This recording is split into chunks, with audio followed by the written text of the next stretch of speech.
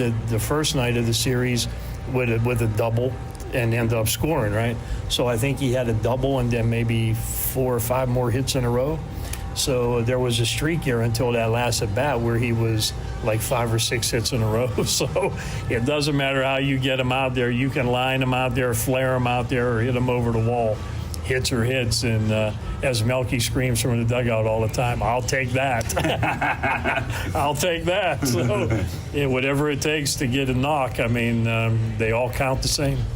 And JC, a huge night. He had 4 hits, 2 homers in the 8th inning alone. But, the game was kind of out of hand by that point. But still, he really has a skill set that a lot of guys would kill to have, doesn't he? He's got some of these athletic traits that a lot of guys wish they possessed. Oh, there's no doubt. And, of course, the power, we see it. He's hitting well over 300 right now. And if you watch him eat up 90 feet on the bases when he's running, it doesn't take much. It's like 5 strides. He's at the next base. So, just a very talented young guy. And, he keeps working at it. And, he has the potential. I know the guys will talk during batting practice. It's like, wow, just so much whip and power, just crazy, the way he can hit the ball. So, he stays locked in, and that's all you can try to do as a hitter, be consistent, stay locked in, and one pitch at a time, one at bat at a time, and go from there. And one last guy, Jeffrey, from the 9 spot, he scores 4 runs last night. He was tremendous. And, we know you've got the superstars in the middle, but do you feel like this lineup has the depth 1 through 9 that you're always looking to build as well? I think so. And he made some really 2 outstanding web gem defensive plays yesterday, too. And we're talking about somebody that doesn't play second base nearly on a regular basis, not even close. So, he gives us that flexibility we talk about, can play outfield, middle infield. And, he made some really nice plays. But offensively, if he gets on base, he's like Troy. He's a threat to steal bags, too. So when you have them 9-1 back-to-back, if they're on base, that's a lot of pressure on a pitcher. Well, today, going for the sweep to end this homestand, you've got Sanabria, who kind of had to battle it up at Staten Island last Sunday. I think this is his 3rd start back from that injury. What's the big focus for you and him today? I think the focus is just to work on a game plan and try to execute it that we talked about between this start and the last one. They know him now. They've seen him. This will be the 3rd time. So, he knows what he's going to try to do out there, and we're going to put that plan into action and see if he can execute it. But, the last time he got hit pretty hard with off speed, it just was hanging up in the zone. If you remember, it was really windy up there, and the wind was blowing right to left. So for right-handed pitchers trying to throw breaking balls and stuff like that to right-handed hitters, the wind can affect pitches, there's no doubt. And, I just think some of the balls were higher than he wanted it to be or they would normally be, and they took advantage of that a little bit. But, we'll see what happens today. We're going to try to do some things a little bit different, and we'll see what the results are. Mace, thanks a lot. Good luck today. Yeah, thank you. All right, Revs manager Mark Mason on the Racehorse Tavern Managers Report. Lineup today for the Ferry Hawks. It's brought to you by Flying Feet. They will have Antoine Duplantis leading things off in left field. Joseph Monhay in right field bats second. Hitting third is Angel Aguilar. He plays second base again. Cleanup man is Ricardo Cespedes in center. Dilson Herrera at first base bats fifth. Joseph Reyes, the designated hitter, will bat sixth. Andres Noriega catching all 3 games in this series. He bats seventh. Javier Betancourt, the third baseman, hitting eighth. And Alfredo Reyes at shortstop bats ninth. Again, Duplantis, Monhay, Aguilar, Cespedes, Herrera, Reyes, Noriega, Betancourt, and Reyes facing Alex Sanabria, who's ready to go. Start number 9, his 3rd since coming back from the groin strain. 2-1 with a 4.69 ERA, about a hit per inning. Strikeouts to walks better of late. in the plus territory, 29 Ks, 26 walks, and 40 1/3. And opponents have hit 250. He is 0-1 in 3 starts against Staten Island, a 5.40 ERA. 4th time in 9 starts he's facing them. And Duplantis digs in. Our Dasher Investment Services first pitch today is right down the middle for a strike. We're underway. First pitch time coming at 2:02 on the stadium board. And Sanabia, who did start to go stretch exclusive due to the little strain, he'll do that today, and is swinging a pop-up, foul ground from third. Franco giving it a look, but it is back halfway up the stands and left. And 2 strikes to Duplantis, who in 12 games with Staten Island is hitting .238. And they may have crossed paths in the Mets system last year. Sanabia at Double-A for a bit, mostly Triple-A. Duplantis was at Double-A. The pitch to him, he swings and he loops it foul the other way and left, and protecting, he sends that one into the seats. The Revs are in the black vest jerseys today, and many a Rev have the guns out with the sun out. Sanabia does have the short sleeves underneath. He fires, and it is high and away. Ferry Hawks are in their baby blue jerseys again today. Duplantis showing some sock. He's got the orange socks pulled up high. These are their primary colors for the expansion team. 1-2, and that misses outside. Fastball at 91. Nunez a little point to him like, stay direct, stay within yourself, but velocity early on is good again.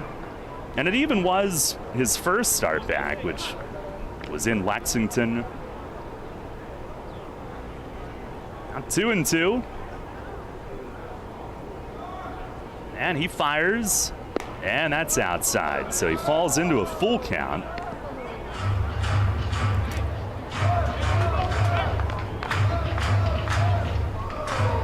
Sanabia 6 1/3 on Sunday at Staten Island. 5 runs, 4 earned. He left with a 6-4 lead, but the Revs couldn't hold it. Took a no decision. Here's the payoff, and it's outside. So a leadoff walk after getting ahead, and he dumps the ball down to the ground in disgust. Consistently missing to that arm side after getting ahead initially. And Duplantis with good speed, 3 for 4 in steals. Here is Joseph Monhay. Very interesting to bat a pitcher in your 2-hole. Well, yeah. And today they moved him out to right field. First pitch is in tight. He jumps back. He lit up the gun at times 47 miles an hour last night. And I guess he got credit for a game finished on the stat sheet.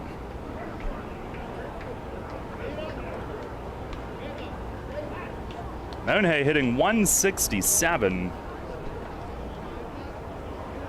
Nelly holds Duplantis. The pitch, it is up and in. And Sanabia, I believe that's 5 in a row that he's missed with. Falls into a 2-0 count. Trying to get himself on track. Delivers.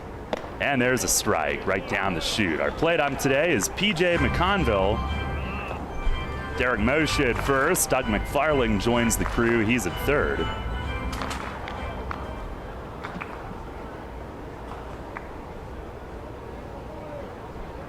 Stretch, and Sanabia with the 2-1.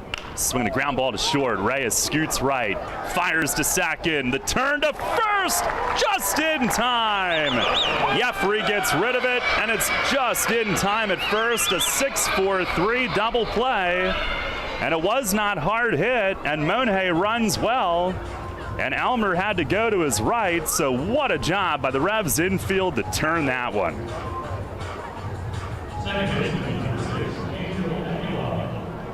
And a big lift for Sanabia, who had missed with 6 in a row before that strike to Monhay and then the double play ball. And the first 2 hitters, a little bit of a roller coaster for him, but he's got the bases empty with 2 outs. And here is Angel Aguilar. First offering is high and tight. He had to bend back and protect the mitts. Aguilar hitting .300 on the nose, 9 home runs, 30 driven in. I think we've seen him play 3 different infield positions this year. He's been at second base every game this series. Again, Sanabia from the stretch exclusively. Pitch is taken high, and it's 2-0. He is fighting that release side, the arm side, high and to that side here early. And clearly he's trying to get the feel. He's going to the windup now, and it's swung on and hit in the air toward the corner and right. Stokes has to go back. It carries deep, and it hits high off the wall and bangs away from him. Troy will track it down as Aguilar pulls into second with a double. And we've reached the hot portion of the season. The ball noticeably is carrying better than it was in May.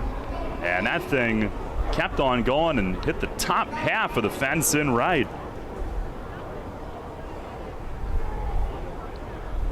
I think the first couple of homestands, that's probably caught. Our weather today brought to you by Heritage Lawn and Landscape Care. I think the board says 91, 93 maybe. Sunny, some puffy white clouds overhead, but a hot one. Here's Cespedes. He takes up and away. Little breeze out, which would only help the hitters as well. Cespedes hitting .267, 3 home runs. Has hit safely in 16 of his last 18 games. 1-0, and that is across for a strike. When change up there.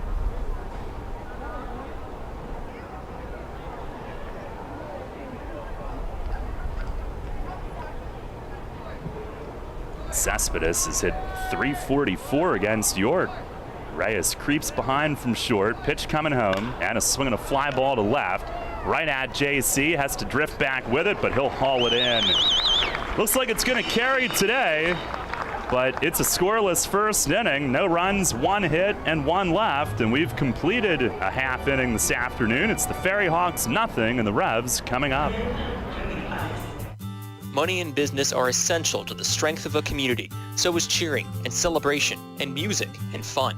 That's why York Revolution games, concerts, youth sports, special events, and more happen at a place called PeoplesBank Park. PeoplesBank has been serving the community for more than 155 years, always cheering, always celebrating, always committed to the things that make our communities great, and to you having a great time at PeoplesBank Park. PeoplesBank, member FDIC, equal housing lender. April showers means May flowers. As spring blooms and lawns are growing, so are we at Heritage Lawn and Landscape Care. Our team at Heritage Lawn and Landscape Care is growing, and we're seeking qualified candidates to grow with us. Join our world-class team-based environment and get your foot on the lawn of a new career with the leading provider of lawn care, tree care, and landscaping services in York, Adams, and Cumberland counties. Be part of our team. Find out more at heritagelawnandlandscape.com. Hey, Fred, did you see that Shipley Energy was hiring CDL drivers? Really? My buddy works there. He's been driving for them for over 20 years. Must be a nice place to work. Yeah, I saw online that they're hiring transport drivers and propane and heating oil delivery drivers. Do you need to have a hazmat? Nah, they'll help us get one. They also give 4 weeks vacation, benefits like healthcare, and we'll get to be home every night. I'm going to check it out tonight. Yeah, man. Go to shipleyenergy.com/drive and apply. It took me less than 5 minutes. I'm pulling it up on my phone right now. This is Hall of Fame third baseman Brooks Robinson. Catch York Revolution baseball right here on Sports Radio 98.9 FM and 1350 WOYK. First in York, first in sports.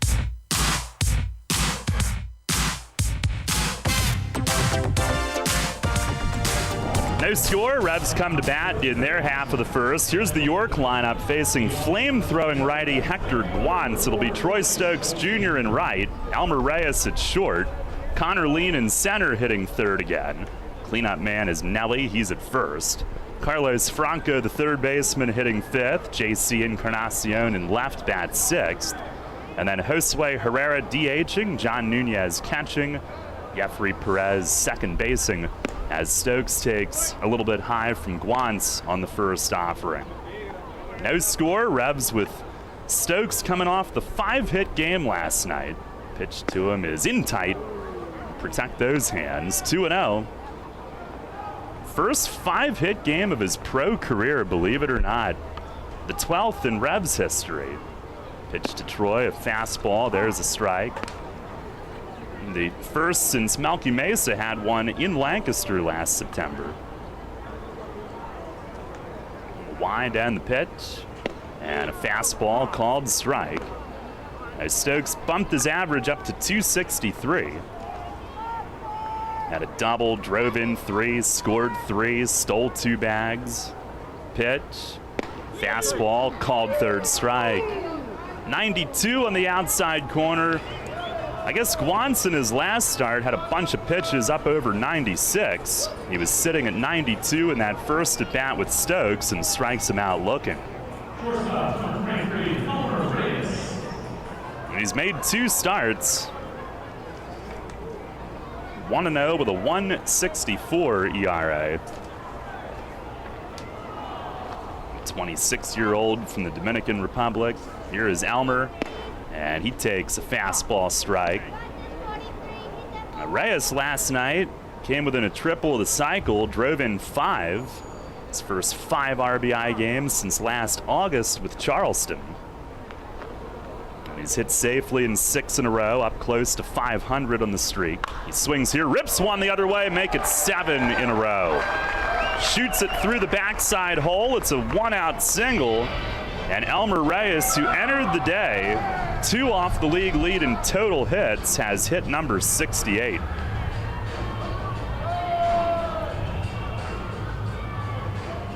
A 1-out base runner, and Connor Lean to the plate. He is our RBI guy today. Lean's average up to 303. Has 8 home runs, 34 knocked in. And the first pitch, it is a fastball taken for a strike. Sun's out, guns out for Lean today. And an impressive lack of farmer's tan, I must point out. I noticed things like that. Pitch, it is taken high. I think when... just means you know he's in his element right now. Yeah. Well, when I head to the pool later after the game, I'm going to display an impressive presence of farmer's tan as Lean takes down low. Or maybe it's just all white. Not even the farmer's aspect of it. I mean, there's white and whiter. Yeah. Off-white. The 2-1. It is fastball for a strike on the outer edge. No score here in the first. Guance working quickly. He was the first overall pick in the draft at that camp in Florida they had over the spring. That's how the Ferry Hawks got him. Sets and fires, and a rip at second, knocked down by Aguilar, cannot recover, and everybody's safe. That ball hammered on an in-between hop. It'll be a base hit for Lean, who smoked it. And it ate up the second baseman, who did all he could just to keep it in the infield. Revs will have first and second with 1 out. He went back to try to pick it up and never could get a handle on it. Yeah, that one came 103 off the bat, so even if it's right at you, it's always going to be a tough play. Aguilar has made a couple of nice plays in this series, just a little overmatched there. Guance throws hard, so it's going to come off the bat even harder. Here's Nelly. Curveball stays high. Guance is 6'6", 200 pounds. 5 innings, 1 run on 4 hits at Southern Maryland his first start, and then at home against the Crabs, he won last time out 5 days ago. 6 innings, 1 run, 4 hits, and he struck out 8. There's the 1-0 to Nelly. Swing, and he fouls it back up over the roof. Overall, 11 innings, 8 hits, 2 runs. He's walked 3 and struck out 10 coming in. Nelly trying to draw first blood for the Ravs today. The wind has now shifted pretty hard out to left. Nelly hitting .244, 9 homers. The pitch, curveball, and it tumbles in for a strike. Well, we've seen 2 pitches from Guan so far. Fastball, curve. Fastball is firm. And curveball, some pretty good 12-6 tumble to it. Now look back, the 1-2. And a fastball crowding him in, 94, and Nelly holds off.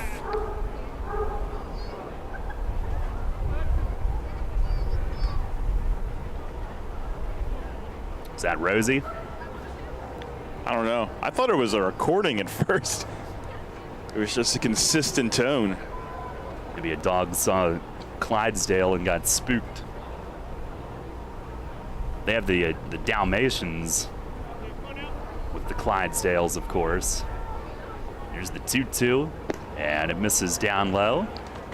How many of them? Less than 101? Yeah, there's 2. 99 more, and you might be onto something. I think the one's name is Mary. I can't remember the other's name. I know some of the horses: Bandit, RJ, Tim. Those are the 3 I recall. Here's the 3-2. Swing and a miss. High fastball. And Guance gets Nelly swinging for out number 2. Both outs so far on strikeouts. Well, that'll bring up Carlos Franco. Last night crushed his 20th home run of the year. He's still 3rd in the league because Dugan hit a couple, got to 21. Dugan and Hawkins each with 21, Franco with 20. Carlos leads in ribbies with 61, a +3.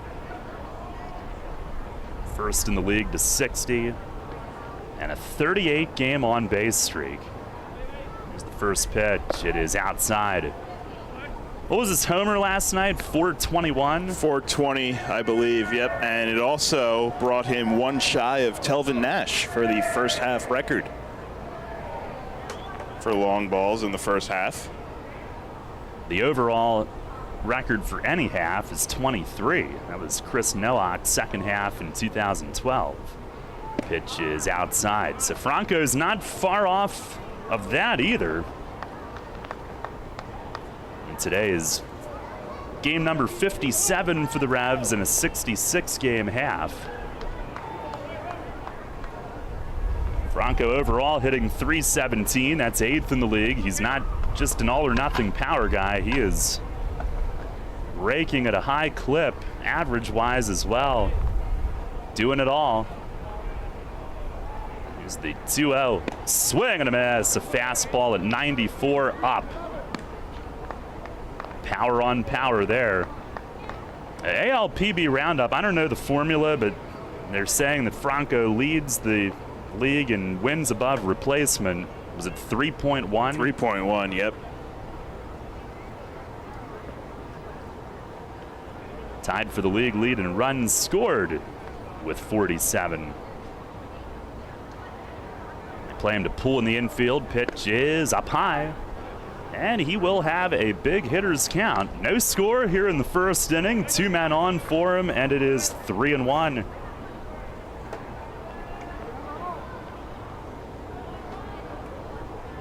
He will look to zero in.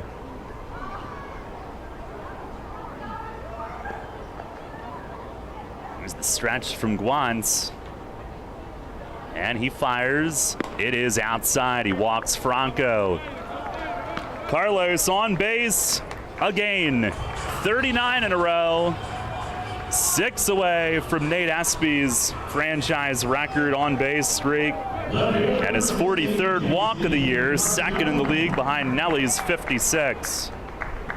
Loaded for JC, who had a loaded plate last night, had 4 hits, 2 homers.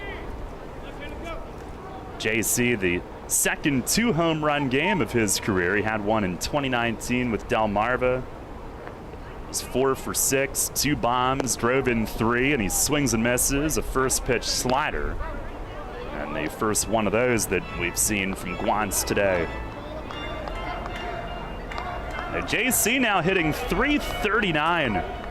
6 home runs for the year. Against Staten Island, he's hit .432 with 4 of those 6.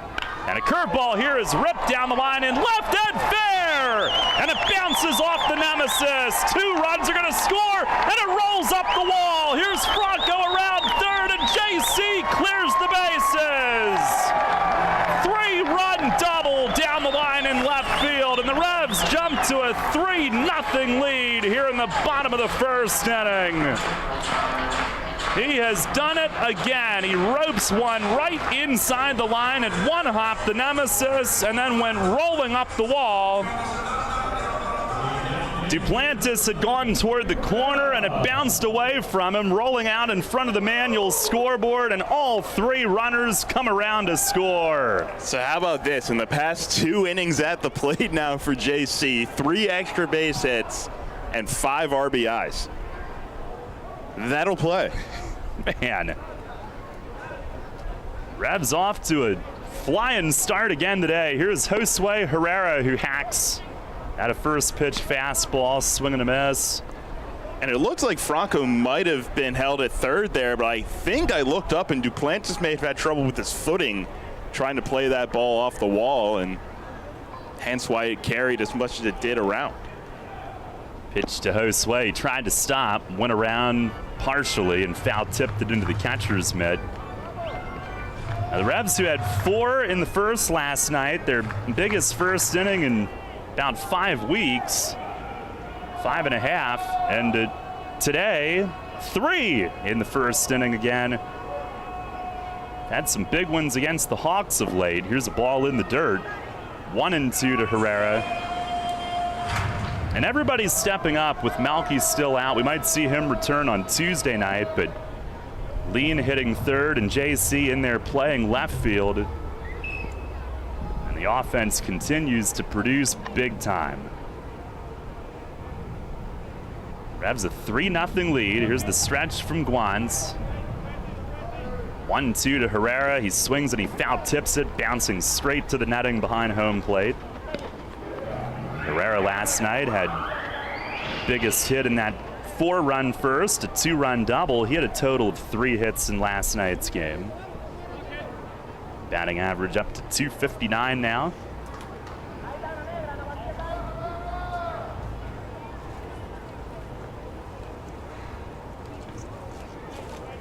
Man, last 5 games against Staten Island, wait till you hear this. Here's the pitch.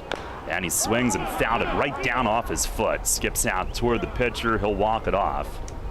The first inning, and again, they're facing each other back-to-back weekends. So let's go all the way back to last Friday. 0 in the first, but then last Saturday 1, last Sunday 3, and then this series 2, 4, and 3. And that's the first inning run scoring that the Revs have done against this opponent. JC leads from second. Pitch, breaking ball, way out. That one never had a chance. And Herrera works it even at 2-2. Revs last night had 3 innings of at least 4 runs. Friday night, 2 multi-run innings, 2 2-run innings. Today already with 3. Pitch. And a swing and a foul back up on top of the roof. And they have made Guance throw 32 pitches and counting here in the first on this hot day. And you talk about big innings against the Hawks in particular. The 9-run 8th inning Second largest inning of the year, the largest being 10. That was the top of the third on May 26th against these guys in Staten Island. Another 2-2. And a swing and a high drive the other way down the line and left, but this one fading foul right out over Breaker's Brew House, and that one bounces on the pavement on Arch Street. New set of baseballs delivered to home plate.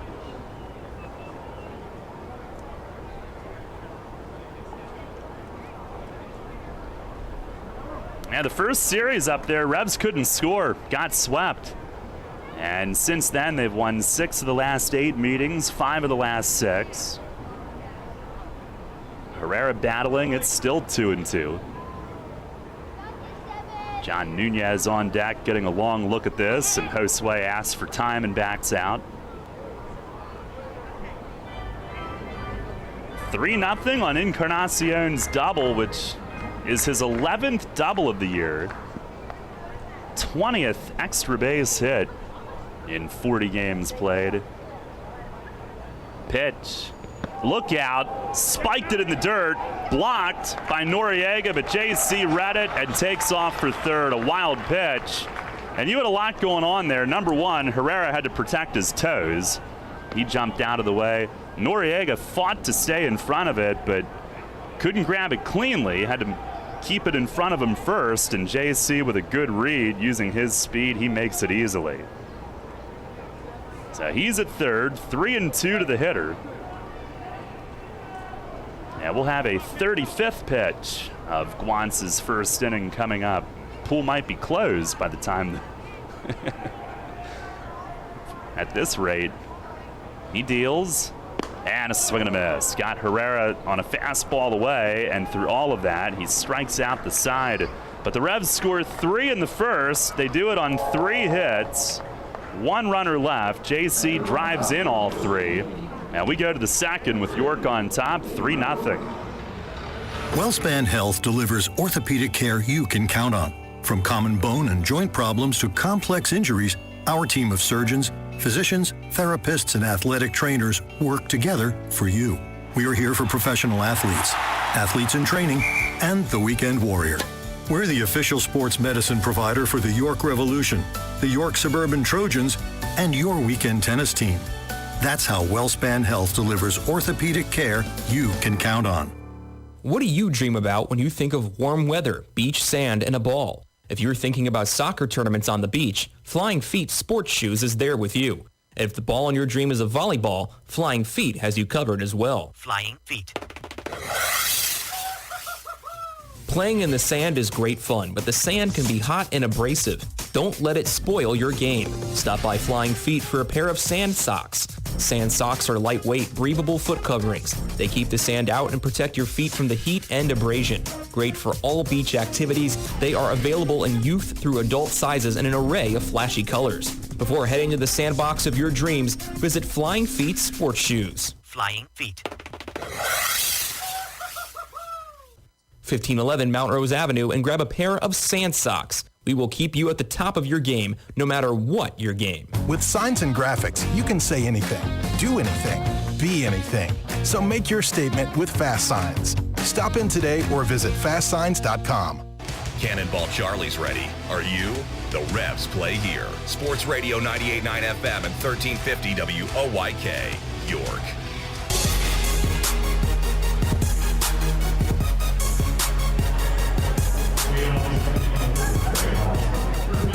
Head of the second inning, Revs with a 3-0 lead for Sanabria. JC Encarnacion's bases clearing 3-run double. Dilson Herrera will lead things off. Here's Sanabia's first pitch, and it is high. At a 17-pitch first inning. And only threw 8 strikes. He deals, and this one's lined to center field. That's a base hit. Now Herrera leads things off. Sanabia trying to get into his comfort zone here early today. On the other side, though, Guance needed 35 pitches to get through his first, and he was unable to do so without some serious damage.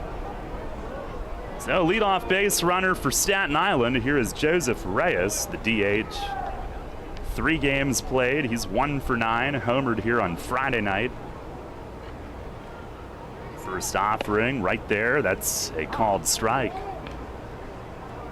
Has struck out 6 times in his 9 at-bats.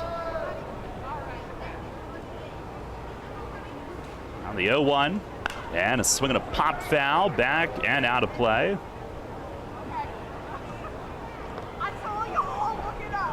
Keep an eye on it. It looks like Sanabia might be doing a better job of staying closed and direct to the plate this inning. A lot of times that high arm side is, if you're opening too soon, he's set, he deals, and buried it down and in by Reyes' back foot. Nunez there to block it. Revs with the win last night, even their home record at 11-11. Today is home game number 23. They've played 34 on the road, and they're going off on the road for another 6. And then home for 2, and then away for another God knows how many. And then basically 8. Never on the road again. Yeah, there's a curveball outside. Nunez held it, trying to frame it, couldn't get it. 2-2. So what, 14 of the next 16 away? Schedule stinks. Sanabia the pitch, and a swing and a miss. Gassed him upstairs. 91. His first strikeout of the day, and that's out number 1 here in the second. To put into perspective how much the Revs will be at home the rest of this season, we'll just do the month of August and September alone. Only 12 games on the road in 2 months. It's a joke. Here is Andres Noriega. The first pitch, he swings and he got jammed and he pops it, a looper to the right of the plate, and Nunez runs it down. Right off the bat handle, little blooping pop-up, and Nunez right up out of his squat, runs it down halfway over to the dugout. A quick second out. Noriega loops out to his catching counterpart. 2 away, here is Javier Betancourt, who's been cooled off all the way down to a 500 average against York, 13 for 26. First offering is over for a strike, change up. It's hitting 266, couple home runs overall. Revs with a 3-0 lead here in the second inning today. Sanabia sets and fires, curveball, and it dives low. Good break though, and a good spot for it.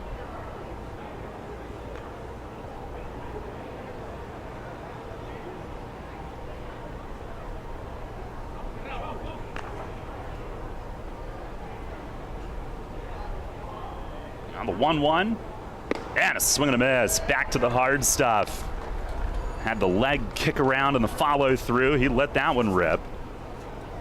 Sanabia's first start back, 5 innings, 3 runs in Lexington, 89 pitches on a near 100-degree night. And then last time, 6 1/3, 96 pitches. So no trouble getting built back up. He sets. Long hold, he fires, and it is up and in. That one up to 92. 2 balls and 2 strikes.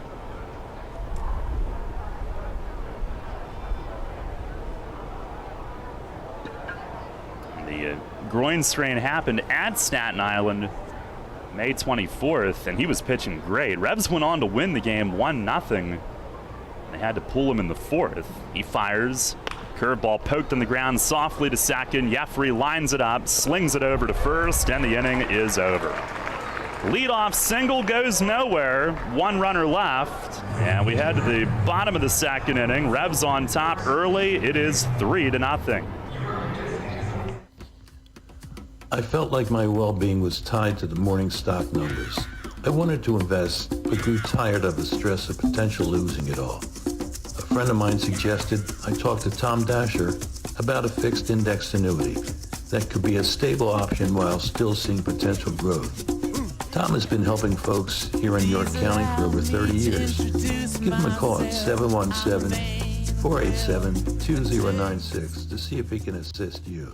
Tee off this season on the best layout in Pennsylvania and experience Royal Manchester Golf Links, bringing you to the coast of the British Isles while never leaving your backyard. Our unique Pure Links layout in the rolling hills of York County gives golfers an experience like none other, featuring 18 pristine holes with picturesque views of the countryside and consistently ranked one of the top public courses in the state. Also offering outings and event bookings. Book your tee time today at 717-268-0490 or nab our online specials at RoyalManchesterGolfLinks.com. Hey man, I know how you feel. That guy down the street, the one with the fancy lawn, those weekend get-togethers, the big family barbecues, and the barefoot kids and wife outside working on her tan. Hey, it's no secret. It's greener on that side of the fence. It's Heritage Lawn and Landscape Care. Greener grass on your side of the fence is just a quick phone call away. For world-class care right in your backyard, call Heritage Lawn and Landscape Care, 717-292-9994. Get the latest on the Orioles with the Baltimore Baseball Show, hosted by Dan Connolly. Mondays at 6 on Sports Radio 98.9 FM and 1350 WOYK.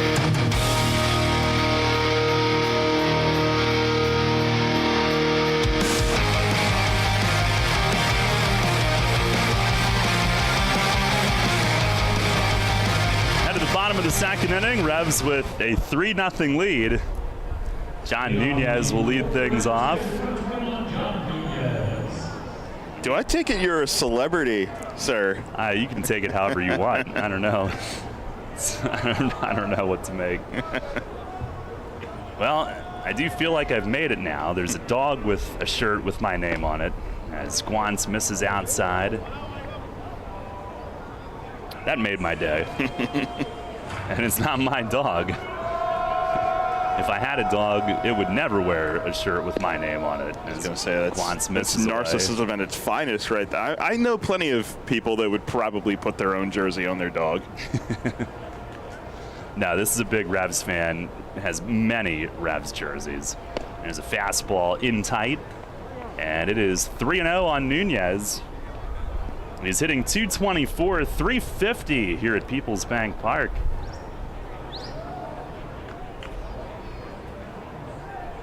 The wind and the pitch, and that's over for a strike. Guance had been in the Orioles system 5 years. Was with the Nationals before that. Got as high as high A. He deals. And a swing and a fly ball near the corner and left. Duplantis on the run. He runs it down. Got a great jump on this one. And shows his speed, flagging it down on the edge of the track, approaching the corner in left. Well, the Revs are looking to tee off today. You can too at Royal Manchester Golf Links. Play the best layout in PA on the area's only Pure Links course. Book online at RoyalManchesterGolfLinks.com. And if you hit the fairway today, it might roll for a while. With the heat, this would be a good day to tee it up. Here's Jeffrey. And he swings, slaps one on the ground at third. A backhand short hop pick by Betancourt, who was playing up on the grass, and he fires to first for the out. No, 2 quick outs for Guance here in the second inning. That one on 1 pitch. In his minor league career of .441 ERA, he's done a good bit of starting, some relieving.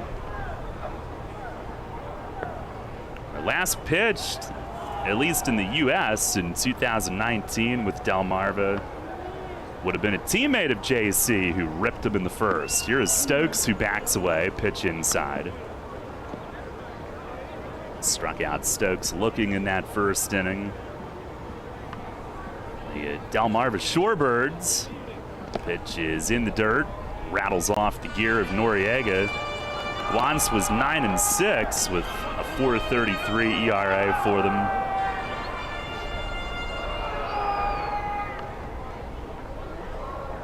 It's the 2-0. That is outside. And that year, JC had a walk-off grand slam.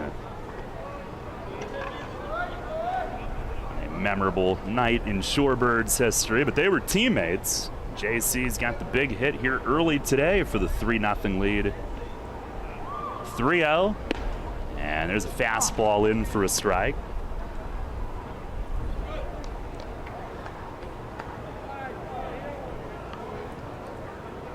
Outfield plays him straight away. The pitch swings and foul tips it against the netting. The count goes full.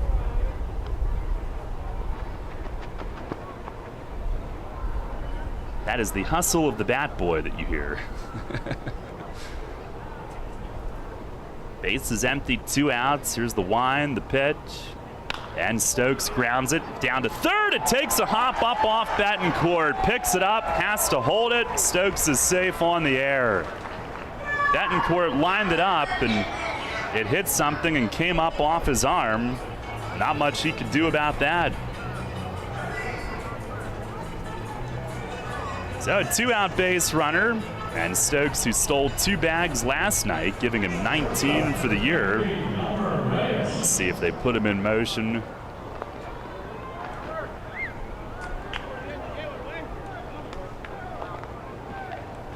Elmer Reyes, who singled in the first, now a 7-game hitting streak. And a move to first. Stokes turns and dives back. Herrera is holding him a couple of steps in front of the bag. Some first basemen like to do it that way. Guance is ready. Comes home with it, and it's down and away. Curveball missed. Yeah, the reason a lot of guys do that is it's a lot easier to get ready to field your position afterwards. Remember, Chris Davis did that with the Orioles for years, and you see it more and more by the year, I think. He's pretty pronounced off the bag. Pitch is way high and outside. Noriega stood no chance. That'll be a wild pitch. He almost leapt just to get the tip of his mitt on it, and Stokes will take second on the wild pitch. And a 2-0 count for Reyes, trying to add to the lead. It's 3-0 here in the second. Yeah, it's a live arm for Guance, like we mentioned, but sometimes with that comes a little command problem as well. It's 2 in 2 innings for him, wild pitch-wise. Now set the 2-0. Look out, fastball in, and it did nick the jersey. Thought that was going to drill him in the ribs. He jumped back to avoid that, but it did nip the jersey, and Reyes will head to first on the hit by pitch. So he'll pass the baton, whether he wanted to or not, to Connor Lean, who will try to add to this lead here early. Lean, an infield hit and a run scored last inning, and he smoked it. Smashed it at second. Ate up Aguilar. First and second. Here's the first offering, and Stokes breaks for third. Curveball away, no chance to throw. Noriega holds it, just stares down the trailing runner Elmer, who stayed where he was. Stolen base number 20 for Troy Stokes Jr. Nelson Figueroa, the pitching coach, comes jogging out. They'll have a visit. Stokes, who stole 2 bags last night, takes another one today. Yeah, Stokes now the 4th player in the Atlantic League to reach the 20 steals mark. He joins Gastonia teammates Jack Reinheimer and Reese Hampton and Ladarius Clark in that group.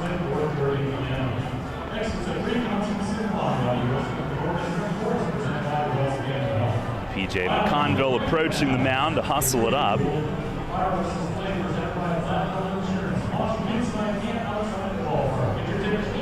First and third for Lean. Guance up to 51 pitches here in the first 2 innings today.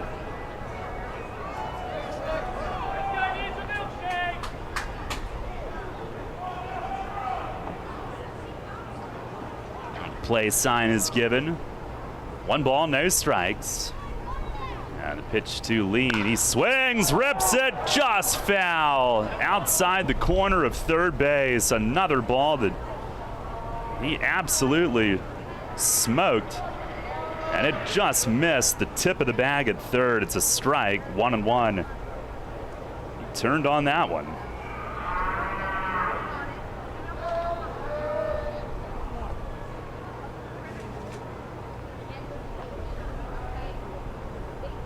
Lean holding down that 3-hole with Malky out. 1-1 pitch, breaking ball, and it stays high. Our WellSpan Sports Medicine injury report. Malky's doing great with that quad strain. And it might see him as early as Tuesday at Southern Maryland. Figured they'd hold him out through the weekend with the off day tomorrow, give him all of that time to heal up. Here's the stretch, the 2-1, and it is high. Now, Guan's had pretty good command his first 2 starts, but one thing when the Revs are producing the way that they are offensively, they have a tendency to be patient, make a pitcher come into them, drive the count up, and they're doing that to him.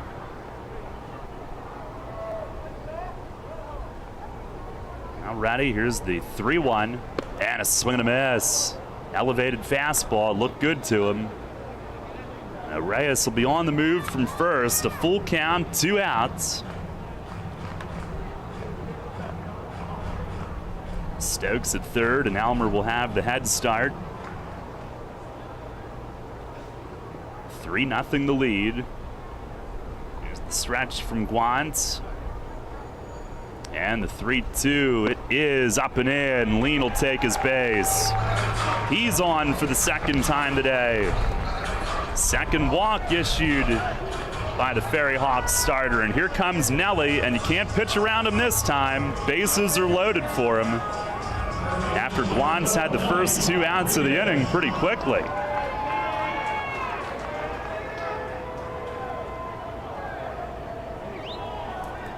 Loaded for Nelly, who struck out in the first.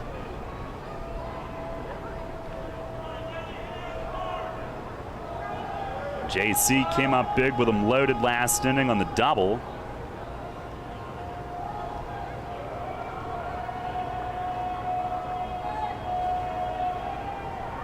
The first offering, that's up and in. Well, he's certainly not pitching around him. He's just not sure where it's going right now. Nelly 0 for 5 with the bases loaded this year, but has 4 walks. Revs as a team hitting .274 with them loaded, 3 grand slams. Pitch, it is beaten foul over along the third base side.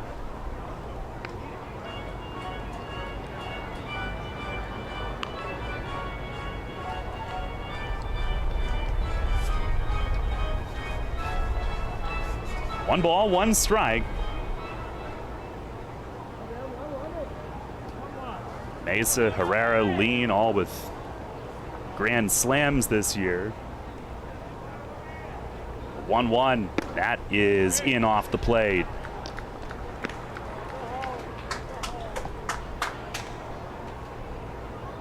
He's about to throw his 60th pitch here in the first 2 innings today.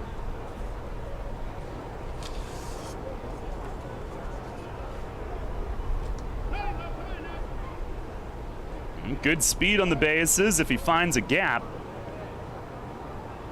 2-1, it's down and away.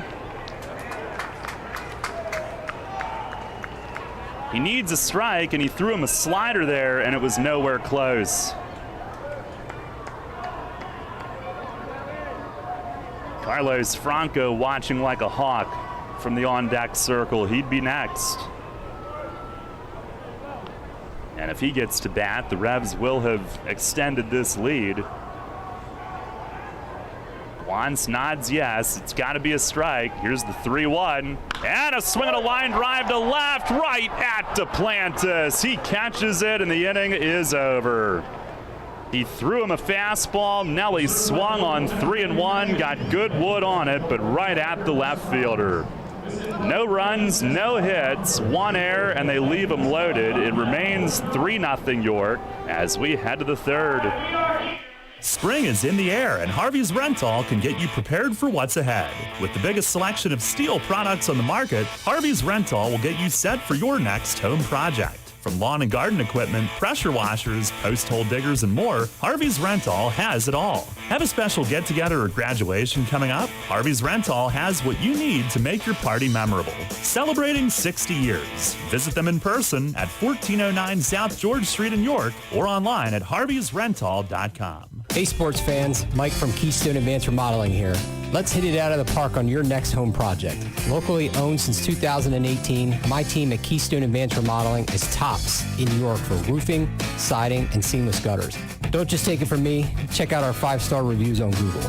We serve all of York County and the surrounding areas and have finance options for homeowners. Schedule your next project today. Give us a call 717-880-8008 or visit us online at KeystoneAdvancedRemodeling.com. At Donegal, we understand there are many costs associated with running a business. That's why Donegal works with you to provide quality insurance products based on your business needs, and why we deliver that insurance at a price to fit your budget. Call your local independent Donegal agent today and discover why, when it comes to insurance for your business, Donegal is a better value. Contact Kochman Kunkel Insurance at 717-854-0300 or stop in at 3217 East Market Street, York. Locally owned and operated by Pam and Rudy Kochman. Kochman Kunkel Insurance.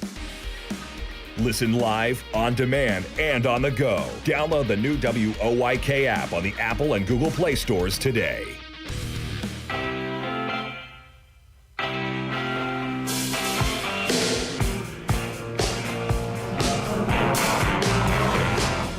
Head to the third, still 3-0 York despite their best efforts to extend it. Sanabia's first pitch to Alfredo Reyes is over for a strike. 9-1-2 in the order. Reyes hitting 198. Their shortstop. There's the 0-1, and he swings and misses, trying to kill it. Sanabia went off speed.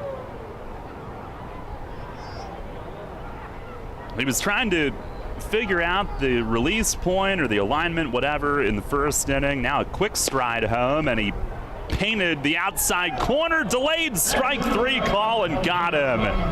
And I wonder if Nunez helped by it, because he came out of his squat and threw it down to third base. We were still waiting for the arm to be pulled back. But that's out number 1, and Sanabia does seem to have righted what he was battling early, is where I was going with that. PJ McConville hearing it from Luis Rodriguez, the third base coach. And here's Duplantis at the top as he lays off a change high and outside. Revs a 3-0 lead today, trying to win 4 straight for the first time this year. Pitch, it is outside, change up again. Duplantis had walked in the first inning.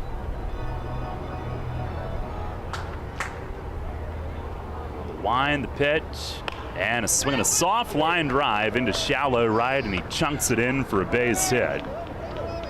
Off the handle of the bat. And a 1-out single. Well, we've got a full day of baseball on WOYK. Later, Phillies and Padres from San Diego, when we're finished, will join their game in progress.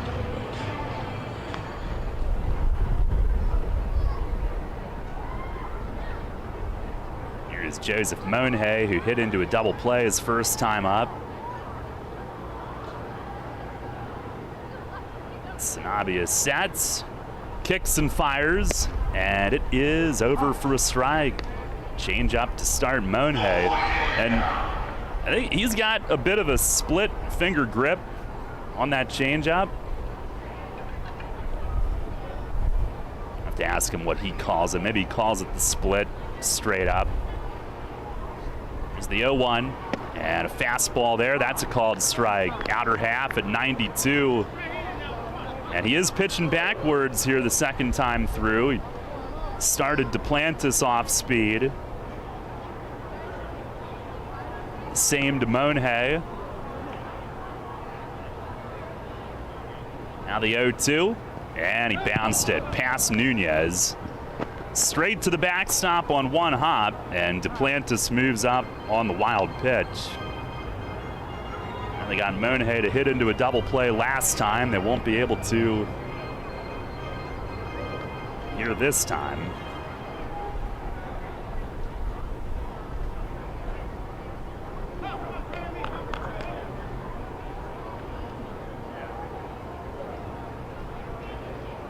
Now 1-2.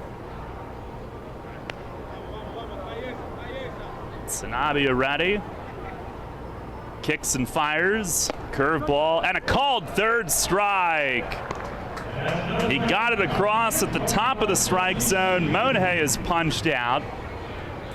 And Sanabia's got his third strikeout to this inning, have both been looking.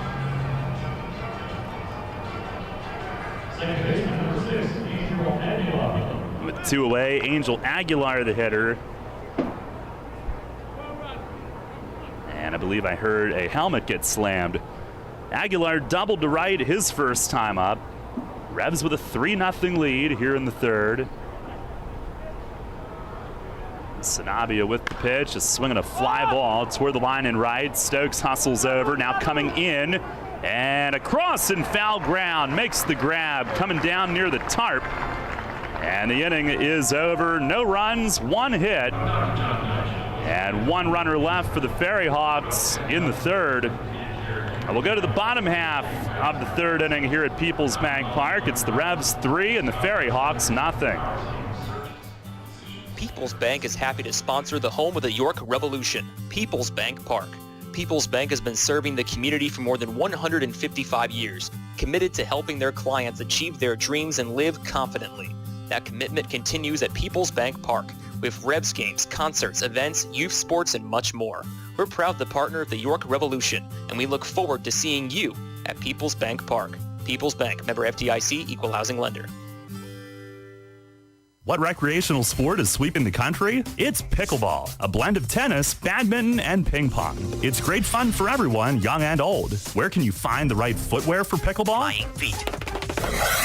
Flying Feet sports shoes, of course. Come try Acacia, the official footwear brand for USA Pickleball. The Dink Shot and the new Signature Pro models are both designed exclusively for pickleball. It's time for you to get onto the court, but stay out of the kitchen with Acacia Pickleball shoes. You'll find them now at Flying Feet Sports Shoes, 1511 Mount Rose Avenue in York. Need an excavating contractor for your upcoming project? Get it done locally and get it done right with Barnes & Barnes Incorporated Excavating. Locally owned and in business since 2005, Barnes & Barnes Incorporated Excavating is a small excavating and landscaping business offering demolition, excavating, landscaping, foundations, concrete, sewer and water hookups, lot clearing, welding, fabrication, and more. Located in Windsor at 30 North Blacksmith Avenue, Barnes & Barnes will get the job done right. Call Scott to schedule your project at 717-515-3495. That's 515-3495. Or email him at barnesbarnesscottinc@gmail.com. That's barnesbarnesscottinc@gmail.com. Downtown's ready. Are you? The Revs play here. Sports Radio 98.9 FM and 1350 WOYK, York.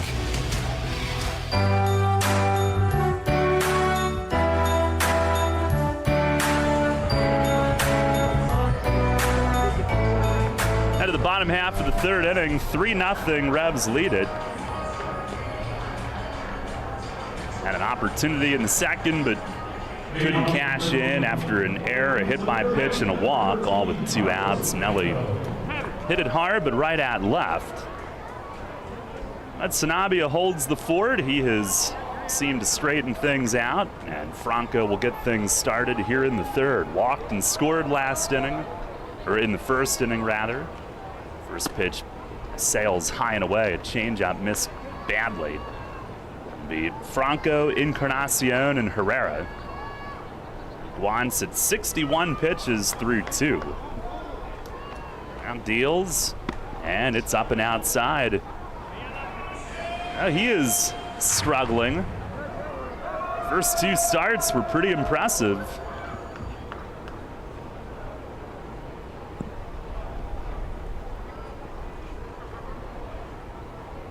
On the wind, he kicks and delivers, and a swing and a fly ball to right center field. Cespedes was way deep. He comes over and slides and makes the play backhanded. He's a lefty thrower, glove on his right hand. Derek Moshe, the first base ump, running out with the out call.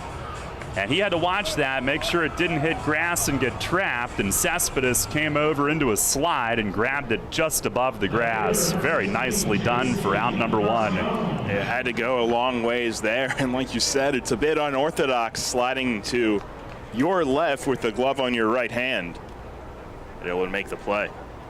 Here's Encarnacion. He swings and lifts one toward the line in right field. Monhay coming over, and it lands. It's a blue base hit. JC will take his turn as it checks up and holds it first with the one-out single. He is 2 for 2 and 4 for his last 4. 6 for 8 the last 2 nights, or games, night and day. Yeah, and if you count reaching on a fielder's choice as reaching base, that's now 6 straight plate appearances in which he has been on base in some capacity. A one-out base runner, Josue Herrera, the hitter. Struck out his first at bat. And the first pitch, fastball, that's in there. Guance has not only the orange socks, but orange cleats as well.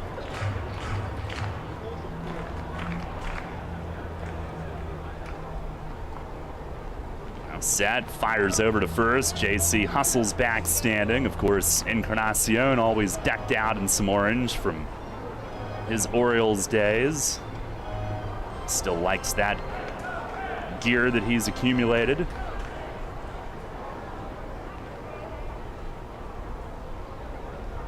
Now the 0-1, and it's flared the other way. Base hit into left, off the end of the bat, and Herrera chips it right over the outstretched glove of the third baseman Betancourt. First and second. Boy, they could have used just one hit like that last inning, but they've set the table here in the third inning.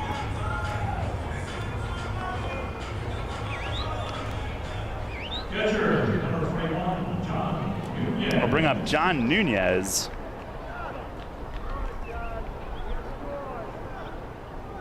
Nunez flied out to left, his first at bat. Rebs now out hitting the Ferry Hawks 5-3.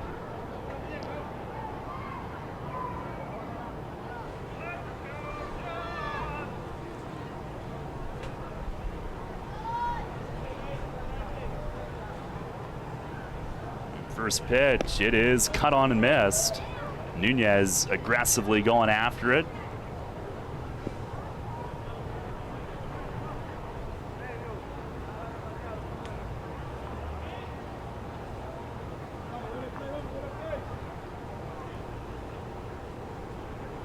On the stretch, here's the 0-1, and a fastball missing inside. Rebs 3 runs, 5 hits, no errors. Ferry Hawks no runs, 3 hits, and 1 error.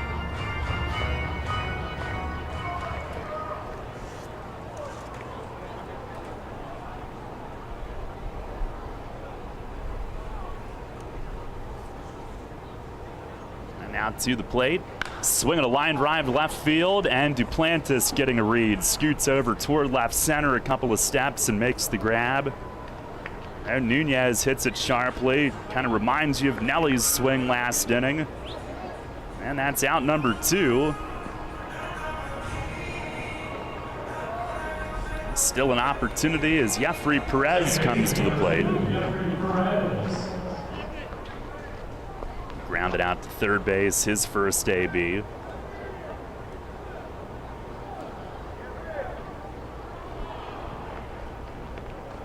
Three-0 lead for York. Here's the stretch. A couple of looks. First offering to Jeffrey. It's a changeup down and away. That missed.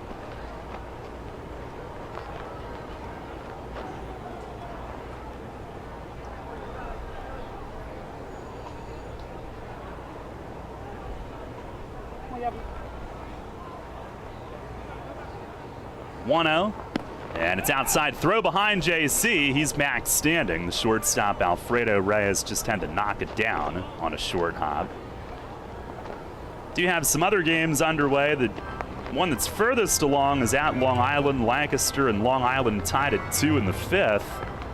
Barnstormers gave away 2 late leads last night, losing twice in a doubleheader at Long Island.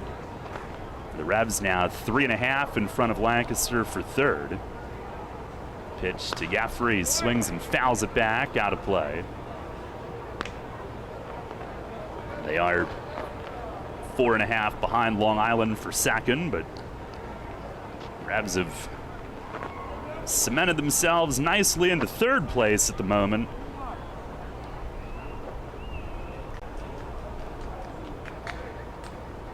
Southern Maryland losing again. 7-0 in the third to Gastonia. This one is dumped in the dirt. 3-1 now. The Honey Hunters are on the cusp of being able to clinch.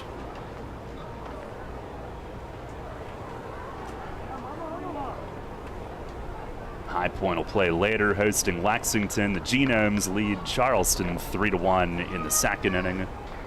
Here it's 3-0 York in the third.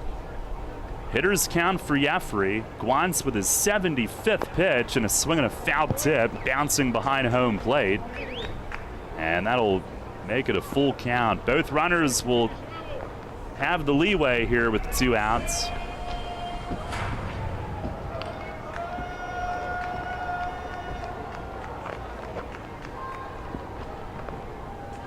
Jeffrey with those neon yellow spikes. Reminds me of our staff shoes the year that we had the New Balance deal. There's the stretch and the 3-2. It's outside. And Guantz's struggle continues. A walk to Jeffrey. Third walk of the day, and that'll load the bases again, this time for Troy Stokes Jr.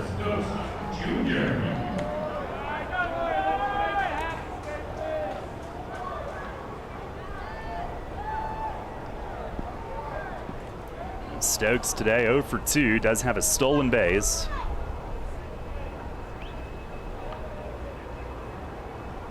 And the first pitch, it's down low. This is a real struggle. And it's still a quiet bullpen as it stands right now.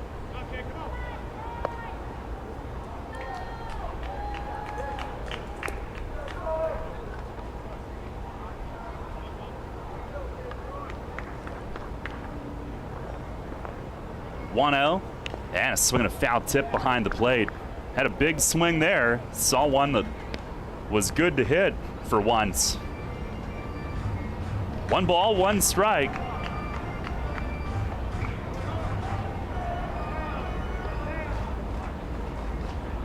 This is a hitter's day. Hot, and looking at the flag, it's out to left center. Pitch to Stokes, curveball, and Guantz got it over. It's a called strike.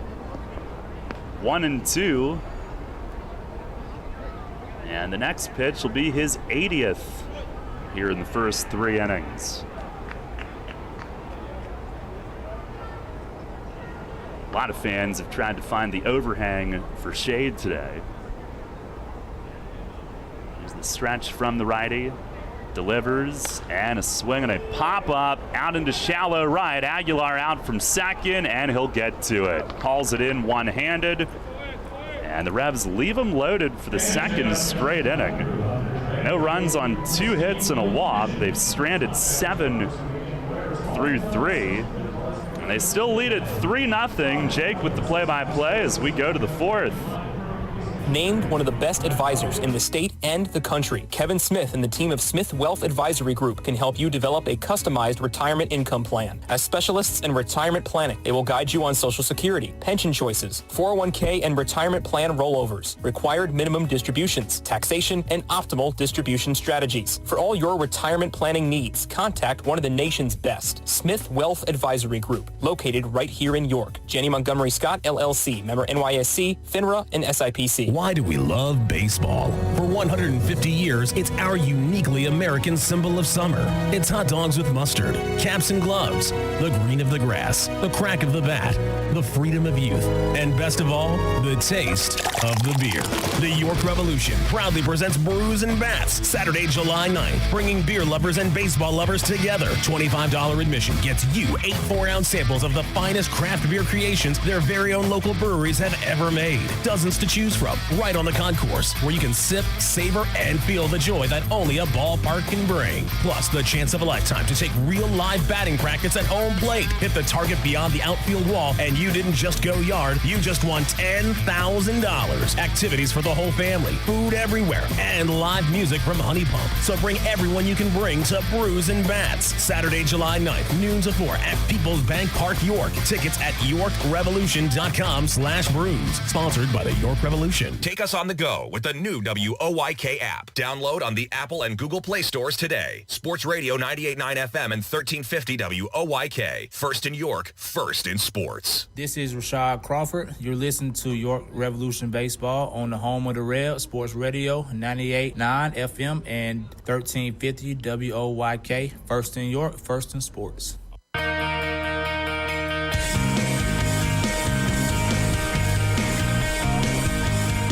Alex Sanabia is set to get the 4th inning underway, and the first one misses up and away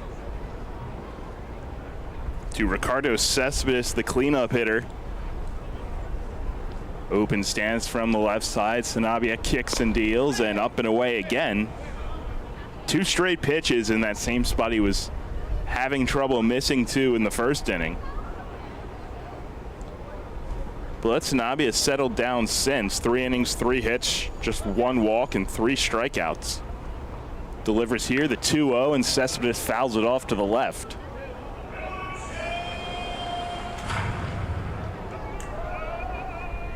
In other Partner League baseball news, last night the Empire State Grays of the Frontier League finally snapped the second biggest losing streak in pro baseball history. Cespedes swings and fouls this one out of play to the left, evening it up at 2. They beat the Tri-City Rally Cats 9-3, moved to 1-35 on the season, but the winning pitcher in that game, Jocelyn Arias, who pitched for the Revs at the start of this season, went 5 innings, 1 hit, 2 strikeouts. Quick delivery from Sanabia here. It's a high chopper to second. Jeffrey from the outfield. Grass log throw, not in time. Cespedes was booking it down the line there and reaches on the infield single to lead off the 4th inning.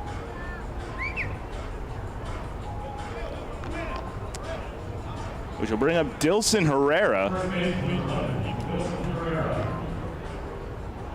who singled his first time up. That led off the 2nd inning. Sanabia at 46 pitches. 3-0 York, as they look for their first sweep of the season. First one to Herrera, kicks and deals, and he misses up and in.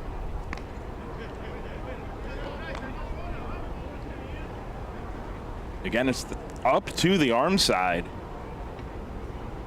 that he's had trouble with. Nelly holding at first. Delivery here is at the letters for a called strike, evens the count at 1.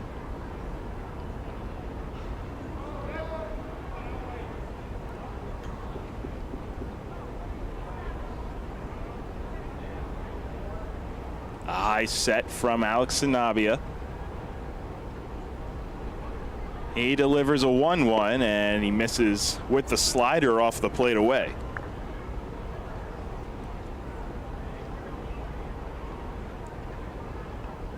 And Cespedes for the Ferry Hawks with that single.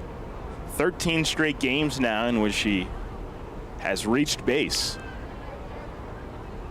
2-1 here, and this one's ripped out to left field. JC back on it, and he'll play it off the wall, and takes a big carom. Connor leaned all the way over from center, and they will hold Cespedes at third. He took a wide turn and had to go down stop himself with his hands. Late stop sign from the third base coach. Well, the third extra base hit of the series for Dilson Herrera. And it's second and third, nobody out.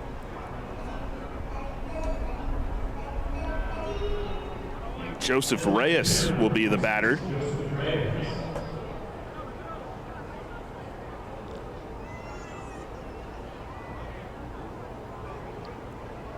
One last note on Cespedes. Friday, the Revs snapped his 10-game hitting streak, but the on-base streak has moved up to 13 with that base hit. Here's the first pitch to Joseph Reyes, and it misses down and in.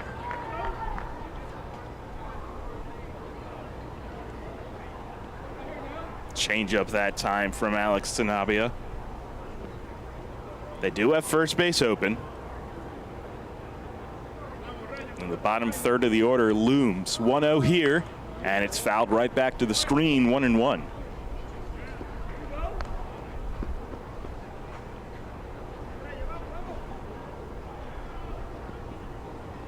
Not only would a win today give York their first sweep of the year, it would give them their largest winning streak of the year.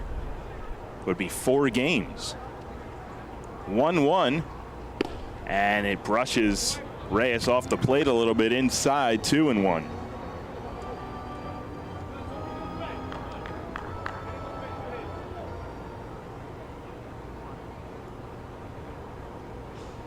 Defense playing straight away. The infield's back. 2-1 pitch. It's in the air, right field, shallow. Stokes in, Perez out. It's Perez, the second baseman, calling, and he'll make the catch and fire it back in to the infield. A strong throw. Cespedes wasn't tagging. That's a big first out.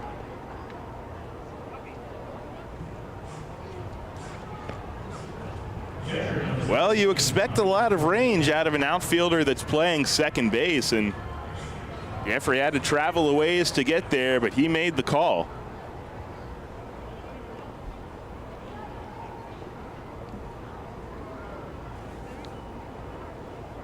Sanabia back behind the mound to reset himself before Noriega digs in. Catching for the third game in this series, despite this being a day game after a night game. And he half swings at the first pitch from Sanabia and chops it back foul. One other catcher on their roster, and it's Brian Gonzalez.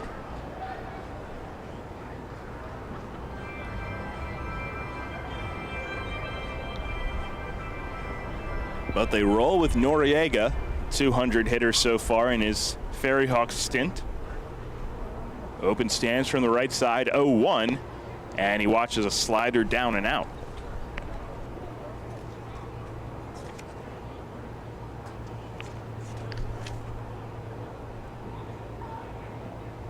Noriega, who had started this season in the American Association with Sioux Falls, before he was traded for John Nestor, another catcher, over to Staten Island. Here's the 1-1, and he takes high. Fastball that time from Sanabia. Before the trade, he had hit .230, 3 homers, 8 RBIs in 18 games with the Sioux Falls Canaries. 2-1. And it's off the plate away. It was off the glove of Nunez, but kicks just a bit to his right. No one going, but it's 3-1 to Noriega.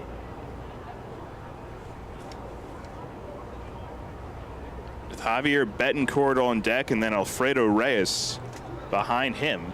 Just one out in the top of the fourth, 3-0 York, but Staten Island threatening, 2 in scoring position, 1 away. And they've got a 3-1 count with Noriega at the plate. The pitch is up and away. So they load the bases with 1 out. Sanabia's second walk of the afternoon, and John Nunez will step out in front of the plate and give some words of encouragement to his pitcher.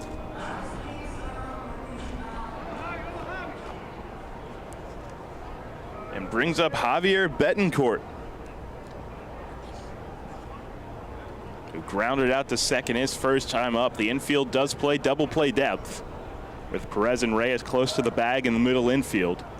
Sanabia back to the windup, first pitch, and he goes with the slider, but fouled back by Betancourt.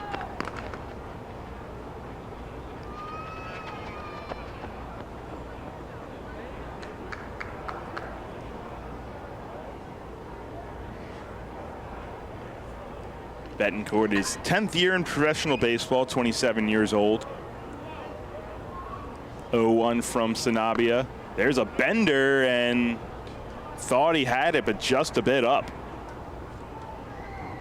Evens the count to Betancourt, who had spent 6 seasons affiliated between Detroit and Milwaukee. 265 hitter in his affiliated career. Delivery here, and a changeup swung on and missed. Bat right over top of it there from Betancourt.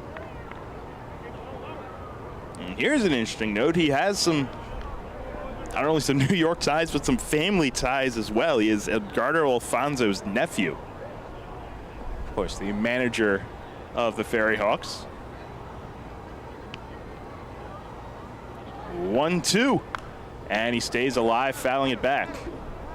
Tried to go up with the fastball that time. 93 on the stadium gun.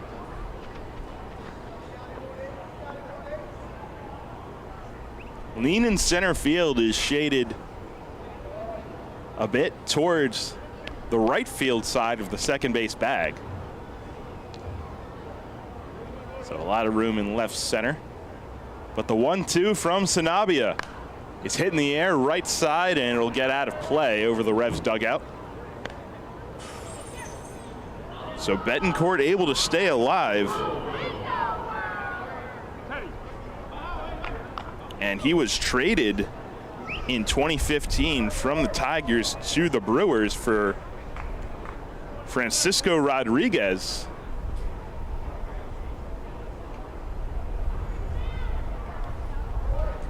The 1-2, and a high fastball swung on and missed. 93 on the gun that time from Sanabia. His 4th strikeout, and there's 2 away.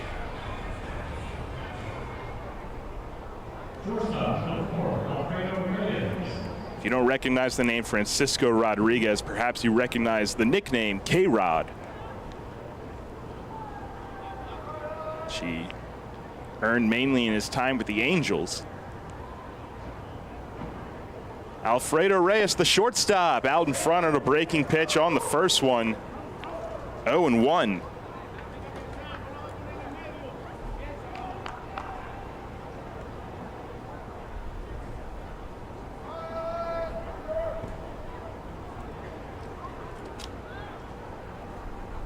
Again, working from the windup, bases loaded, 2 away. 0-1 pitch, and out in front on a slider again. 0-2.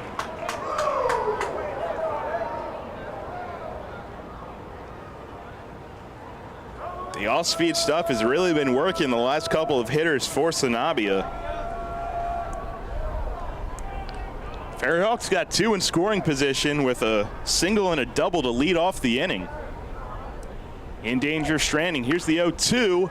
It's in the air. Foul ground right side. Stokes and Nelly both over, and it hits the railing of the stands and hops in.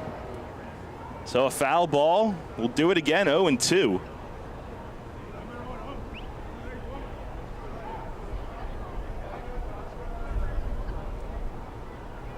Back to the top of the order, and Duplantis if Alfredo Reyes is able to keep this inning rolling. Another 0-2 from Sanabia, and it's up and in. Has to back off Reyes a little bit. 1-2.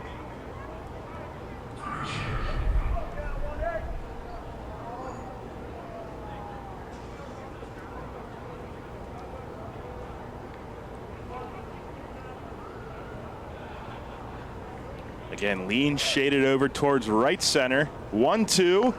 Slider, and it just misses in.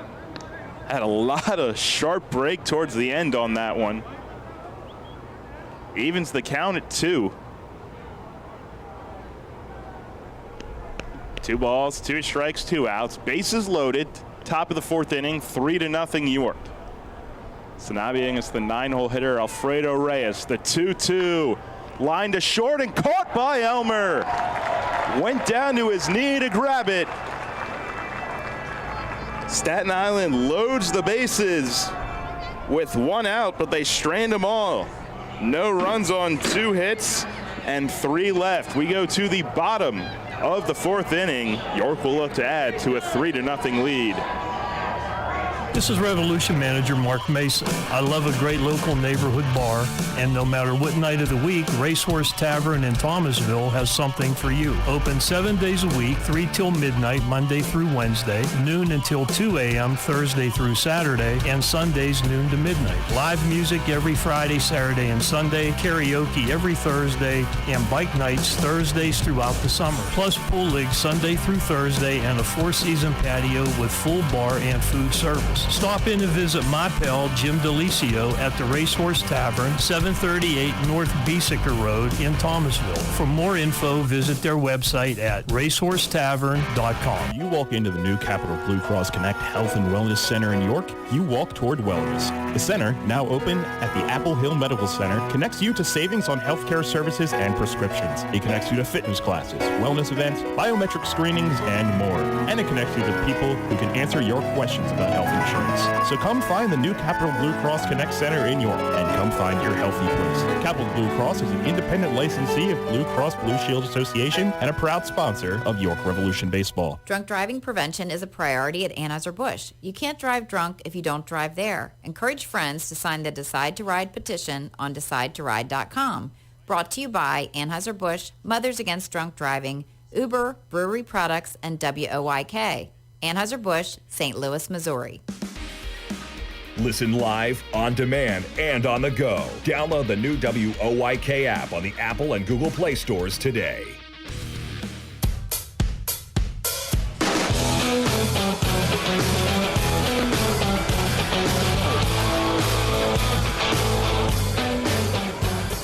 Still Hector Guantz out on the mound for Staten Island.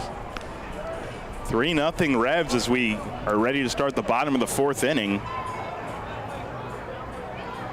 The Revs the past 2 innings have loaded the bases and come up empty after scoring 3 in the first. Elmer Reyes, Connor Lean, and Nelly Rodriguez in the 4th inning against Guantz, who's at 80 pitches. First one to Reyes, and he watches on the inside corner, called strike. Reyes a single, run scored, and then a hit by pitch. 0-1 here, and he watches down.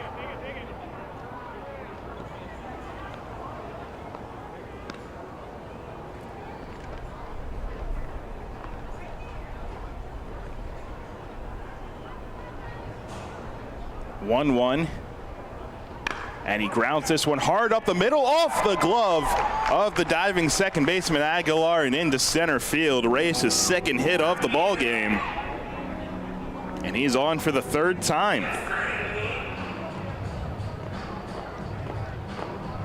And the first time this game that the leadoff man has reached for York. The last night, of course, a season high 22 hits, tied a season high in runs, and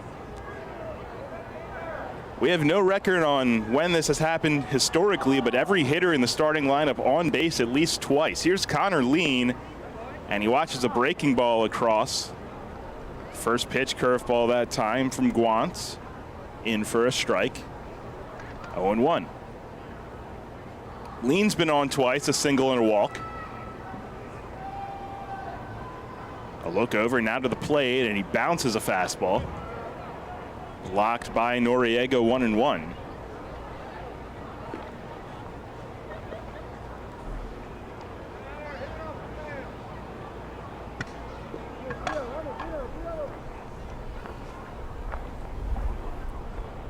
But last night, everyone reached at least twice, all but one Rev starter with a hit.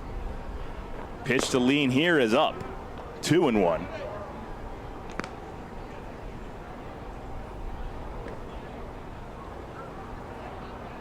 course, a plethora of offensive contribution last night. And there is finally some warming in the Ferry Hawk bullpen. As a breaking ball is over the head of Lean, he ducks down. Guantz taps the chest. It's 3-1 to Lean. That arm is Eric Marinez, a right-hander. Tell you more about him should he get into the ballgame. For now, it's 3-1 from Guantz to Connor Lean. Pitch and a swing and a foul pit back. 3 balls and 2 strikes.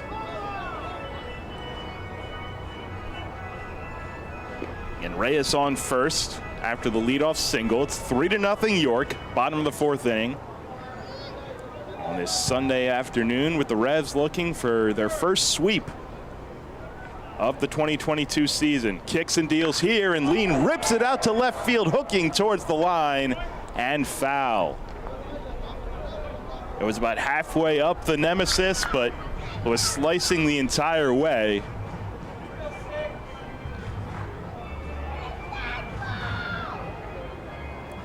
So it'll be another full count pitch. It'll be the 90th for Guantz as well.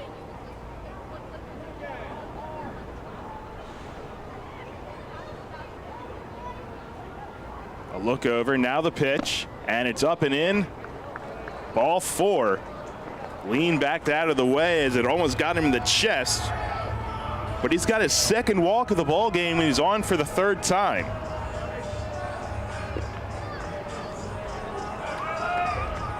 As we're going to get a meeting again with Nelson Figueroa, the pitching coach. Edgardo Alfonso has the lineup card in hand. He ran out to check on his reliever, Marinez, to see if he's ready. For now, it looks like Guantz will pitch to Nelly.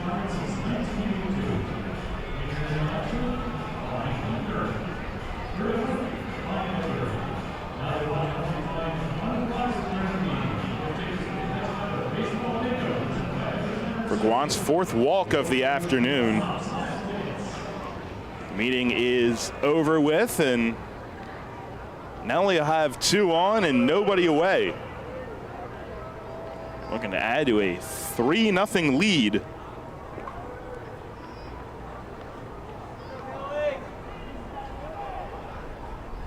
And he's hitless so far on the afternoon. A strikeout and a line out to left. Hitless last night also, but worked 2 walks, including one that walked in a run. First one to him from Guantz, and he watches it over the plate for a called strike.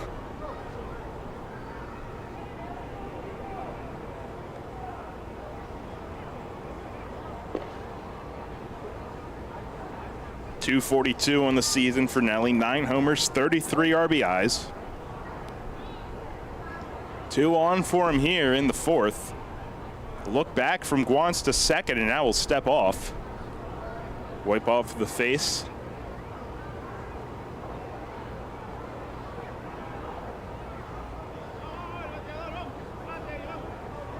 No balls and a strike.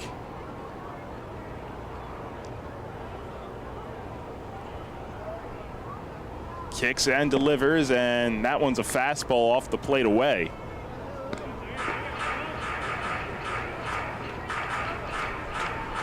And Lean with plenty of real estate at first base to take his lead. Dilson Herrera is almost playing out near second base. They're playing a bit of an overshift to Nelly. Second baseman Aguilar about a few steps to the right of the second base bag. Lean going as far out as Herrera on his lead. Pitch here is down. Half swing, appeal down, no. And Connor Lean throws up the hands himself to confirm it.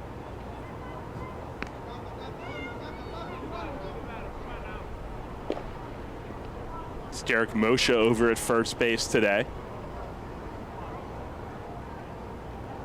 2 balls and a strike to Nelly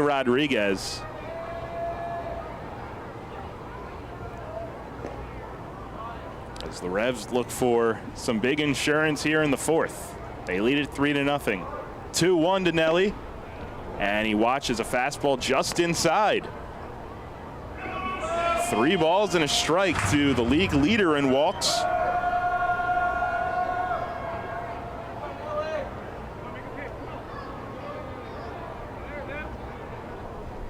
And his 57th would load the bases for Carlos Franco. A look back at second. Now the 3-1, and he went with the breaking ball, but it's off the plate away. His 5th walk of the game loads the bases. League leading walk number 57 for Nelly. And now it's Carlos Franco. Bases loaded, nobody out.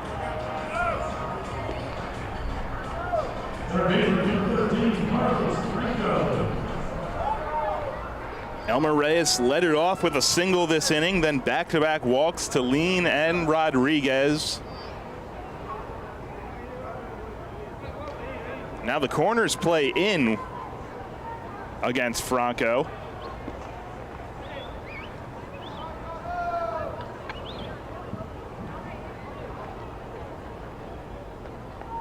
He hit his 20th home run of the season last night. His 61 RBIs lead the league. His 35 extra base hits are second. Plenty of chance to do damage here. First one, and he watches a changeup just off the plate. Noriega tried to steal it, unsuccessful.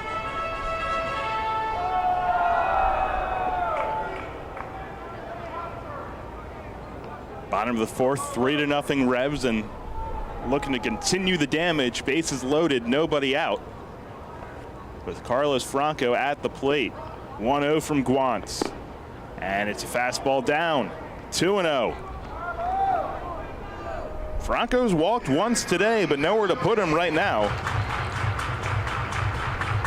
The man with the 3 RBIs on the day, JC Encarnacion, looms on deck.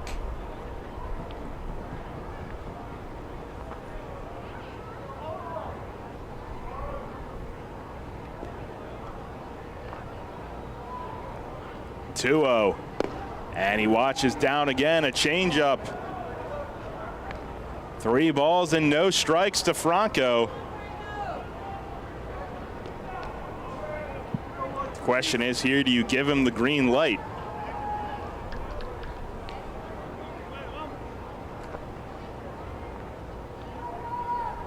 Chance to do serious damage here in the 4th inning. 99th pitch from Guantz. He sets high and delivers. And Franco swings, hits it in the air to left. Back on it, Duplantis. And it is off the top of the nemesis.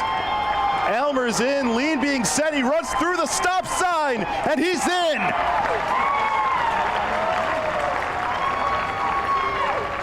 Lean took it upon himself. High-fives a young fan as he goes to the dugout. It's a long 2-run single for Carlos Franco. Nelly moves up to second on the play. RBIs number 62 and 63, and that will be the blow that chases Hector Guantz from this game. Edgardo Alfonso gets the ball, his starter exits. He's already given up 5, responsible for 2 more. We'll tell you about the new pitcher coming in when we come back. Still nobody out. Bottom of the 4th inning. York now leads it 5-0. York's biggest and best Independence Day celebration is back with the winning trifecta. Celebrate America's birthday with America's pastime, patriotic music, and the region's most spectacular fireworks. July 4 York, presented by PeoplesBank, combines the fun of a York Revolution game with the return of the York Symphony Orchestra and a dual fireworks display. Bring the family to the home of the York Revolution before the July 4 game for the free Planet Fitness judgment-free fun zone. Then the Revolution takes on the rival Lancaster Barnstormers at 6:30. Next, it's a free concert and sing-along by the York Symphony Orchestra and Chorus, presented by WellSpan Health. Finally, the grand finale, a free dual fireworks display presented by Gladfelder Insurance, launched from inside and outside the ballpark. Get your tickets today at July4York.com. That's July4York.com. The York County Solid Waste Authority turns up the heat every day, on your garbage, that is. Advanced waste-to-energy technology is used to burn garbage at 1,800 degrees Fahrenheit in environmentally controlled combustion units. This reduces air emissions and produces electricity, enough to power 20,000 homes every minute of every day. Visit www.ycswa.com to learn more. In York County, garbage is power.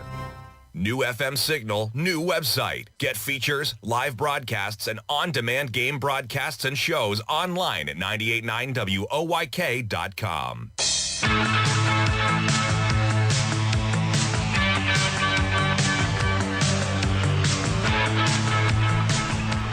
Still nobody out for the Revs in the bottom of the fourth inning. Two have already crossed on a two-run single from Carlos Franco off the top corner of the Nemesis. They have chased Hector Guance from the ball game. He gives way to the new arm, Eric Marinez. He'll face J.C. Encarnacion to start things off. For Hector Guance, 99 pitches, just 41 strikes. 3+ innings, 7 hits, already 5 earned, 5 walks, 3 Ks. First pitch to J.C., swings and misses at a fastball. 5 walks, 3 strikeouts, 2 wild pitches as well. And he's responsible for Nelly Rodriguez on second and Carlos Franco on first. So book not completely closed yet. 0-1 to Encarnacion. Misses outside, evens the count at 1.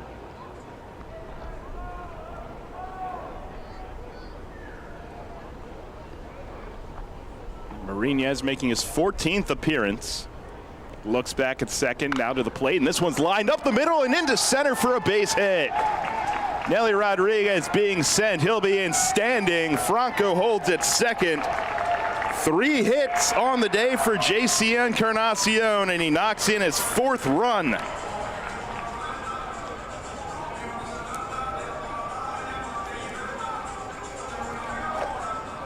Hits in his last 5 at-bats, RBIs on 4 of those 5 hits. We talked about it with Mace in the pregame. He has one of the best sets of raw ability and raw tools in this entire league. Here's Josue Herrera, and he swings at the first pitch, hits it high in the air to center. Setsman is back, still back on it, at the wall, it's over his head, and it one-hops the batter's eye. Franco being sent, he will score. Encarnacion stays at third, an RBI double for Josue Herrera. And the Revs continue to add. 5 runs in this inning.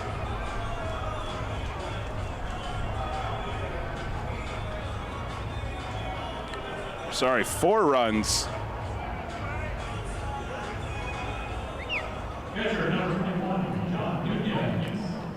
And it is 7-0. Got a little ahead of myself there, but Josue Herrera and J.C. Encarnacion still in scoring position for John Nunez, who's 0 for 2. Corners play in. First pitch to Nunez is an off-speed pitch that drops over for a strike.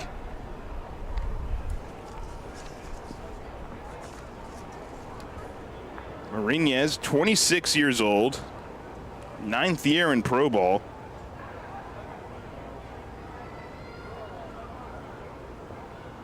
High hands from Nunez, 0-1 pitch, and fastball backs him off a little bit inside, 1-1. His first year in the Atlantic League, just wrapped up an 8-season stint in the Oakland organization as a two-way player.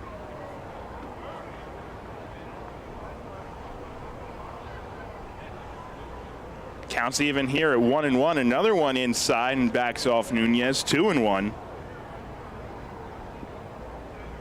Became primarily a pitcher strictly in 2019, but a .245 career hitter in just under 450 games played. 2-1 to Nunez, and it misses down. Changeup that time. 3-1. First base is open with a 9-hole hitter, Jeffrey Perez, on deck. Still no outs in the fourth, and the Revs have already played it for this inning to make it a 7-0 game. Martinez will get a new baseball.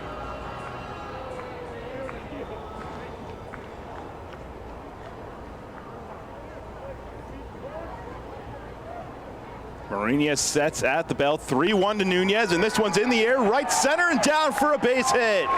Two more will come across to score. Encarnacion and Herrera both in standing. A 2-run single for John Nunez, and it's 9-0 York. Still nobody out in the fourth inning.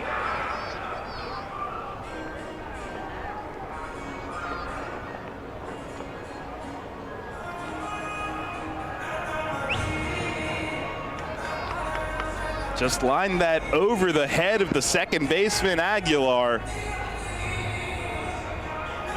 And the train keeps rolling for Jeffrey Perez. 0 for 1, and he's walked as well.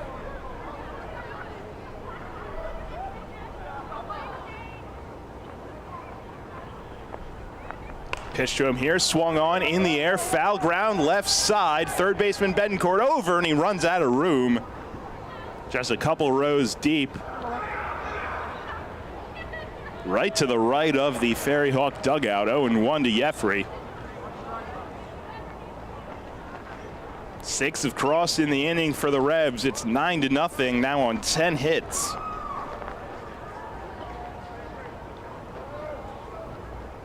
They put up 19 last night and showed no signs of slowing down here this afternoon. 0-1. This one's lined right side, and that's through for a base hit. Nunez will hold at second, and now the ball is off the glove of the right fielder Mona. He had some trouble with it, and Nunez, reading it, makes his way up to third. A single and an error. Jeffrey's first hit of the ball game, and back to the top of the order. About to start the fourth time through with nobody out in the fourth. Troy Stokes Jr.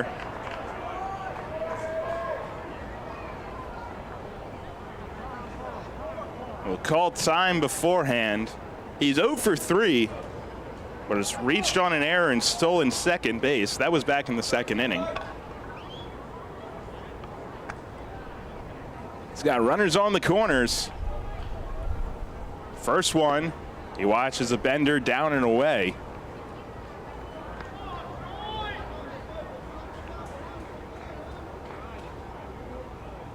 Stokes with 5 hits last night. Career high for him. 1-0. And he watches another one, and it scoots just past Noriega behind the plate, but Nunez will stay. It's 2-0 to Stokes.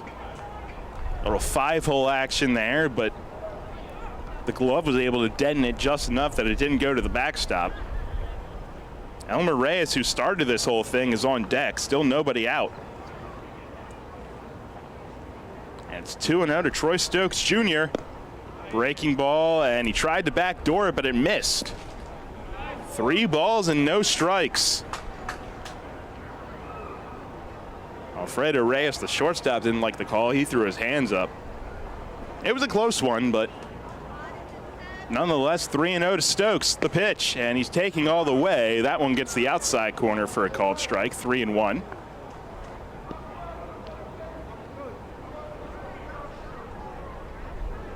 Perez on first, Nunez on third.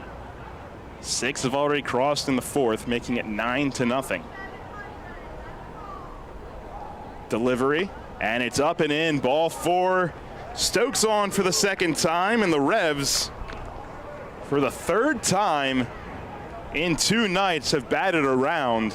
We'll get another pitching coach visit from Nelson Figueroa as Elmer Reyes will come back to the plate, and still nobody out.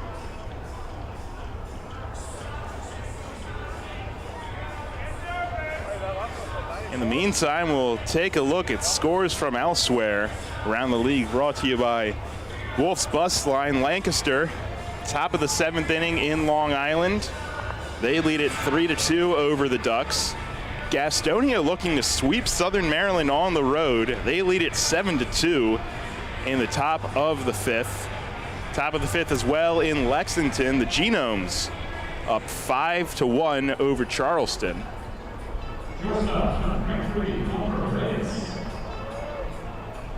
And later at 4:05, High Point and the Legends will get underway. Back to Elmer Reyes, who led off the 4th with a single. Still nobody out, bases loaded, and that one hit him. Curveball got him in the shoulder. Reyes is hit for the 2nd time this game, and on base for the 4th time.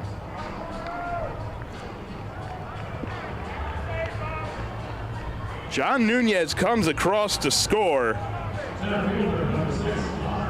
Perez up to 3rd, Stokes up to 2nd. Still nobody out.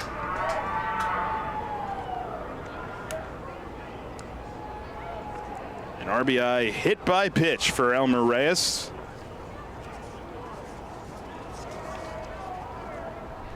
Uncomfortably knocks in his 39th of the year. Connor Lean, bases loaded, and Marinez will step off. Lean is our RBI guy this afternoon. Has quite the opportunity here. First pitch, and he watches the fastball get the outside corner for a called strike. He walked earlier this inning. He's been on base all 3 times, 2 of them via the walk, and a first inning single. Delivery, and he watches down and out, this time 1-1.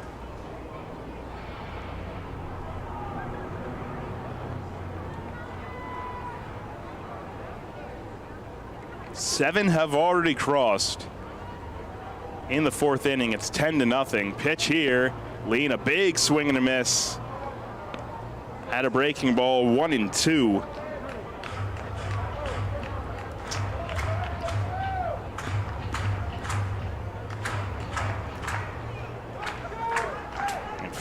Really, for the first time this inning, a Revs hitter behind in the count. 1-2 to Lean, and he swings and misses. So finally, the first out of the inning for Staten Island.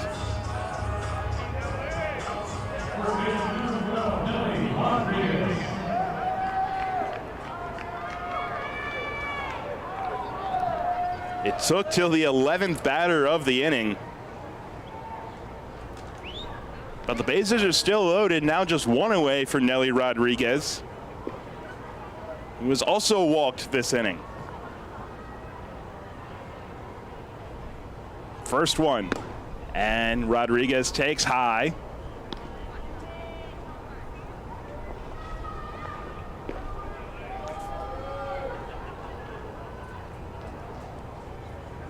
More action in the Ferry Hawk bullpen now as well. Lefty getting loose.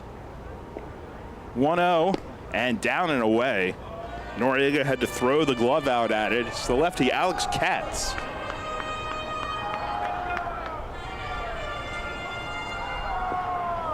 Oh, it's quite the interesting career, and we can tell you about it when he gets into the ball game.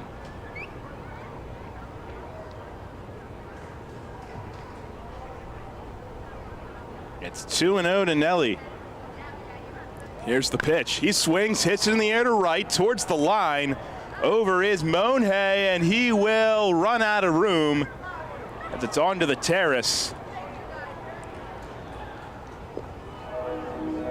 Bounces back onto the field. Monhay will toss it back to a fan. but it's 2-1 to Nelly Rodriguez.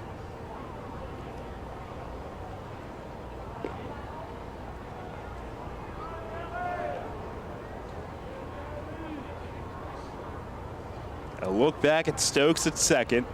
Now the 2-1 pitch. And a fastball swung on and missed. Outer third that time. Nelly actually got a piece of it. So 2-2. The Revs today also have extended another big streak for the club. Now 29 consecutive games with an extra base hit. The longest active streak in the league and the third longest overall this year. 2-2 to Nelly Rodriguez, and he swings and misses. So after the first 11 reached, the first 10 reached, back-to-back retired via the strikeout. And here's Carlos Franco.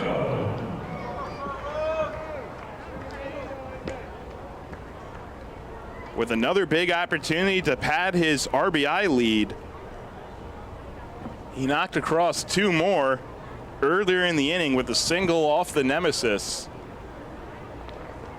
Which brings his total this year up to 63. First pitch to him, and he watches on the inside corner for a called strike.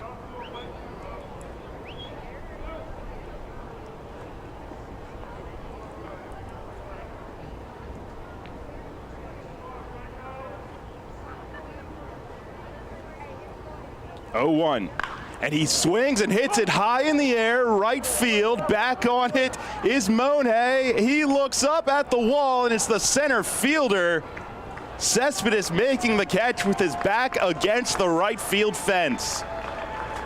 Franco gave it a ride, but just missed it. The Revs plate 7. They do it on 5 hits. They leave the bases loaded, but they have extended this wide open. It's a 10-0 ball game, and we'll be back with the top of the 5th right after this. Planting a tree, putting in a fence, whatever your project, Columbia Gas reminds you to be safe and call 811 before you dig and know what's below. Safe digging is no accident. Call 811 at least 3 business days before you start your digging project, and your utility companies will come out to mark any underground lines near your work area. Calling 811 is free for Pennsylvania homeowners, and it's the law. For more information, visit ColumbiaGasPA.com. Facing a legal issue can be a frightening time. What's my course of action? How do I know who to call? Fortunately, the York County Bar Association makes it easy. Now, you only need to make one call to find the right lawyer for you. Call the York County Bar Association and let us help you find the right lawyer with our Attorney Connection Lawyer Referral Service. Just call 854-8755 or visit yorkbar.com. Don't hesitate in getting the help you need. Contact the York County Bar Association and let us help you find the right attorney at the right time. With its selection of delicious wings, cheesesteaks, and seasonal specials, Granfalloon's Tavern is the place to be all summer long. Located in downtown York, Granfalloon's even features live outdoor music every Saturday night. Open daily at 4 p.m. and noon on Fridays and Saturdays. You can even park in the City Hall parking lot after 5 p.m. Granfalloon's Tavern is a great place for all ages 21 and up. For more information, visit falloons.com and come out to enjoy. Listen live, on demand, and on the go. Download the new WOYK app on the Apple and Google Play stores today.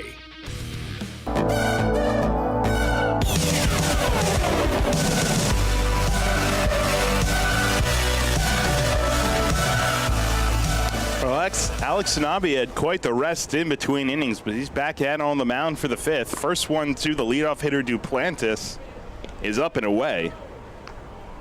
The Revs put up 7 in the bottom of the 4th inning. Now lead it 10-0. Pitch from Sanabi is lined to the right side, but out of play.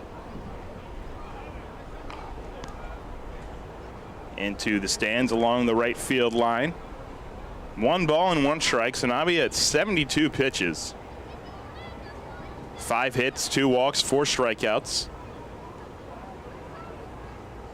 1-1 to Duplantis, and went off speed but missed just high. Duplantis has reached twice today. A walk and a single. 2-1 here, and he lines it into the right center field gap. Over is Stokes, but it hangs up enough, and he'll make the catch. So Duplantis retired to start the 5th inning. One away for Yosef Monhay.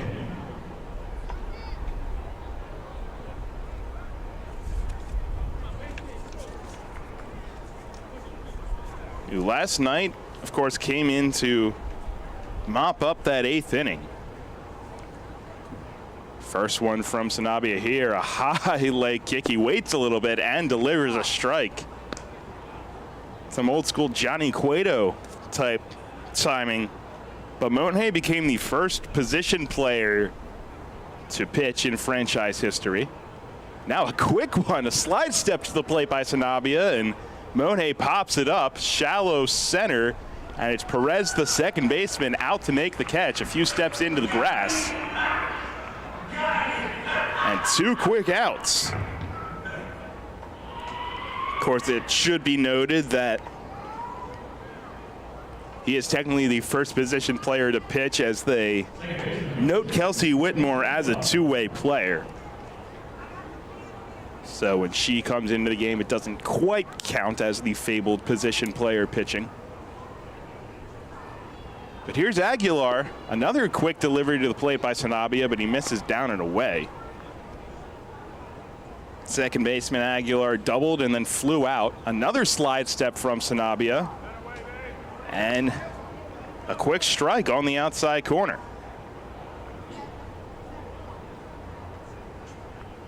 Kicks and deals here. Now it's the long leg kick again. And Aguilar will foul it off to the right side.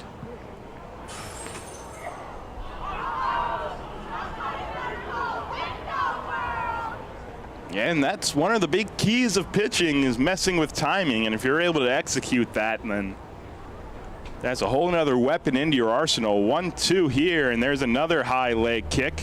Waits, and this one's ripped out to left field. JC gives it a look, and it's off the top corner of the nemesis. He'll get it with a bare hand, fire into second, and the throw is high. Might have had a play there, but Aguilar in with the foot first slide, a 2-out double. His second double of the afternoon, and extends the inning here in the top of the 5th, and brings up Ricardo Cespedes.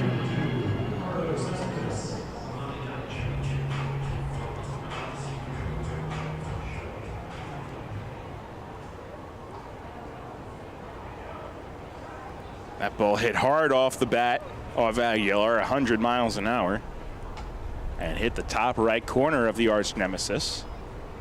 A few feet to the right, and it's a home run. First pitch to Cespedes, up and away.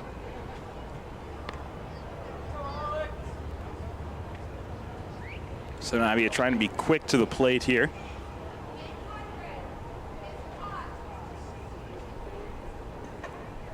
He looks in, now sets and delivers. And this one's lined into left center field. Encarnacion over, and will make the catch. No runs across again. A 2-out double is left stranded. And we'll go to the bottom of the 5th inning. York ahead 10-0. Hey, Fred, did you see that Shipley Energy was hiring CDL drivers? Really? My buddy works there. He's been driving for them for over 20 years. Must be a nice place to work. Yeah, I saw online that they're hiring transport drivers and propane and heating oil delivery drivers. Do you need to have a hazmat? Nah, they'll help us get one. They also give 4 weeks vacation, benefits like healthcare, and we'll get to be home every night. I'm going to check it out tonight. Yeah, man. Go to shipleyenergy.com/drive and apply. It took me less than 5 minutes. I'm pulling it up on my phone right now. Penny Pretzel here from the York Philly Pretzel Factory. I am live at the Revolution game, and the batter got a hit. He just ran past the bases and into the stands, and I can't believe my eyes. He's making a line drive right to the York Philly Pretzel Factory concession stand. Looks like he's ordering a pretzel with cheese dip. Now where's he off to? He's headed straight to our store at 2058 South Queen Street, York. The umpire's now shouting, "It's good, it's great, it's the best pretzel ever!" Looks like another home run. Celebrate the history of our national pastime. at the National Baseball Hall of Fame and Museum in Cooperstown. See priceless treasures that will bring your baseball memories to life. Connect with events that have shaped and changed the game and our country. Our stories to tell, your memories to share. Plan your family visit today at baseballhall.org. See you in Cooperstown, where the journey becomes legend. Listen live and on demand with the new WOYK app and online at 989WOYK.com.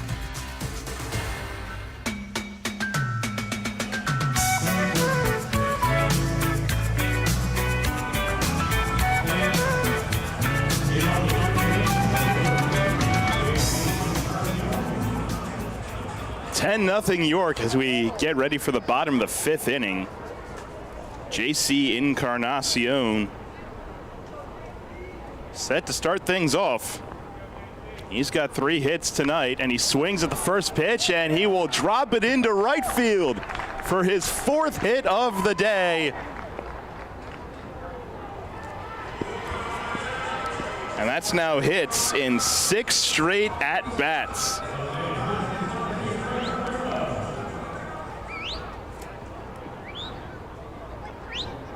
Back-to-back 4-hit performances. Brings up Josue Herrera, who doubled back in that big 4th inning. As a runner on first pitch, and he swings and hits it high in the air. Left center field, Cespedes back at the wall. It's gone! Josue Herrera drives it over the LED board in left center field, and it is 12-0 York.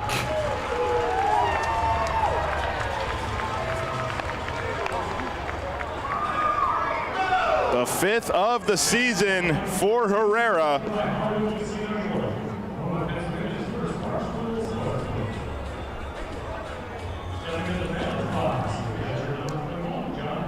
And now 3 RBIs for him on the day.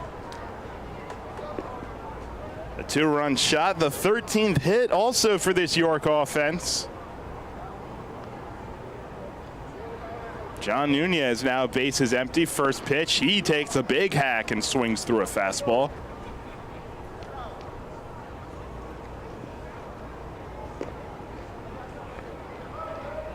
Jeffrey Perez to follow. Nobody out in the 5th inning, and Nunez will step out, calling time.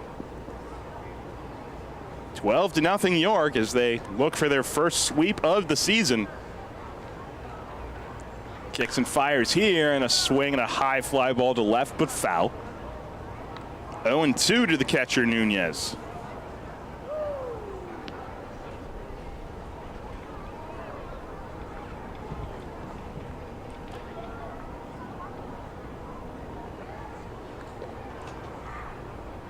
Alex Katz still throwing out there in the Ferry Hawk bullpen. 32 pitches from Mariñez. The pitch here, and Nunez stays alive, fouling it back to the screen.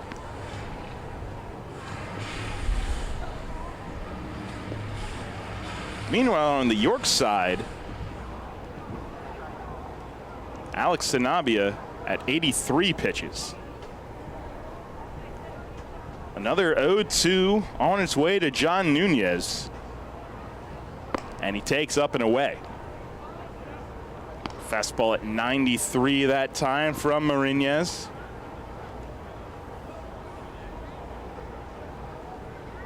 Two have crossed this inning on Josue Herrera's 5th of the year, a 2-run shot to left center field. 1-2 on John Nunez, the pitch, and he will hit it in the air, left field, slicing and foul. Over Breakers Brewhouse. So we'll do it again, 1-2. Mariñez came into the day with a 7.13 ERA. He sets here, the pitch to Nunez, and he tried for the slider, but it misses down and in near the feet of Nunez. so far for him, an inning plus 6 hits, 5 earned, 1 walk, 2 strikeouts.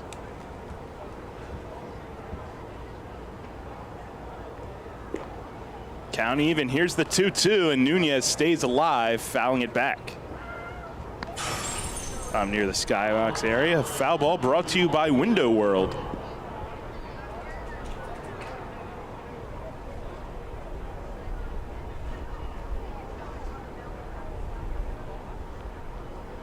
Infield straight away. The 2-2 to Nunez, and he takes up and away. So from 0-2 to 3-2, Nunez will await the 9th pitch of this at-bat.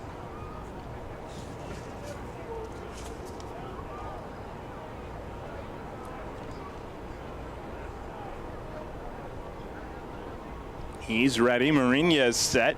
The pitch, and it swung on and missed. Went up with the fastball that time. Nunez swung through it.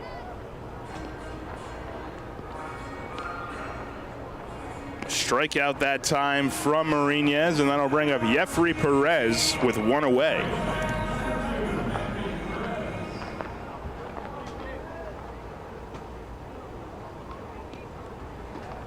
Third strikeout for the Ferry Hawk reliever. Perez 1 for 2. He's singled and walked. First pitch here backs him off the plate with a slider, it looked like. 1-0. Bottom of the 5th, York ahead 12-0. They put up 7 in the 4th and already 2 here in the 5th. And Perez will swing and chop it foul down the third base line. Evens the count at 1.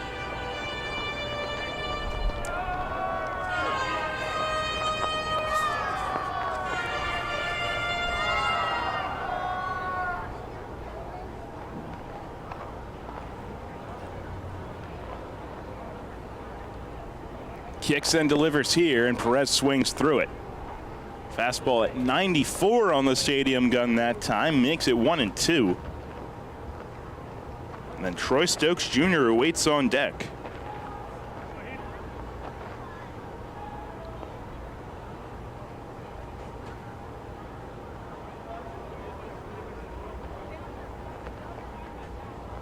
One-two here, slide step, and it misses up and away.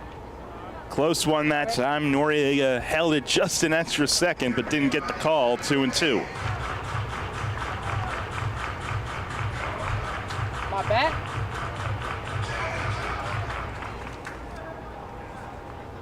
I believe a fan just trying to make a bid for Troy Stokes' bat. I think that's what he said. Maybe a ball. Maybe. Negotiations you only get here on WOYK. The 2-2, and it swung on and missed. Went upstairs that time. Perez swings through it. Back-to-back strikeouts after the long ball. 2 away in the 5th. Time for this date in York baseball history, brought to you by the York County History Center. Visit them online at yorkhistorycenter.org. This day in 2011, the Revs won their 8th straight game behind 2 homers and 5 runs scored from Val Majewski.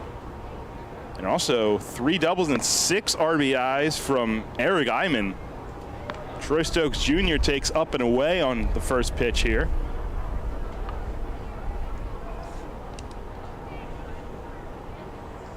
At bat for the 5th time in as many innings today. Delivery from Mourinho's, tried for the slider, and he gets the outside corner. Stokes gives a look back.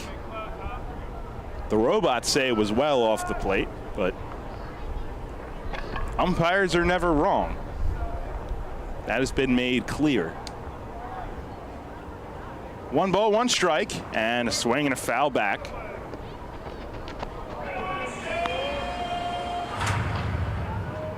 And Stokes, with his 5 hits last night, is still looking for his first hit today. He's been on twice. Reached on an error and a walk.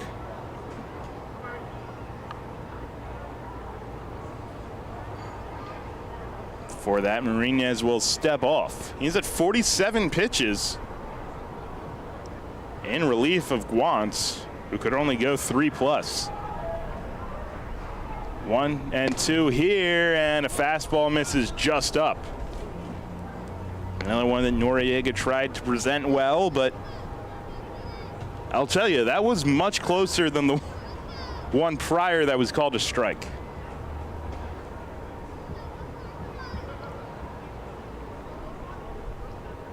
But nonetheless, it's 2-2, 2 away.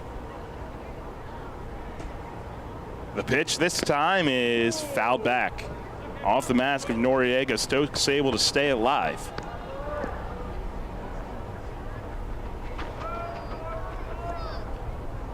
Well, to start this inning, J.C. Encarnacion singled for his 4th hit of the day, and then Josue Herrera, his 3rd hit of the day, was his 5th long ball of the year, a 2-run shot to left center. That brings us to where we are now, a 12-0 game. Back-to-back strikeouts from Marinez since. He's got Stokes 2-2, the pitch, and he misses off the plate away at 94, another tight one. And the count goes full. Elmer Reyes on deck if this inning can continue.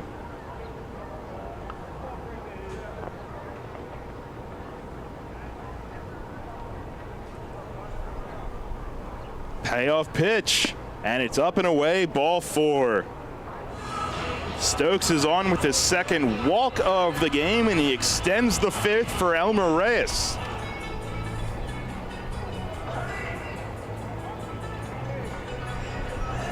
Elmer Reyes, he's reached all 4 times today.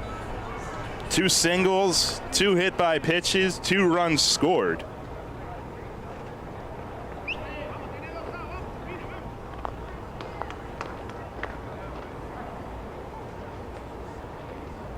Again, Herrera not holding Stokes. Pitch, a slider at the letters for a called strike.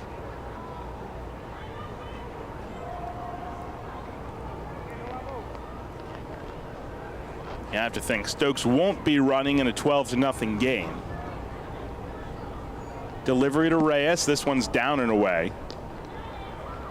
Noriega 2-0 to stop it on the backhand. 1-1.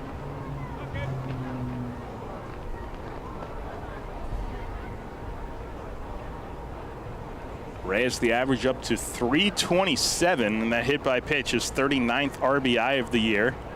Last inning, here's the pitch, a slider down and away, 2-1.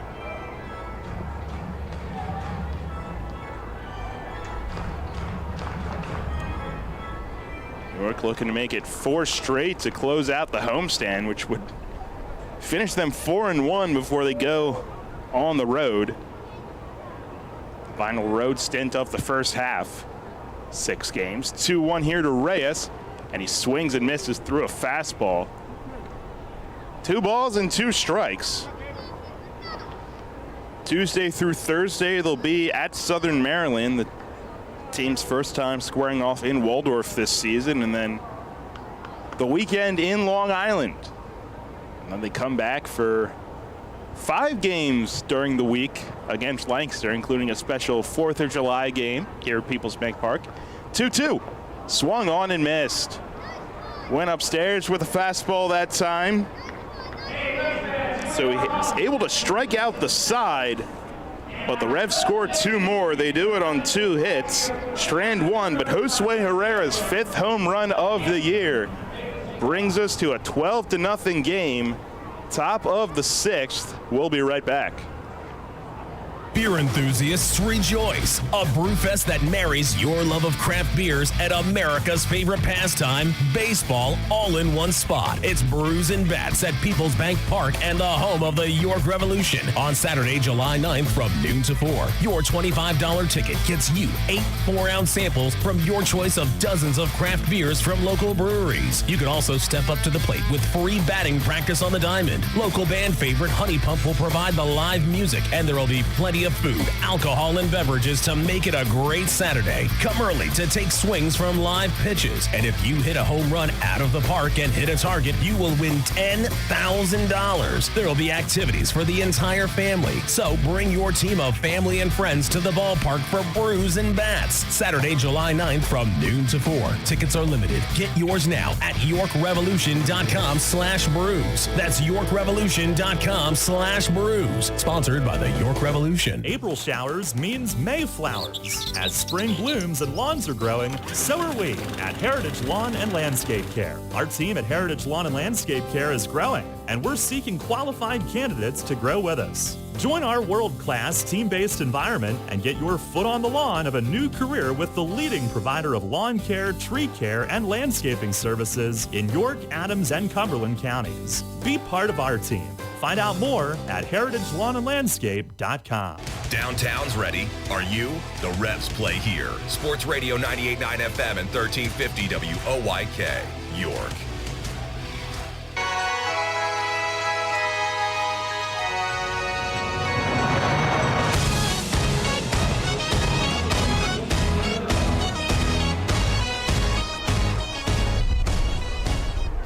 It is now 12-0 Revs as we are set to get the top of the 6th underway.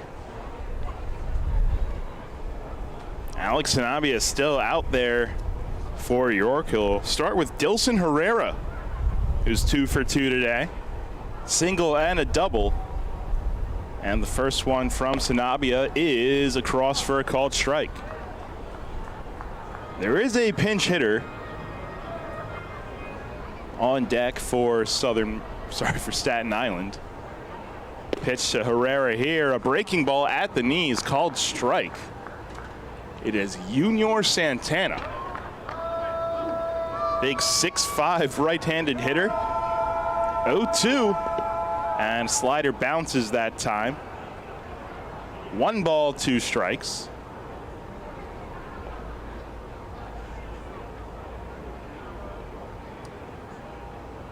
As in a 12-0 game, Staten Island opts to empty the benches a little bit. 1-2, and swung on and missed. Went off speed that time, and Herrera swings through it. Strikeout number 5 for Alex Sanabia, 1 away in the 6th.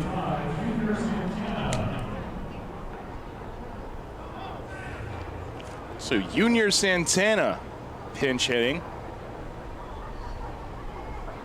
45 at-bats with Staten Island, just hitting 133.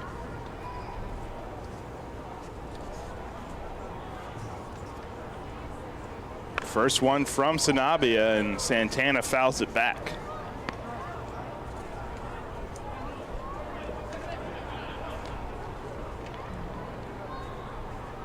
Santana, 28 years old, from the DR. Pitch from Sanabia, and he swings, hits it in the air, shallow right. In is Stokes, out is Perez, and it's Jeffrey Perez. Over the shoulder basket catch in shallow right field. And the second out of the inning.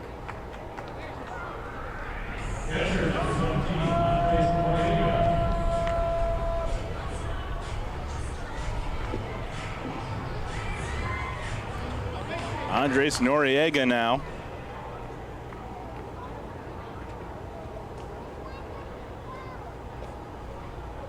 Open stance from the right side. Sanabia's pitch is just off the plate away at 91 on the stadium gun. It was pitch number 90 from Sanabia, but still a quiet bullpen for York. A look in. Now the 1-0. Long set. This one's lined to left center. Lean over and is down for a base hit. He'll cut it off and hold Noriega to a single as he fires it back in. A 2-out base runner for Staten Island.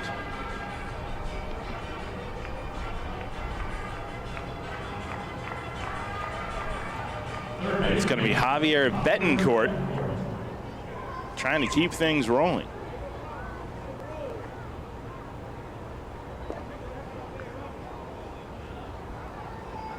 So far, the Revs put up 3 in the first, 7 in the fourth, and 2 in the fifth. It's 12-0 as it stands right now. First one from Sanabia to Betancourt is right there for a called strike.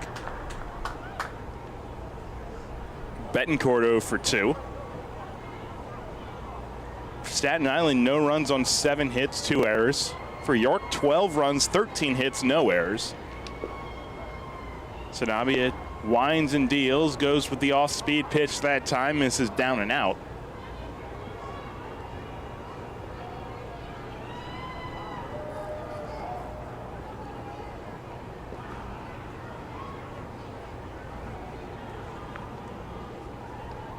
Set at the letters, a look over.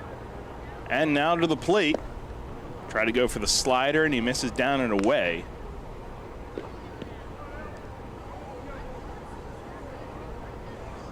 Now they're playing behind Noriega at first.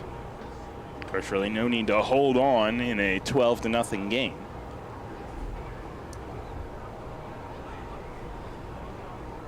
Two-one. And this one's lined to center, lean over in the gap, and he will make the catch. Coming a few steps in, and that will retire the side. No runs, a 2-out hit is left stranded, and we will go to the bottom of the 6th inning. York is still ahead, 12-0.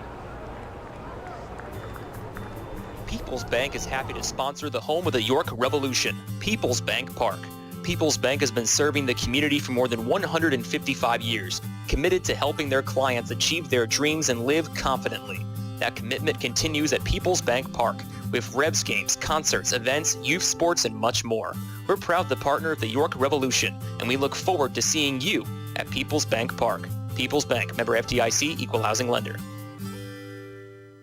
York's biggest and best Independence Day celebration is back with the winning trifecta. Celebrate America's birthday with America's pastime, patriotic music, and the region's most spectacular fireworks. July 4 York, presented by Traditions Bank, combines the fun of a York Revolution game with the return of the York Symphony Orchestra and a dual fireworks display. Bring the family to the home of the York Revolution before the July 4 game for the free Planet Fitness judgment-free fun zone. Then the Revolution takes on the rival Lancaster Barnstormers at 6:30. Next, it's a free concert and sing-along by the York Symphony Orchestra and Chorus, presented by WellSpan Health. Finally, the grand finale, a free dual fireworks display presented by Gladfelder Insurance, launched from inside and outside the ballpark. Get your tickets today at July4York.com. That's July4York.com. Get the latest on the Orioles with the Baltimore Baseball Show, hosted by Dan Connolly. Mondays at 6 on Sports Radio 98.9 FM and 1350 WOYK.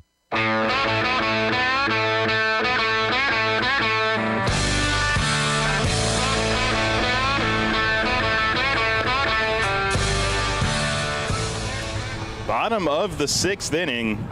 York ahead 12-0, and the new pitcher for Staten Island is the left-hander Alex Katz.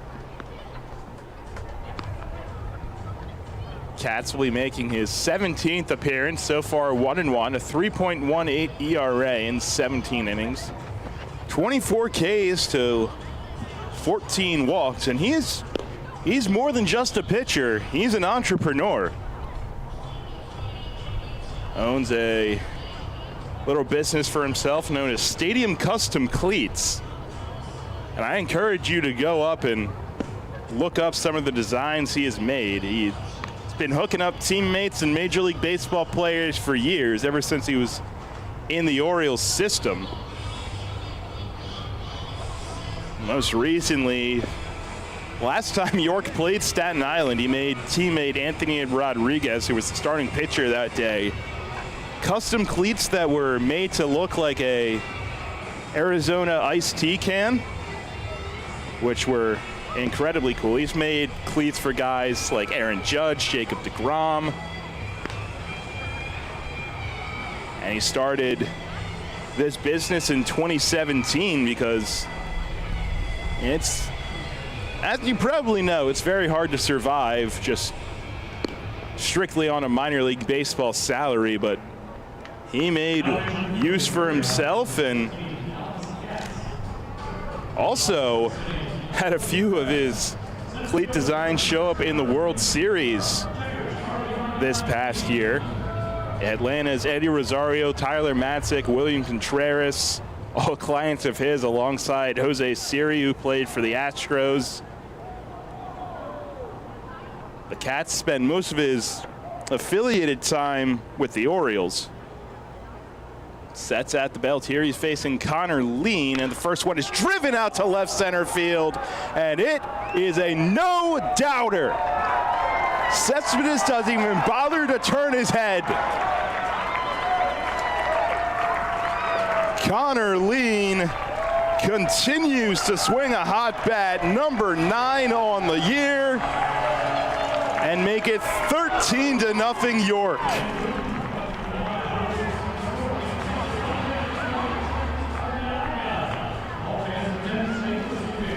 And in the midst of all of that, he gives fans a milkshake.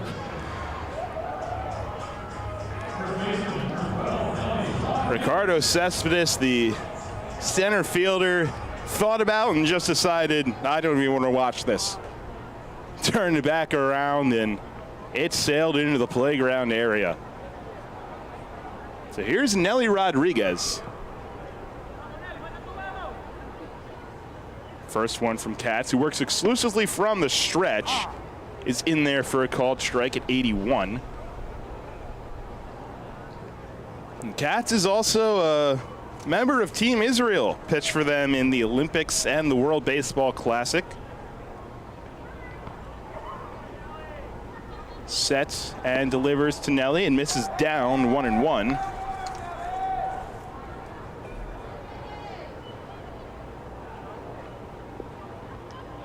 It was originally drafted 27th round in 2015 by the White Sox. The 1-1, and he misses down and in. His New York connections, he pitched 3 years at St. John's and also attended high school in Williston Park, New York. He's set. 2-1 to Nelly, and he will line it into left center field, and that's down for a base hit. Cespedes over to cut it off in the gap, has some trouble with it, but recovers and fires it in. Nelly's first hit of the day. The Revs have another runner on, nobody out here in the 6th.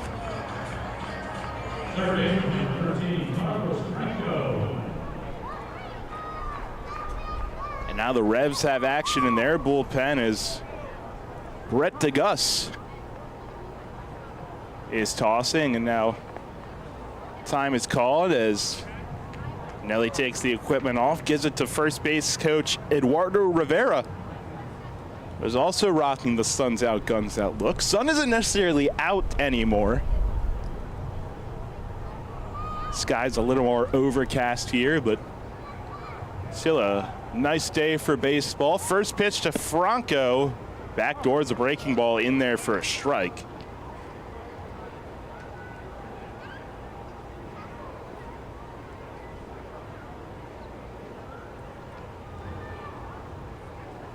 Again, not holding the runner at first. 0-1, and a fastball down and blocked by Noriega.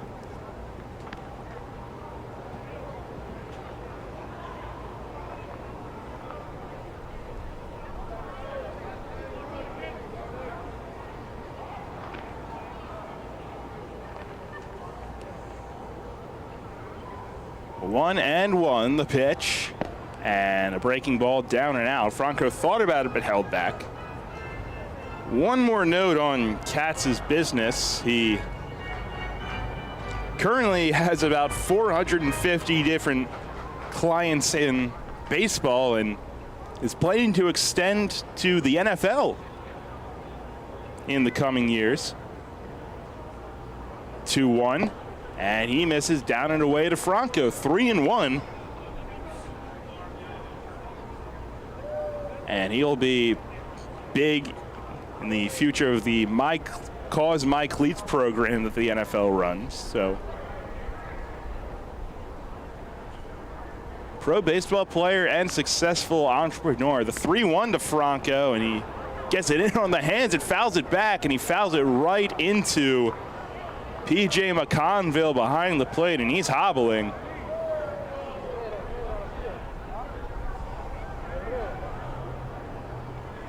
Crew chief Derek Moshe down from first to check on him. Athletic trainer Meg Haas out as well.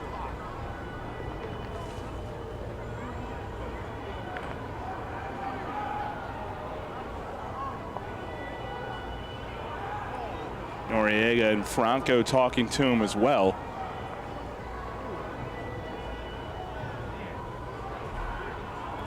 We've seen that a few times here this year, one way or another, of umpires getting beat up behind the plate.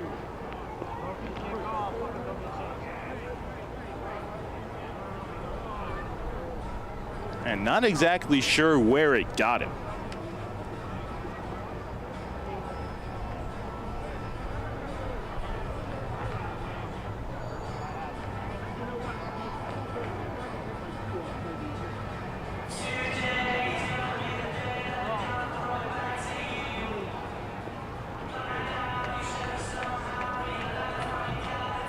Thirteen to nothing York, bottom of the sixth.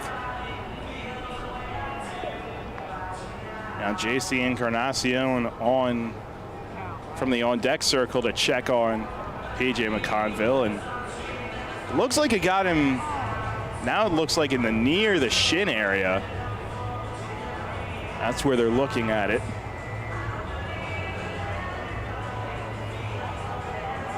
And now Derek Moshe will book it all the way back to the umpire clubhouse, which is right across the hall from the visiting clubhouse.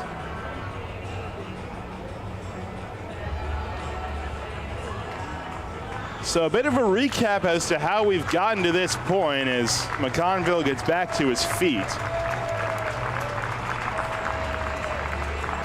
York put up 3 in the first inning. JC Encarnacion cleared the bases with a double, and then they were held scoreless, stranded the bases loaded in the second and third, but 7 crossed in the fourth. 11 had reached the plate for the Revs before Staten Island was able to even record an out. So now they take P.J. McConville back to the Revs dugout to check on him, and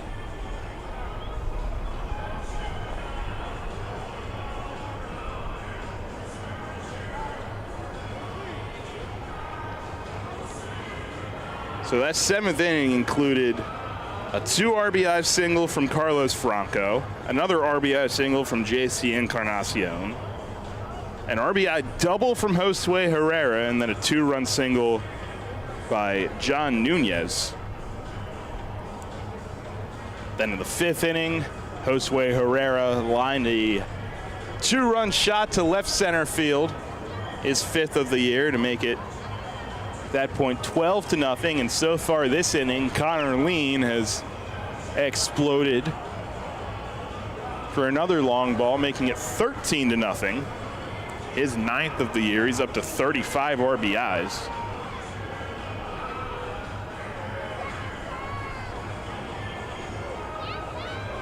As it seems like this may be a while.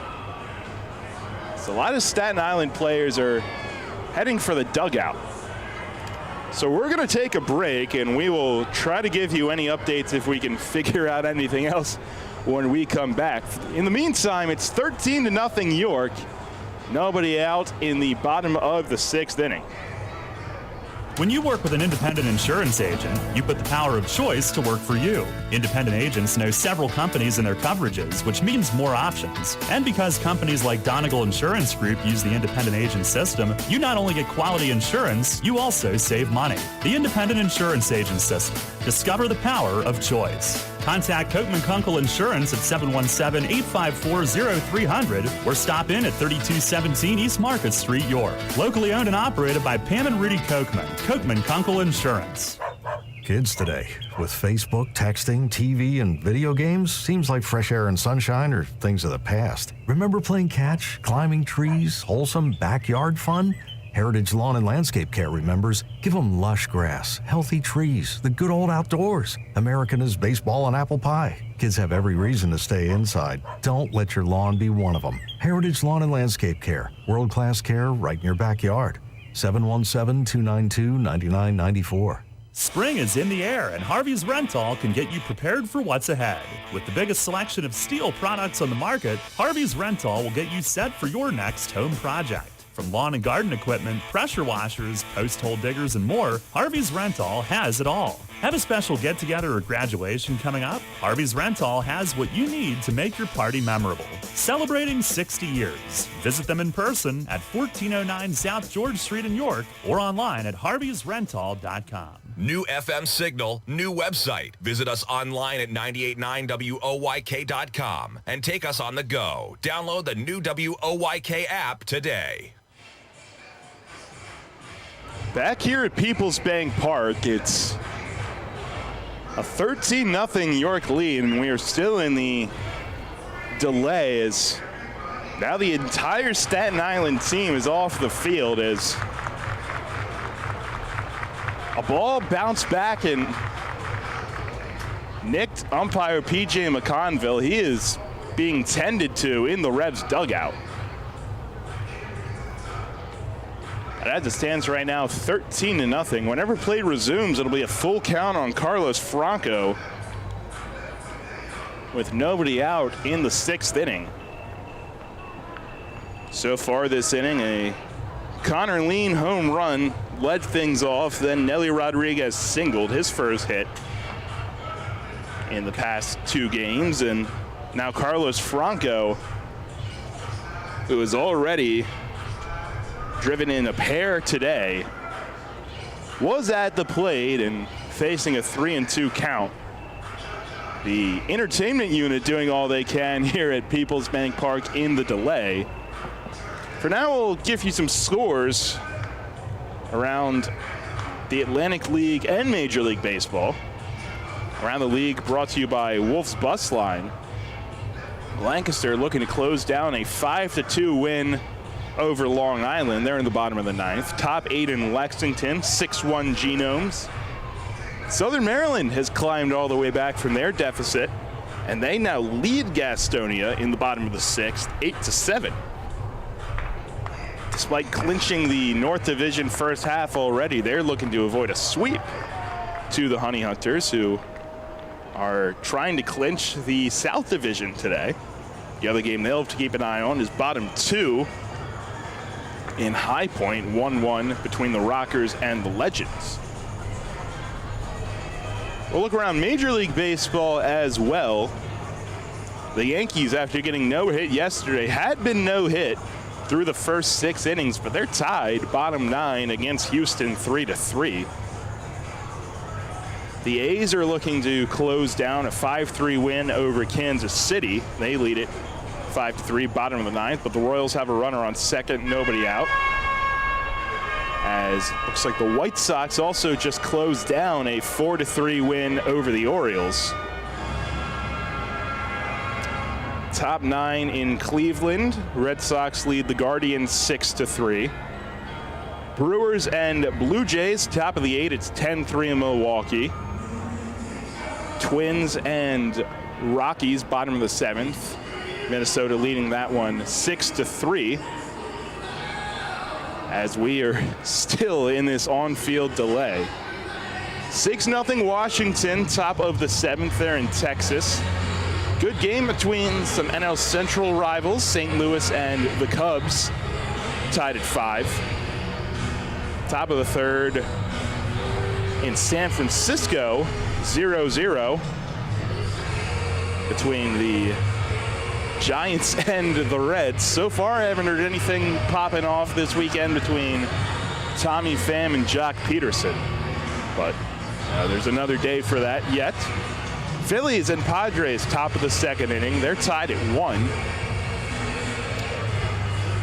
We may be able to join them in progress after this game, but at this rate, we never really know. We're approaching 5 o'clock here on this afternoon, and a couple more scores for you. Sunday Night Baseball tonight is the Braves and the Dodgers. That'll get underway at 7 o'clock on ESPN.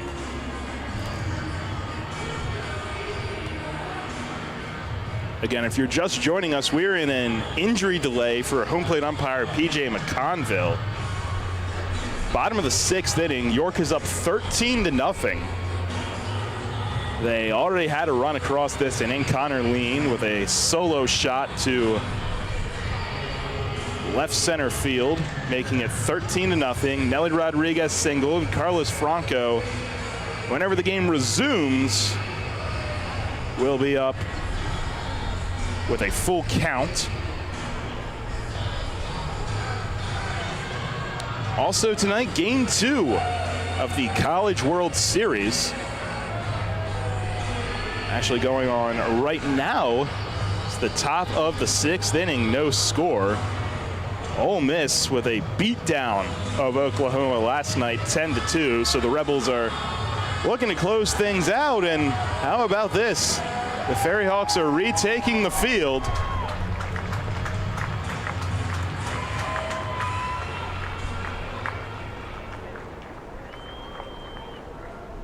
And it looks like we'll be running with a 2-man umpiring crew, as Derek Moshe has the mask and the padding. So it looks like he will move behind the plate. Staten Island retakes the field.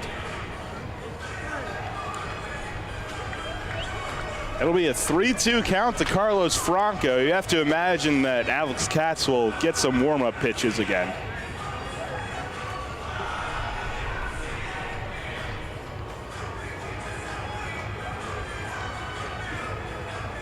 Hey, credit to the rally crew. I can never dance for as long as they have in this little delay.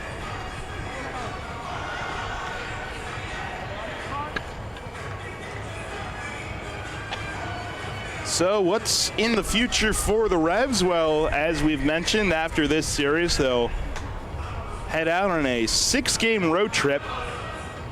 3 during the week at Southern Maryland, and then the weekend to start July in Long Island. Then they'll be back home for 3 in 2 days at PeoplesBank Park. First, the special 4th of July game against the Barnstormers, and that'll start a special start time of 4:30 p.m. Post-game concert from the York Symphony Orchestra, and of course can't have 4th of July without post-game fireworks that night. And then the next day, a doubleheader. Of course, the Revs and Barnstormers had their series finale spoiled by some field conditions, and they will play 2 on Tuesday the 5th. And then they will start the second half on the road in Lancaster. So 3 at home and then 2 over at the Clip. Just about ready to get back underway as Alex Katz continues his warm-ups.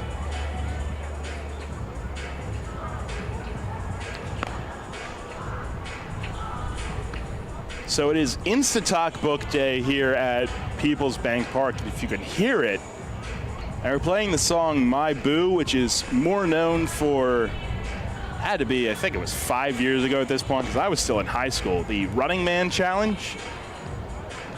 I saw Eduardo Rivera doing his best attempt at it over at first base. This day has been infiltrated by TikTok trends and everything like that. I tell you, there are plenty of kids who probably recognize half of this music strictly from TikTok. I may sound like a get off my lawn kind of guy, but I think it's a shame that TikTok is how a lot of people found out about some of these songs, but that's an argument for a different day. But we can celebrate the fact that we are playing baseball again. Carlos Franco ready to dig in.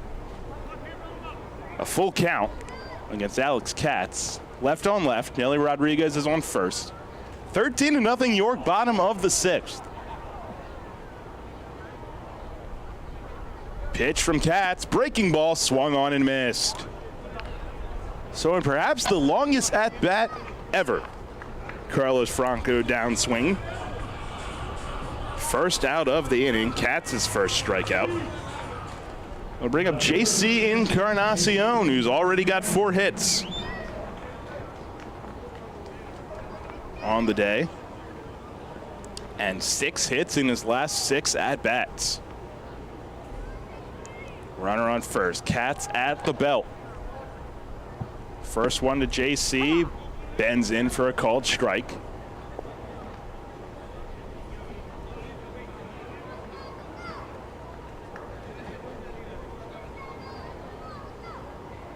So far for JC, bases clearing double, and then 3 straight singles. High hands here, pitch from Katz, and that one gets the corner down and away, 0-2.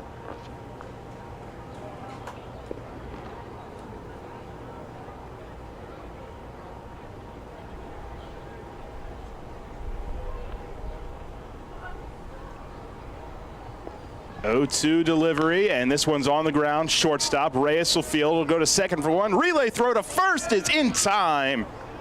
JC hustled down the line, but he's retired on the 6-4-3 double play. Well, the Revs get another on Connor Lean's solo home run.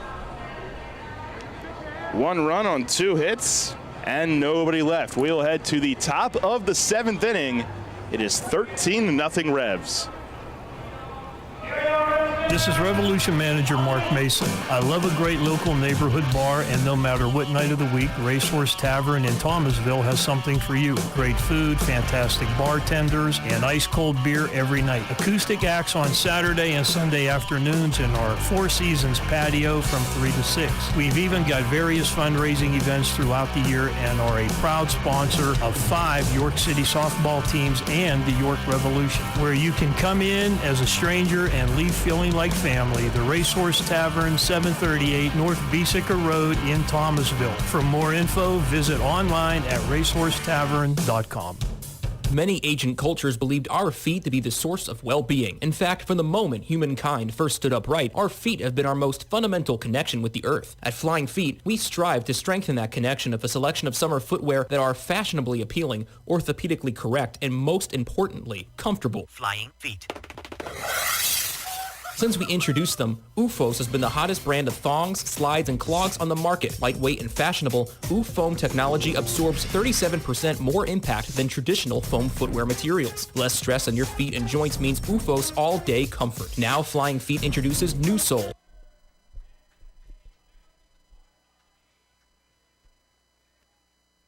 These American-made thongs and slides are soft, lightweight, and super comfortable. Their supportive footbed addresses a variety of foot ailments. New soles are especially good for water fun as they float, are non-porous, and slip-resistant. See all of the men's and women's styles available for your summer fun at Flying Feet. Flying Feet. Flying Feet Sports Shoes, the sportswear specialty store without specialty prices. 1511 Mount Rose Avenue behind Domino's Pizza, just off exit 18 of I-83. Listen live and on demand with the new WOYK app and online at 989WOYK.com.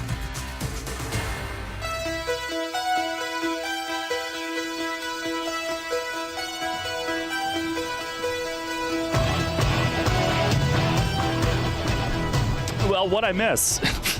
So we head to the 7th inning, Revs with a 13-0 lead. And Brett DeGuss ready to go. He takes over in relief. But first, they brought the grounds crew brought the golf cart in. PJ McConville had been in the Revs dugout that entire time, and they won't make him walk up to the clubhouse. Chris brings the golf cart down to the dugout, and they will drive him up to the clubhouse in right field, the X-ray room, as he tips his cap to the fans and both teams. And I think, I hate to say it, I think I saw him give a thumbs down to somebody on Staten Island's side. Maybe he already knows his fate, but that foul tip off, I think, the top of his foot, and they it might be one of those by now that before they even get to the X-ray room, they might have an idea. And they're going to actually open the center field gate and take him out that way. Wellspan Doctor is in the Revs dugout with Meg, and I guess probably headed for the definitely headed for the X-ray room, which is in one of the nooks and crannies of that clubhouse in right field. Chris will drive him off, and what a bizarre day. And that only adding to it. We've also got some threatening skies moving in here, but looking at the radar, hopefully that'll split us to the north and south the way that it's looking, but on pace for a 4-hour Sunday with the Revs blowing out the Ferry Hawks again, and DeGus is ready to go. His first pitch of the day, down and away on Alfredo Reyes, who leads things off. Sanabia 6 scoreless, and his finest start since coming back, actually arguably his finest of the year, as he is in line for win number 3. Here's the 1-0, and a swing and a ground ball. DeGus got a piece of it off the tip of his glove, but couldn't slow it much. It'll trickle into center for a leadoff base hit. This is Brett DeGus's second outing with York. He was in on Friday night, 2 no-hit innings. Only base runner came on a hit-by-pitch, and that runner was erased on a double play. He struck out 2 in that outing. Spending last year in the majors with Texas and Arizona. Here is Duplantis at the top of the order. He has walked, singled, and flied out. First pitch is swung on and missed. A cutter.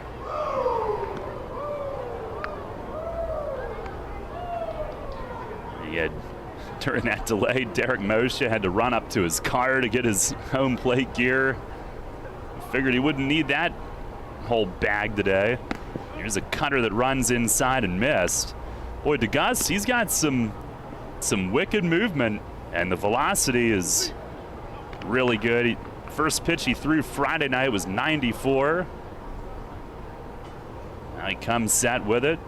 The 1-1, and a swing and a liner out to left center field. Lean on the move. He'll play it on a hop, cuts it off in the alley, and holds Duplantis to a single, but the first 2 reach on base hits.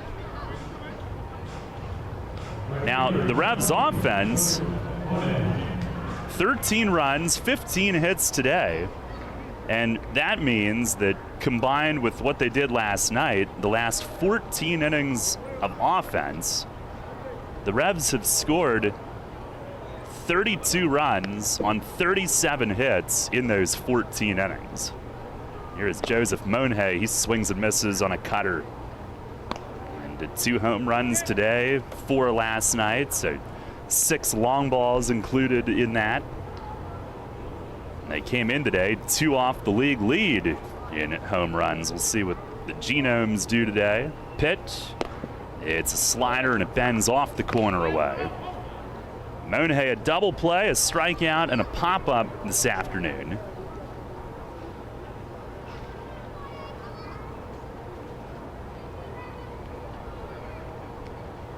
On the 1-1, and a line drive over DeGus's glove and into center. Lean's got it. He'll fire it in.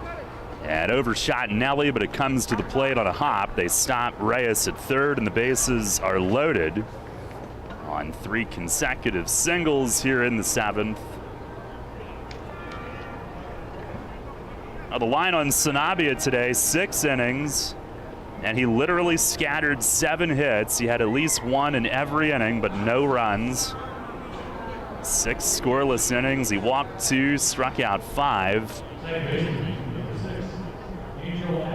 95 pitches, 57 for strikes, lowered his ERA to 4.08. And here is Aguilar. First pitch is down and away. Aguilar 2 for 3 with 2 doubles. Ferry Hawks now have 10 hits. It looks so weird to look at the line score. No runs on 10 hits. 1-0. Down and away, yanked that one. Nunez sliding over to backhand it at 93.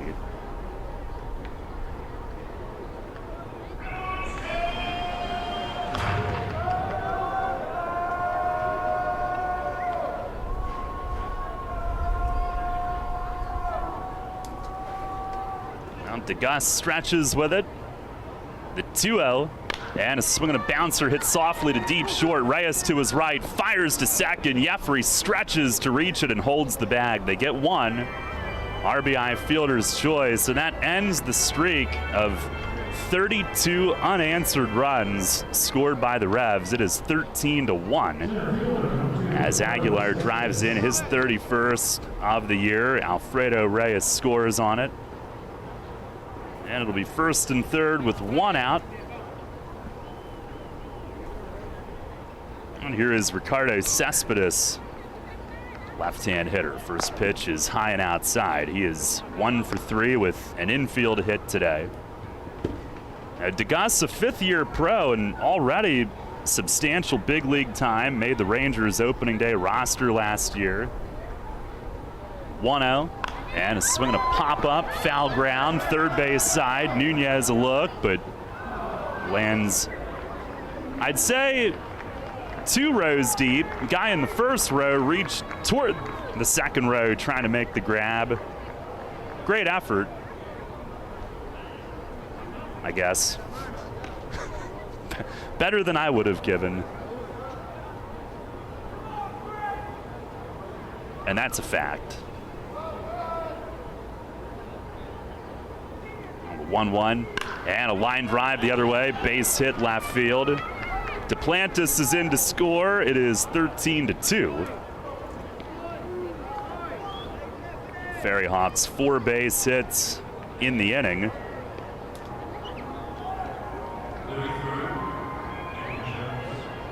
Revs are off tomorrow at Southern Maryland Tuesday night. We'll be on at 6:15. It's a 6:35 start. Today, unless the Phillies catch us, we'll join their game in progress. They're in the third in San Diego, leading 2-1. First and second, here's Dilson Herrera. And DeGuss with a breaking ball fouled back off the netting, strike one. Herrera 2 for 3 with a single and a double. DeGuss was a 33rd rounder of the Dodgers in 2017. 24-year-old from Pleasanton, California, now lives in Scottsdale. He fires, and a swing and a fly ball right center toward the gap. Stokes on the move, can't get to it. And it splits the alley and goes to the wall. Aguilar will score, Cespedes being sent. No relay home, 2 runs score, and it's 13-4. Dilson Herrera, a 2-run double to the gap in right center. And the Ferry Hawks have scored 4 times here in the 7th. That is Herrera's 3rd hit of the game.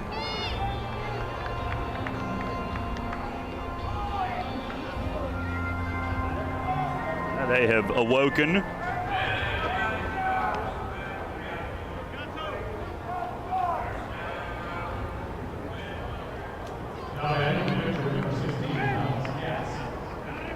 And here is Alex Katz, the pitcher. This was the DH spot. First offering, swing and a miss as he chops at a 93 late.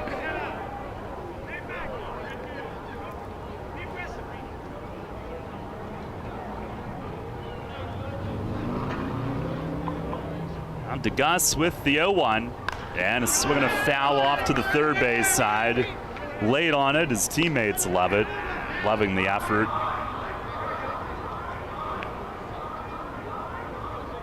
DeGuss was with Amarillo earlier this year, Double-A with Diamondbacks. Now he fires, and there's a called third strike. Ran the cutter back over, and Katz is down looking for out number 2.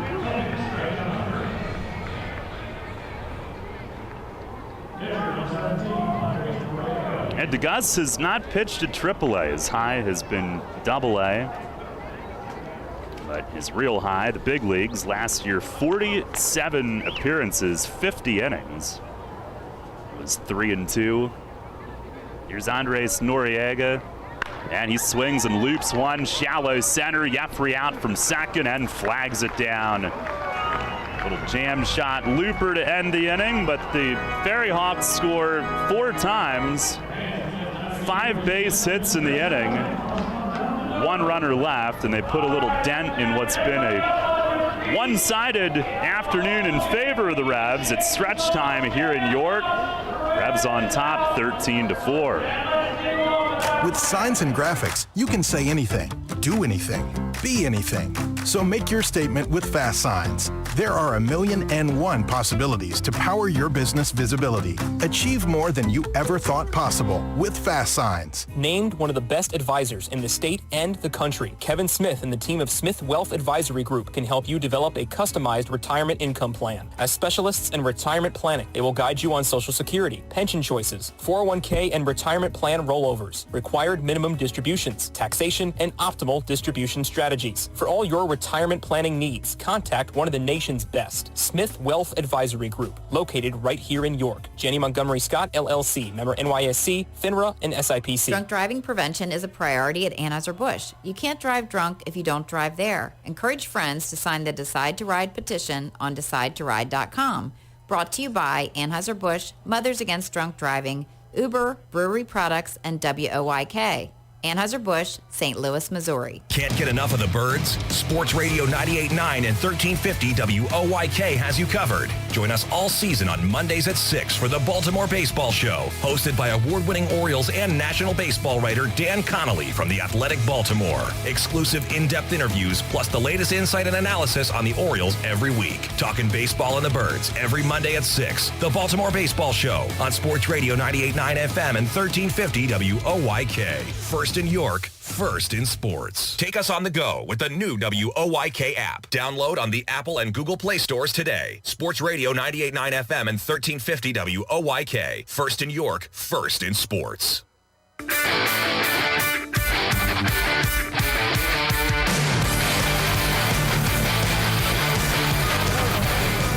Head to the bottom of the 7th inning. Revs with a 13-4 lead. Cat stays in. He allowed the home run to Lean last inning and then got the other 3 outs. Revs had a measly 1 run last inning. But they have now scored 38 runs in this 3-game series, winning 6-5 Friday night, 19-1 last night, up 13-4 today. The 38 runs is within 2 of a franchise record for a 3-game series. They had 40 late July 2019 against New Britain, and that was capped off by a Sunday afternoon 19-1 win, the day that Melky hit 3 home runs, including 2 in 1 inning. That was an 11-10 win, a 13-10 loss, and a 19-1 win. They had 40. Here's Josue Herrera. Breaking ball from Katz is over for a strike. And then they had 39 early June of last year in Lancaster. Second road series of the year. They won 18-2, lost 11-10, and lost 12-11, so they lost 2 of the 3, but scored 39 as Herrera lays off down and away. The 38th this weekend with 2 innings of offense remaining is the 3rd most all-time in a 3-game series. Herrera 3 for 4. Triple shy of the cycle as Katz delivers home, and he bounced it past his catcher straight to the backstop. Josue 3 for 4. RBI double in the 4th, and a 2-run homer in the 5th. We have a 2-man umpiring crew now. They want to check at first base, and Doug McFarland with the obvious call that he did not swing. What are we doing here? 2-1.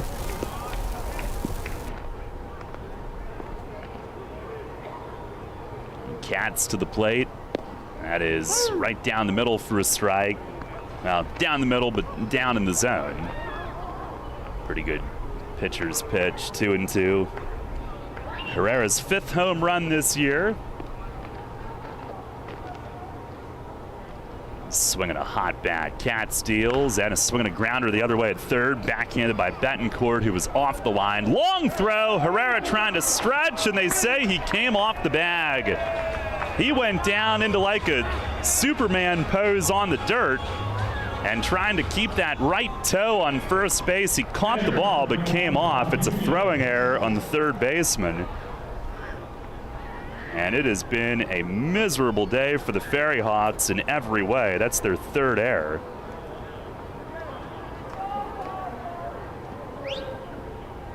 Again, they are 14-16 at home. They are looking at being 3-25 on the road.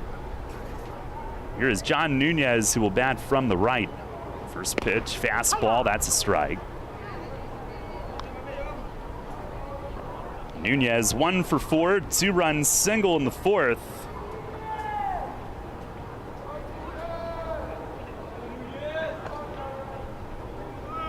Uh-oh.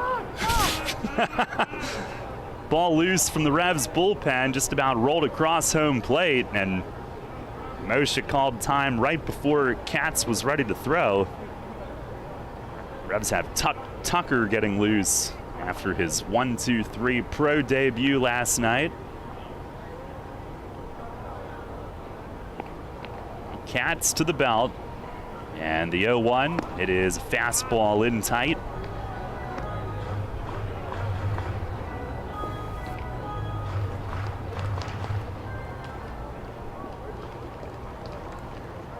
It's gone from a clear sunny day to overcast now, which does cool things off a little at least. The pitch, swinging its beaten foul at the plate. And again, there is slight concern that there could be some rain before we finish, but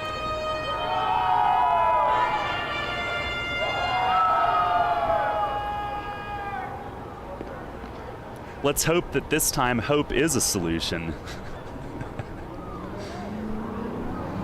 The 1-2.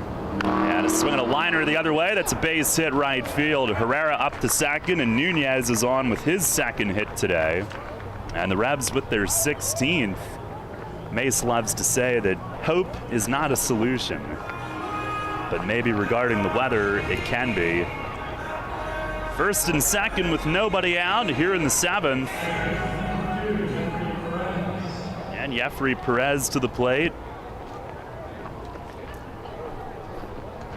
Jeffrey 1 for 3 today, has reached on a single and a walk.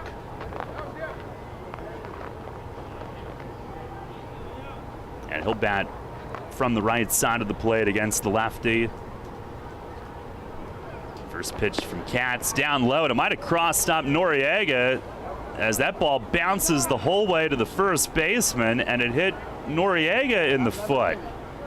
And he comes out in front of the plate, bent over, hands to his knees, and he'll try to walk it off as their AT comes out to check on him. But man, 1 inning after the plate ump had to leave a foul tip off his foot, now Noriega gets drilled with 1. What did I miss, Jake? Anything while I was out? The greatest attempt I've ever had in my career at stalling. I'll tell you that much. But now everyone was caught up on Atlantic League scores, Major League Baseball scores, and the College World Series. Whoa, what's going on with that? So I guess I'll have to double check. It was 0-0, top of the 6th. I love asking questions. Well, we have time, so I can tell you Oklahoma is up 2-1 in the 7th inning. Looking to extend it to Game 3 tomorrow. Ole Miss laid the smackdown last night, 10-2. By the way, if they do extend it to Game 3 tomorrow with the Revs off, we will carry that at 6:45 tomorrow night on Westwood 1. With Kevin Kugler, correct? Yep. There is no Phillies game tomorrow. Any chance to listen to Kevin is a great opportunity, if you ask me. Yeah. One of my favorites. a perk of us being a Westwood One station. What is going on now?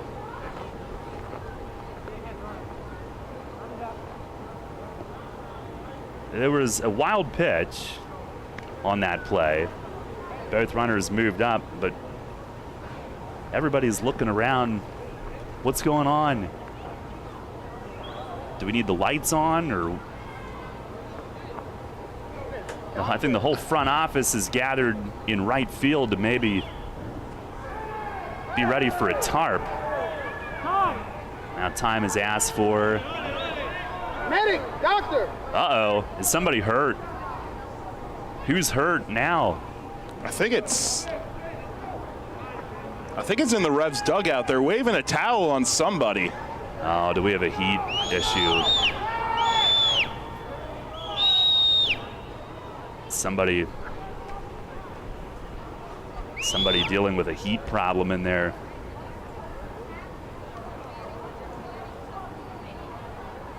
Huh.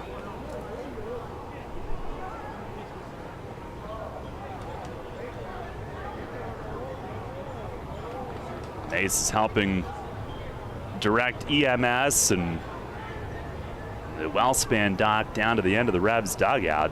Somebody seated in there, they're toweling that individual off.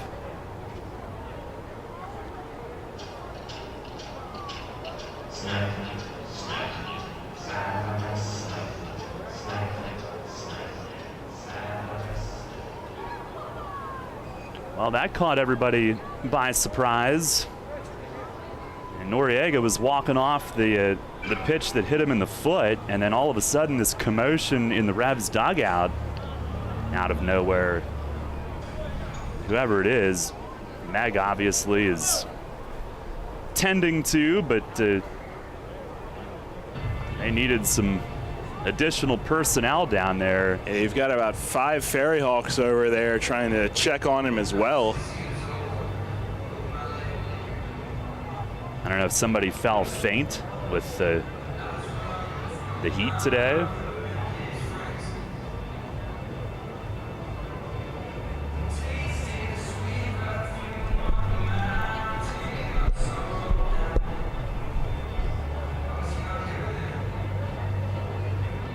This has been for a 13-4 lead for the Revs. I can't say that this has been a great day. I think it's a net negative when you look at everything that's gone on.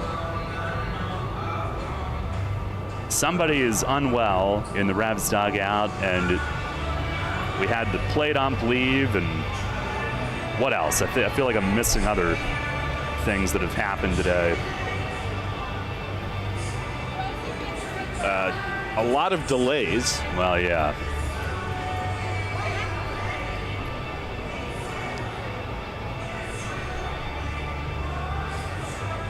I have no idea who it is that they're tending to, but they're delaying the game. I'm trying the process of elimination in my head based on who I see, but it's not DeGus, who was just pitching. He's walking around.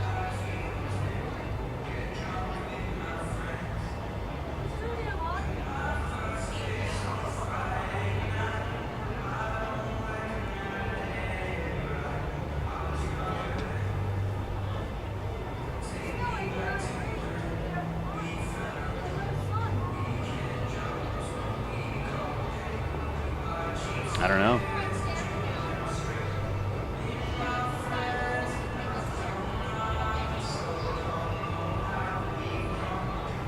I mean, I guess the good news is it's not an all-out panic, but continuing to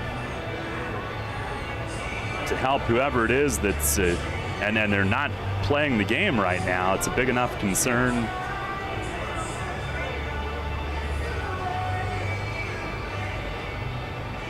I know earlier both teams were in need of additional water. And yeah, start of the game, there was nobody on the railing really except maybe the coaches and the pitcher who happened to be charting today. Everyone opted for the shade when they could get it. They might be calling for the cart from the grounds crew again and gonna drive someone off upstairs.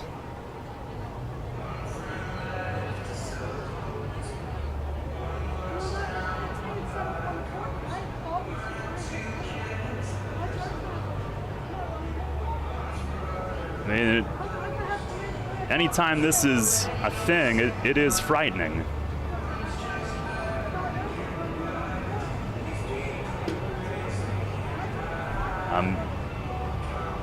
I'm saying that it's hopefully good news that everyone down there isn't losing their minds in panic, but it's still frightening when, you know, this is causing, number one, the game to be stopped, but number two, somebody to need this type of attention. You'd rather take a hit by pitch and need some attention than possibly faint. I mean, I don't know if you've ever had some heat-related illness in the past, but it's never fun. Yeah. Honestly, I'm not sure myself. You know, there's days that you don't feel well, but I don't know if, again, I don't know if someone fainted or started to pass out or got that like chilly, clammy, I don't know. But fingers crossed.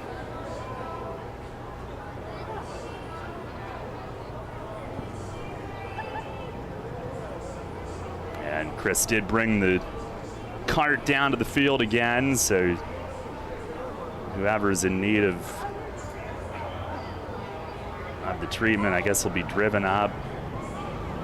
Oh no, now they sent him back, said we're okay.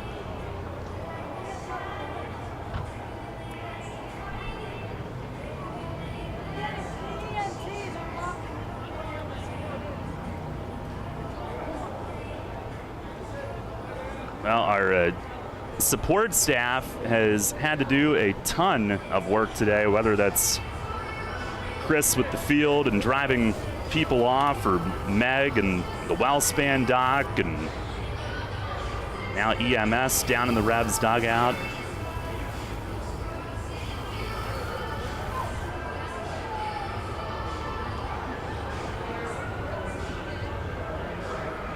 And one thing about this Revs team, like, they are very close knit.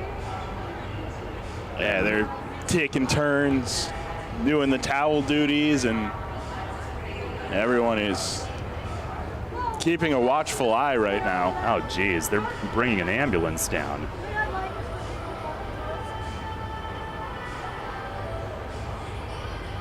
Going to bring an ambulance down from the alley in center field.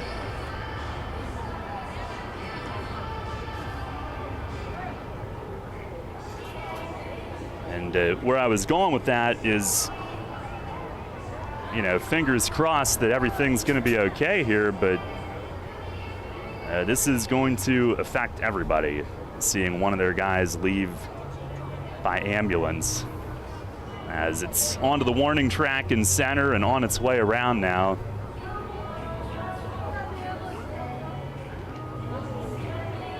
I know the last thing you want to do is speculate, but I would have to imagine it's heat. I do recall several years ago that a visiting player had a similar thing happen, and they had to take a visiting player off by ambulance, and that individual was fine, but this is the first time that this has ever happened in the Revs dugout.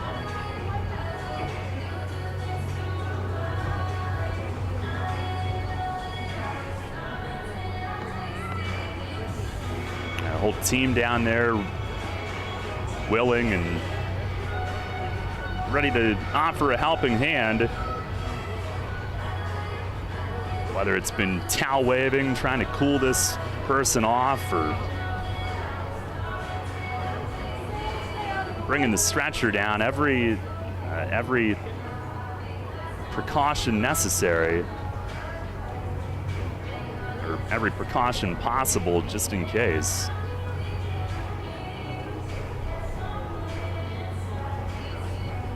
certainly puts a damper on the day. The 13-4 lead in the game is a distant thought at this point.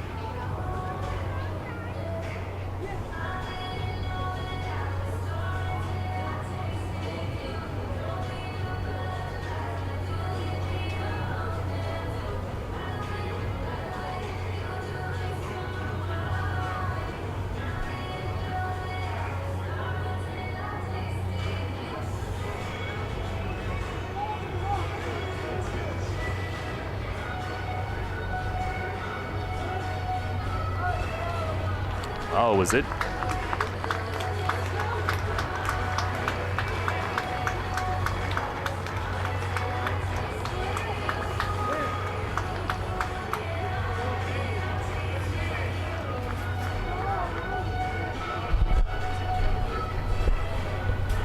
It's Jack Kenley who's being helped up. And he's on the stretcher being taken into the back of the ambulance. Well, you know, I know with Jack, he's had some games in the past where he's felt a little lightheaded and things like that. So and Meg's got all the knowledge of each guy and what they may deal with, and I'm sure passing that along, and they'll take great care of him. He did appear to be alert and was seated upright. But yeah, Jack was not playing today, and we couldn't see down at the end of the dugout. But that's who apparently fell ill, so.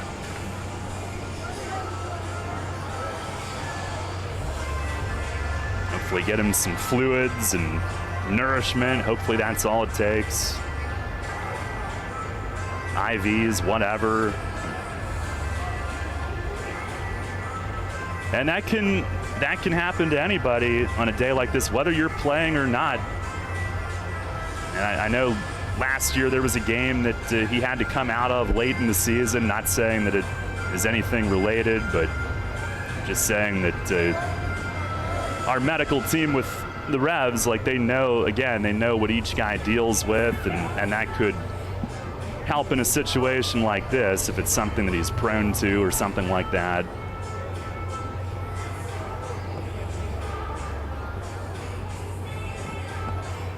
And they'll be driving him off through the gate in center. Boy, that is not what you plan on when you come to a Sunday. When Jack comes to a Sunday homestand finale, he's not anticipating going to the hospital, and I hope that soon he can chuckle about it. Again, it did look like he was upright and alert. But they were tending to him for a long time.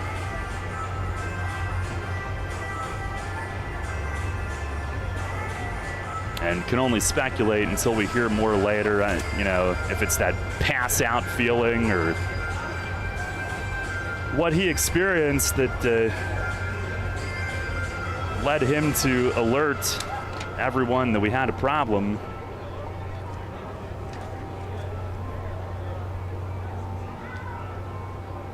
And I don't know if they'll work on him in the clubhouse or take him to the hospital in a situation like this, but the ambulance still down in the field next to the Revs dugout.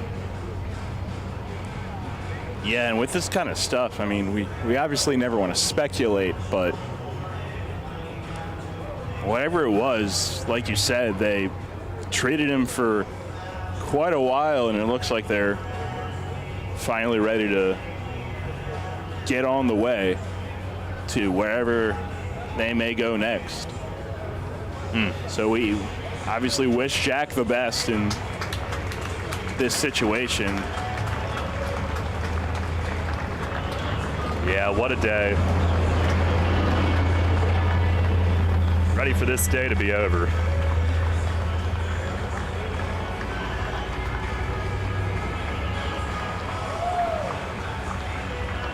My goodness.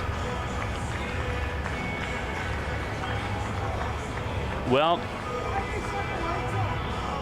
fingers crossed and have faith that he will be just fine in short time. And for the players, now you've got to get your competitive edge back and play the final couple of innings after seeing one of your teammates get ambulanced off.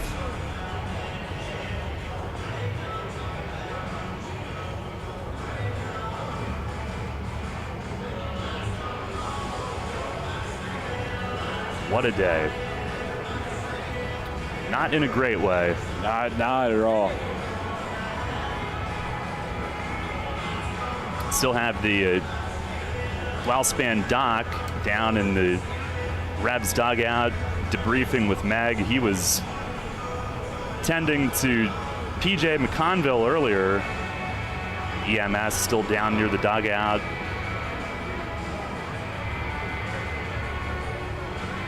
Well, Jack will be in good hands now, but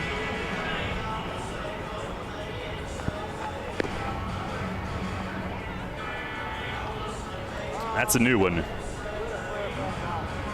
As Alex Katz goes through however many warm-ups he needs to resume here. This is the second long delay that he's had to pitch through as well. It's a lot of up and down for really everyone today. Second straight inning.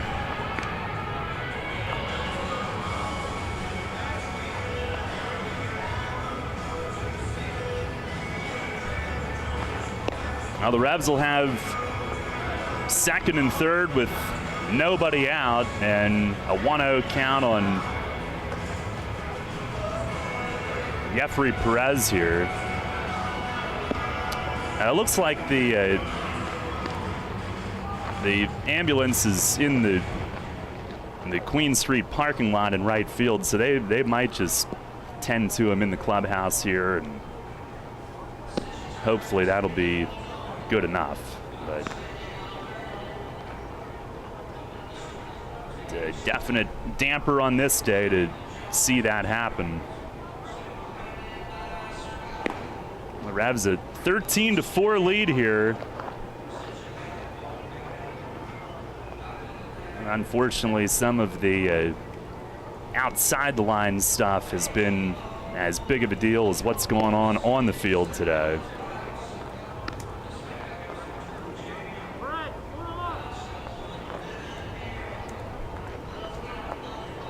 As Katz will throw one more and then be ready to go.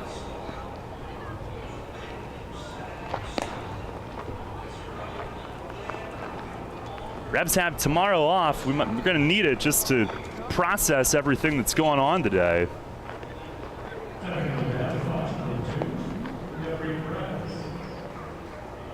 And back to the,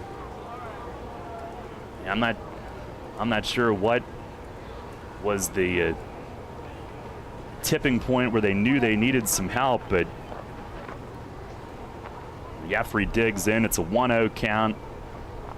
And here's Katz's pitch, and he swings and skies it to center field. Cespedes is under it. He doesn't see it at first. Now trots in. He finds it, makes the catch, and we'll get it in quickly for out number one. Runners stay where they are. But the first thing that we could gather was players in the dugout hollering for a medic. You're wondering what the heck is going on. Here is Troy Stokes Jr. That's not a word you want to hear when 20-some guys all at once are screaming for a medic.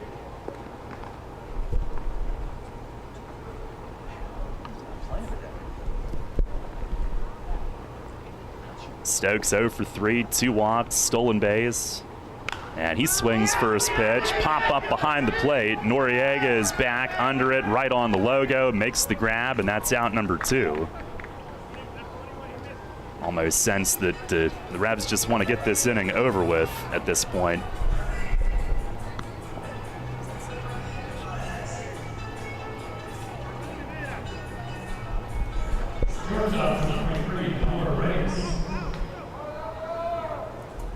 Here is Elmer Reyes, who's 2 for 3.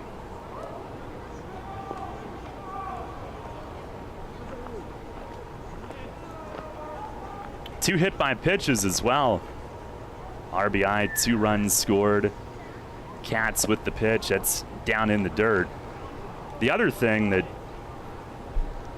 there was a rumor, and I didn't see it happen. Was there a ball that went into the Revs dugout and hit him? I'd heard maybe a ball went in and that was the cause for the issue, but I didn't see that happen.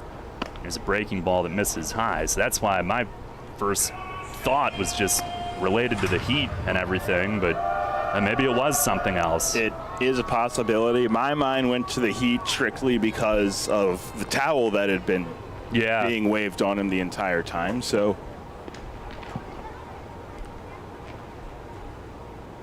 here's the 2-0 and a swing and a miss. Everybody up there hacking now. Revs up 13-4 here in the bottom of the 7th inning. Reyes came into the day 2 off the league lead in hits. He's got 2 hits. Here's the pitch, and he swings and pops it up foul and out of play, right field side. And we had a bunch of the front office staff gathered at the top of the stands in right, and that would make you think that maybe there is a tarp warning. And then all of a sudden, they were the dugout trying to find everybody and holler for the medic. It was pretty scary. Here's the 2-2, and it's fouled down off Elmer's foot. And that rolls out onto the grass, and he'll walk it off.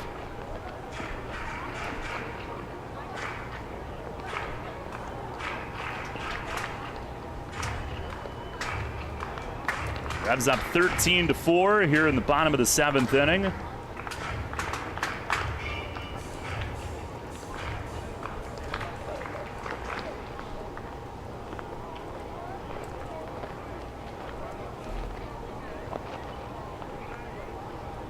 And Cat steps off.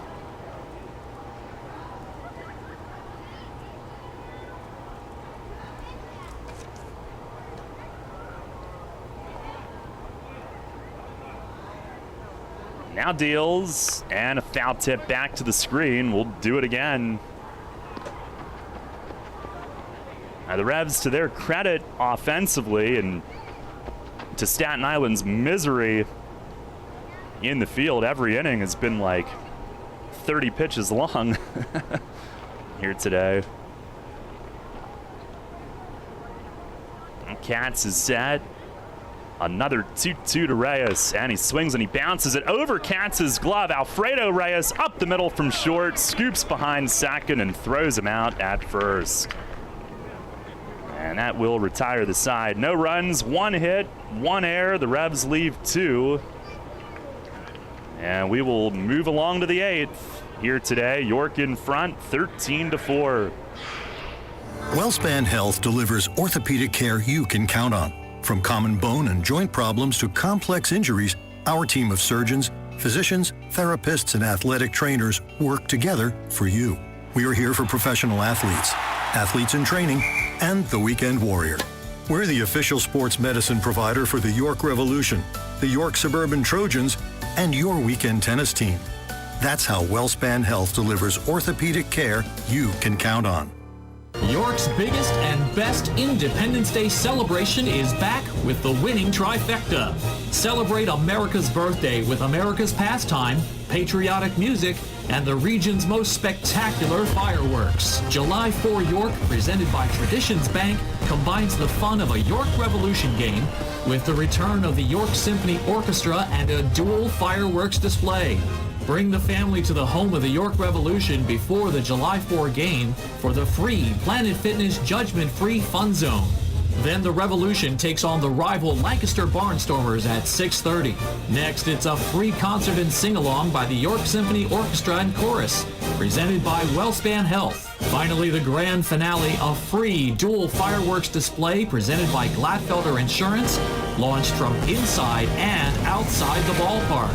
Get your tickets today at July4York.com. That's July4York.com. With signs and graphics, you can say anything, do anything, be anything. So make your statement with Fast Signs. Stop in today or visit fastsigns.com. You're on York's home for Sixers basketball. Sports Radio 98.9 FM and 1350 WOYK. First in York, first in sports.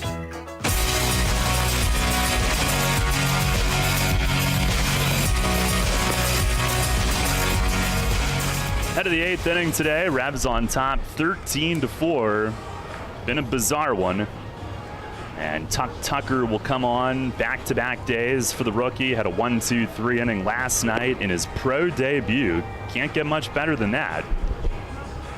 And this will be his second professional appearance. Mace did say that Tucker admitted to him today that he had definitely some nerves last night.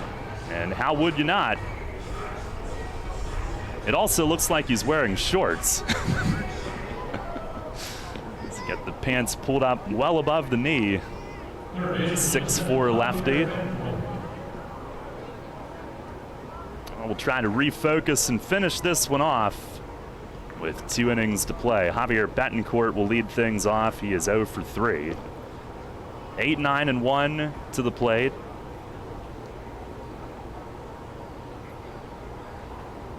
Tucker leaning out over his front leg as he gets the sign. He sets.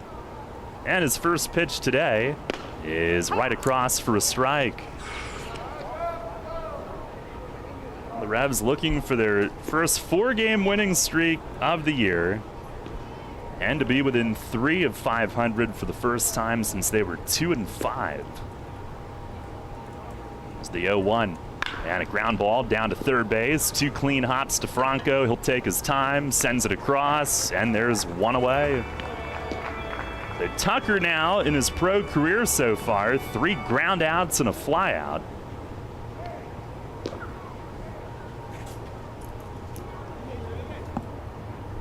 I'll bring up Alfredo Reyes. Our buddy Victor Capion is loosening in the Staten Island bullpen. Reyes 1 for 3, singled and scored last inning. Ferry Hawks got all 4 last inning. As Tucker kicks and fires, and it misses outside. The Revs with 13 runs, 16 hits, no errors. Staten Island 4 runs, 12 hits, 3 errors.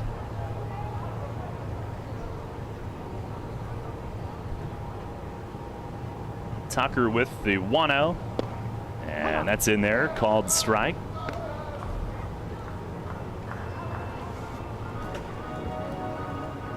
Tucker, 24 years old. He'll be 25 on July 8th from Texas. Now he fires, and a changeup swung on and missed. That was a good one. Had Reyes lunging at it, and it died down and away.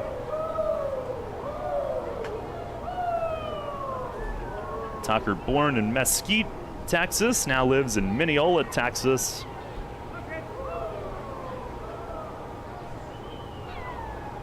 The 1-2, and a ground ball, base hit, left field. First base runner against Tucker as Reyes pulls it through the opening.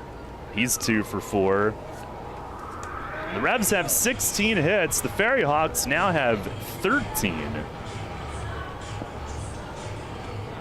Go to the top of the order, and Antoine Duplantis, who's 2 for 3 with a run and a walk.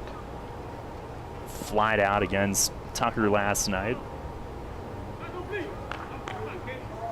Tucker coming off a trip to the NAIA World Series with Georgia Gwinnett, where he pitched for Fletch. Left on left, first pitch, he swings, Duplantis does, and he pops it in the air, shallow left center, Lean hustles in, JC's gonna call, and comes scampering in left center to put it away. That's out number 2. Lean looks a little forlorn as he walks back to center field. That was his, and his friend took it from him.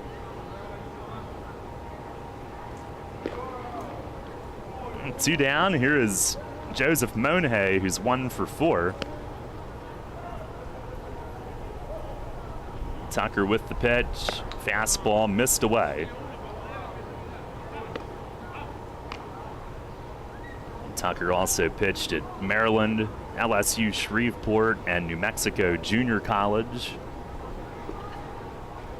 1-0, and it's called strike as he buried it in under Monhay's elbows. 1 ball, 1 strike to count.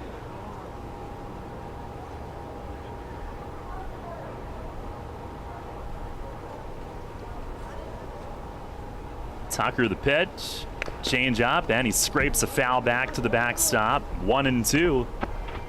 It looks like he's got a good change up. Fastball up around 90.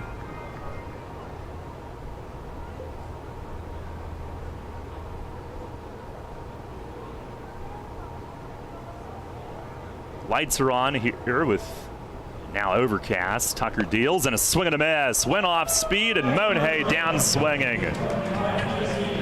And Tucker has begun his pro career with 2 scoreless innings. No runs, 1 hit, and 1 runner left in the 8th. We go to the bottom of the 8th inning. Revs on top, 13-4. Comfort and convenience await you at the newly renovated 4 Points by Sheraton York, situated in the suburb of historic downtown York. Our hotel provides easy access to popular local attractions, including the Harley-Davidson Factory, the York Fairgrounds, Hershey Park, the Gettysburg Battlefield, and Lancaster Amish Country. Unwind in our spacious hotel rooms featuring plush beds, complimentary high-speed Wi-Fi, and other home-like amenities. Head to our on-site restaurant and lounge, Trios, to enjoy delicious American cuisine or an evening cocktail. Keep up with your exercise routine while traveling by using our family-friendly hotel's fitness center and the largest indoor heated pool in York. We also feature flexible meeting space for memorable events.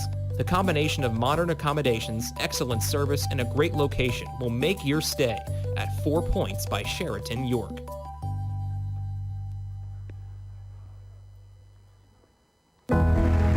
Celebrate the history of our national pastime at the National Baseball Hall of Fame and Museum in Cooperstown.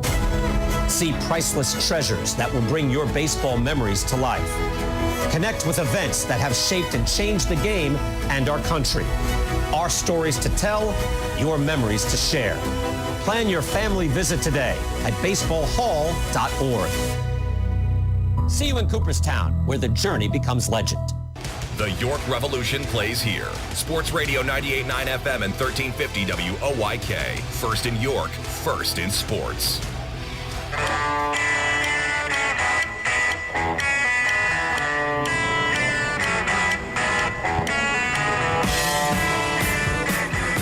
Head to the bottom of the 8th, 13-4. Revs lead it.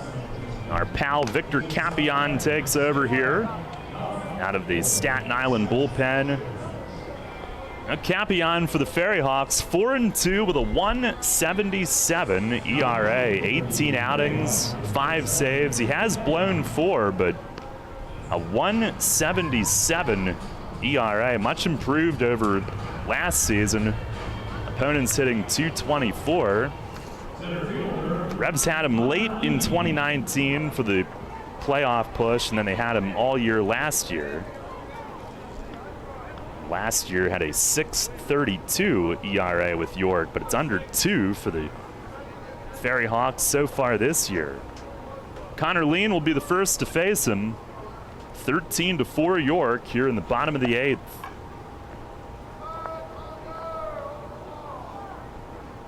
Another big day for Lean. Here's Capion's first pitch, and he swings and he rips it at third, but caught above the dirt by Betancourt. Line drive snared for out number 1. And Lean is now 2 for 4 on the day with a homer, plus a couple walks. Revs with Nick Howard up in the bullpen. And with 1 away, here is Nelly Rodriguez. Nelly 1 for 4 with a walk and a run. 1 pitch, 1 out for Capion. And here is his second pitch since coming in. It's a fastball strike on the inside corner. Phillies down 5-2 in the 5th in San Diego. Will join their game in progress straight ahead. It's the 0-1. And a line drive down the line in left, but a little bit early and foul. Nelly socked it, but just out in front of it.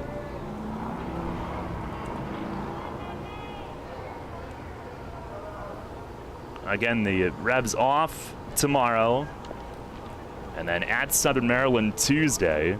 6-game trip to Southern Maryland and Long Island. All the games in Waldorf at 6:35. We'll be on at 6:15 every night.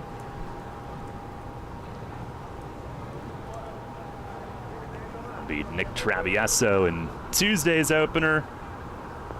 Pitch from Capion. It's a slider away, 1-2.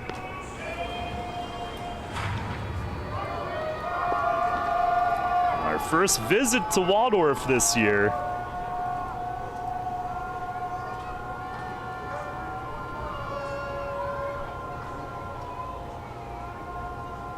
Cap fires, and it's down and away. The Blue Crabs today, they were down 7-0. They came back to win 9-7. So I guess they're not just gonna hibernate until the postseason.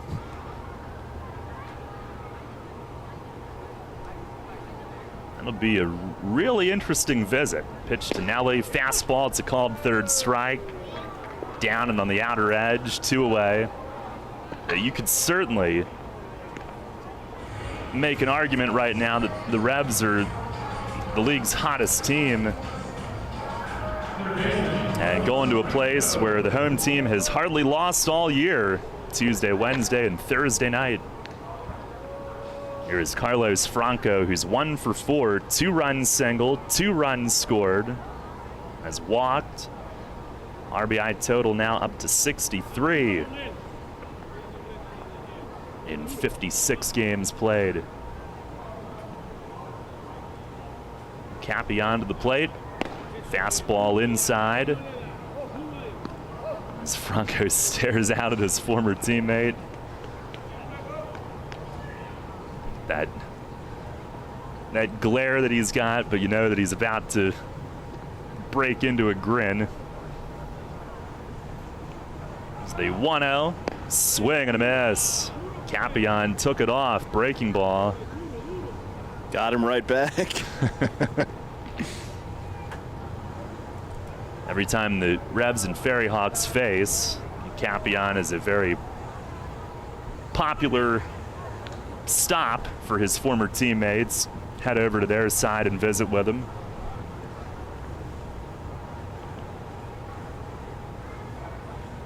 Ready with the 1-1, and that's in off the corner.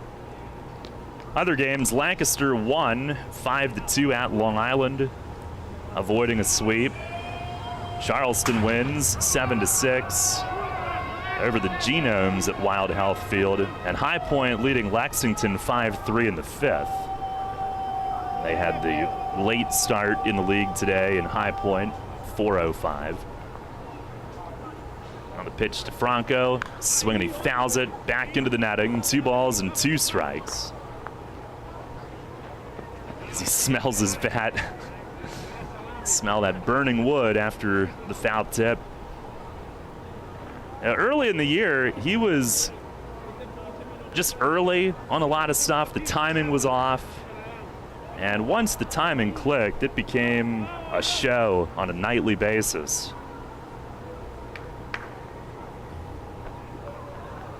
Capion set. And the 2-2. And he swings and lines it foul the other way into the White Claw terrace and left.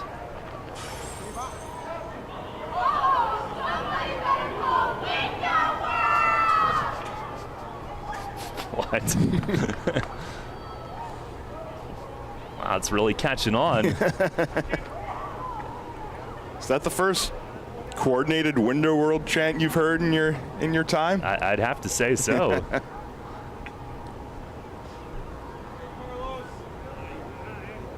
Capion steps off. 2-2 it stays. Hey, that means it's working. That's marketing 101 right there. That and all publicity is good publicity, right? In a way. Another 2-2.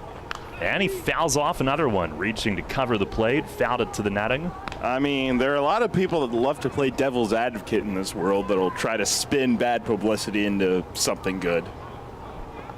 But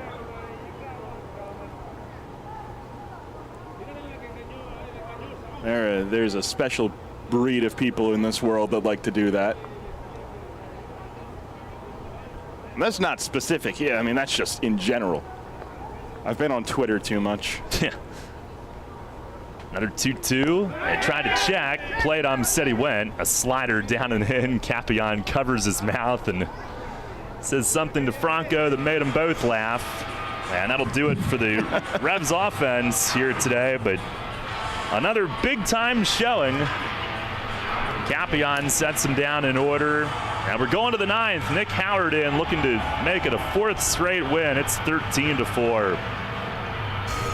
Dickey's Barbecue Pit is known for slow, smoked quality meats that make your taste buds grin from ear to ear. We queued it up to a whole new level by adding beer and wine to our menu, and there aren't many combinations better than mouth-watering brisket and ice-cold beer. So come visit us over at West Manchester Town Center to get your fix of both. Dickey's, the best way to cue the day with legit Texas barbecue. Visit us at dickeys.com. Remember rushing to the newspaper in the morning to read all about that Revs game from the night before? Was it? Yeah, that was a long time ago. We barely remember that too. Sports Radio 1350 is your home for local sports, and we're taking care of that news void in your life. Get your York Revolution game articles delivered right to your inbox every morning, courtesy of WOYK. Simply log on to YorkRevolution.com and click to sign up to receive daily game recaps right to your inbox. Keep up to date every day as the York Revolution go for another Atlantic League title. We're your source for local sports. Sports Radio 1350 WOYK. First in York, first in sports. Farm Credit supports rural communities and agriculture with reliable, consistent credit and financial services. In good times and bad, we provide loans to farmers and ranchers, farmer-owned cooperatives, rural home buyers, agribusiness, and rural infrastructure providers. As cooperatives, we're locally owned and governed. We help agricultural producers feed the world. For America's farmers, Farm Credit, supporting rural communities and agriculture. Learn more at farmcredit.com. Get the latest on the Orioles with the Baltimore Baseball Show, hosted by Dan Connolly. Mondays at 6 on Sports Radio 98.9 FM and 1350 WOYK.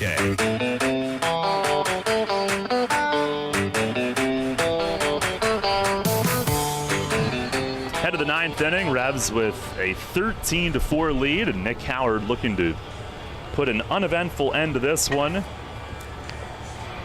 He has been phenomenal as he's gotten his feet wet here in York. Struck out all four in an outing on Wednesday night, and then his next outing Friday struck out two more and stranded two in scoring position. Had a couple of walks, but no hits. Overall, 9 outings, a 2.70 ERA, 10 innings, 3 runs on just 6 hits, 18 strikeouts.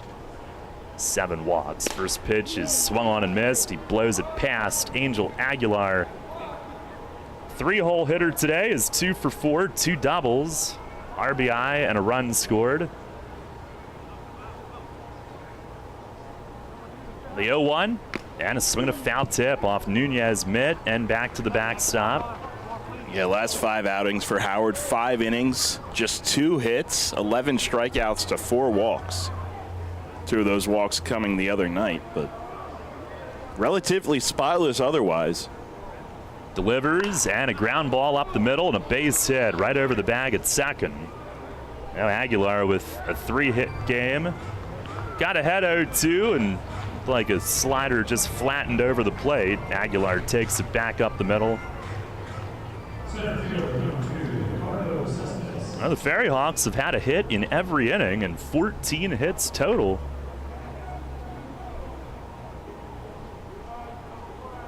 Did their only damage, though, in the 7th. Here's Ricardo Cespedes. And the first offering, swing and a miss. There was no flattening on that slider. That thing went straight down. Cespedes 2 for 4, RBI run back in the 7th. Pitch, swings and misses. Howard threw another one, and another beauty. A combined 30 hits in the game today. Revs with 16. Last night they out-hit Staten Island 22-5.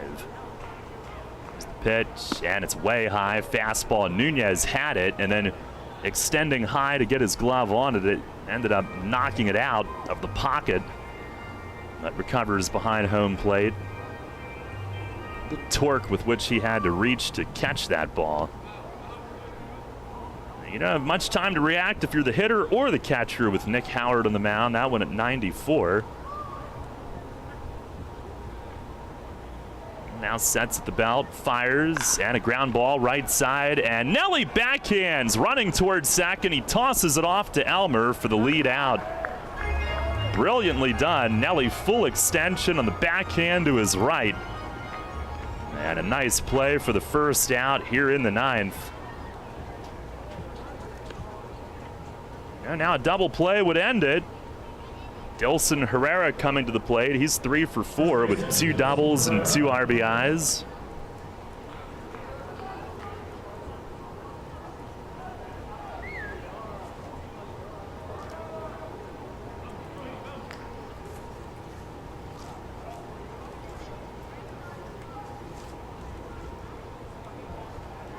First pitch, it's a called strike. Revs will next see the Ferry Hawks in mid-July here in York. And then they'll make one last visit end of August, beginning of September. There's the 0-1, and it's swung on and fouled back.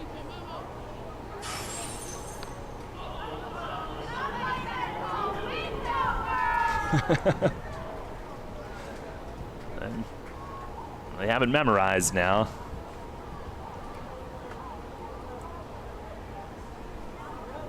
Howard the stretch, he fires, and it's down and away. 1 ball and 2 strikes.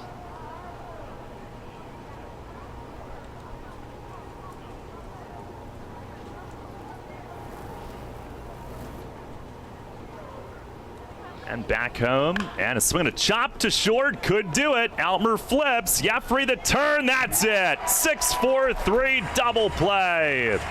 And the Revs have their first 4-game winning streak of the season as they sweep the Staten Island Ferry Hawks here this weekend, and they win today by a final score of 13-4. Yeah, the most complete series I think we can say that the Revs have played this year. They get their first sweep as well, and you know, we've been waiting on that one for quite a while. They've had some chances, and today finally able to get it done. And you know, not only do I think today we saw, this is more of a little thing, but not only today do I think we saw the firepower of this team. I think we saw the cohesiveness as well, given a lot of the scary circumstances we witnessed today, and now they'll regroup and look to take on the top team in the division as they look to continue to pad this overall record in hopes for maybe a wild card spot down the road. Well, it took a little over 4 hours with all the delays, and again, with Kenley heading off in the 7th, he was alert. It looked like when they took him off, so fingers crossed for everything good there. And had the umpire injury earlier as well. Strange day, frightening at times, but the Revs win it 13-4. They are also wrapping up or have wrapped up. Got a little distracted there by Doug's announcement. I think they canceled the Kids Run the Bases due to the approaching rain, but 38 runs in this 3-game weekend series, the 3rd most in a 3-game series in franchise history, just 2 shy of the record. The offense is humming. They had a 7-run 4th today. That was the biggest inning, 16 more hits, and a 13-4 win. We will take a break, post-game show from PeoplesBank Park, and then Phillies Padres coming up next. Online school might seem like a thing of the present, but Pennsylvania Virtual Charter School has been perfecting it for 22 years. PA Virtual Charter School is a successful, tuition-free, and flexible cyber school that offers the experience of clubs, outings, and more. All of their teachers are experienced and PA certified. And last year, our graduates earned over $1 million in scholarships for higher ed. Learn more at pavirtual.com. That's pavirtual.com. The education you want with the virtual experts you deserve. PA Virtual Charter School. Allow the newly renovated 4 Points by Sheraton York to be the host of your next event. We are conveniently located just minutes from historic downtown York and popular area attractions. The 4 Points by Sheraton York offers up to 3,115 square feet of multifunctional space, including a beautiful outdoor patio to suit the needs of your next meeting or event. All of our meeting and event spaces come with fast and free Wi-Fi. State-of-the-art AV services are available upon request. Our chef features an array of food and beverage items for you to choose from. Discounted room blocks are available for your out-of-town guests. Our seasoned event professionals will lead you from start to finish to ensure your guests have an outstanding experience. Please call the 4 Points by Sheraton York at 717-846-4940 for your next business function or personal event.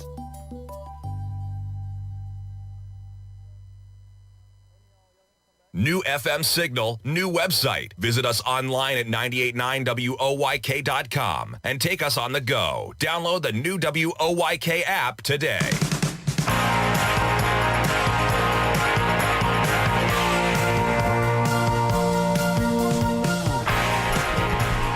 Revs win it today, 13-4 is your final score as we welcome you to the post-game show brought to you by Brewery Products and their Decide to Ride campaign. Sign the pledge form online at decidetoride.com and get home safely every time. And first of all, let's give you a Jack Kenley update. There was words circulating up here from what went on, and it is kind of funny. It sounds like we'll be able to laugh about it. So I guess what happened was there was a foul ball maybe that went into the dugout. There was a ball that hit him in the neck, and eventually he did pass out. But he was alert when they took him to the ambulance, and his main concern at that point was that he was delaying the game. So typical Jack fashion, and hearing that story would lead you to believe that he'll be all right, but it was scary. It certainly put a damper on things today, and certainly for the guys to see their teammate go through that. But that is a comforting, funny story to hear from down at field level that hopefully will lead to him being just fine. And we'll certainly talk more with Mace about that on Tuesday night's pregame show. But for now, we recap the game, and the Revs, who scored 4 in the first inning last night, 2 in the first inning the night before that. Today, they put up 3 right away. They loaded the bases against Hector Guantz, and J.C. Encarnacion unloaded them against his former Delmarva Shorebirds teammate. A 3-run double down the line and left, a huge 2-out hit, which gave the Revs a 3-0 lead. And then the next 2 innings, kind of miserable for Guantz. A ton of pitches, and the Revs loaded them in both innings, the second and third, but could not score in either of those innings. So it was still 3-0 with just the number of base runners through the roof. And then in the 4th inning, Sanabia faced a bases-loaded jam and got out of it with a strikeout and a line-out. And in the bottom of the 4th inning, the Revs basically put this game away with a 7-run outburst to go up 10-0. And in that 4th inning, Reyes singled, Lean and Rodriguez both walked to load the bases. Carlos Franco crushed a towering 2-run single high off the nemesis in left, which chased Guantz, who went 3+ innings and eventually charged with 7 runs, 99 pitches.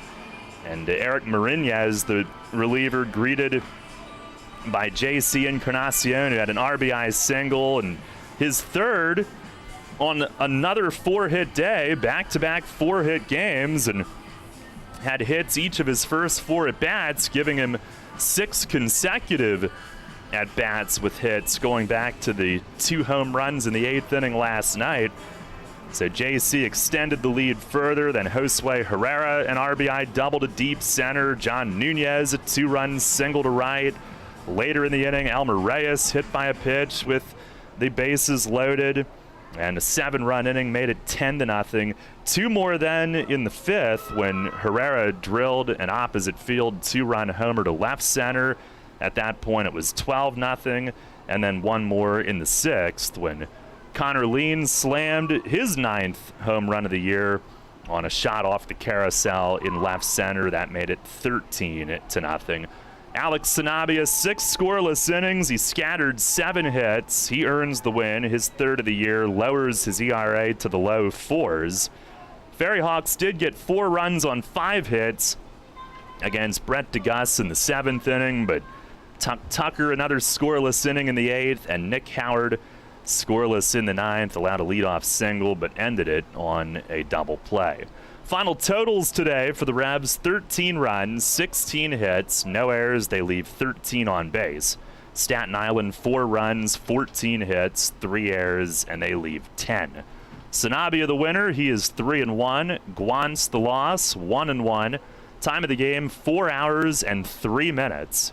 And 33 minutes of that was a combined delay time due to the injuries. You had Kenley in the Revs dugout, and the plate on P.J. McConville, who took a foul tip off the foot and had to leave. Attendance today, 1,902. As the Revs wrap up a 4-1 homestand with 4 consecutive wins, their longest winning streak of the year. They go to 27-30 overall, first time that they are within 3 games of the 500 mark since they were 2-5.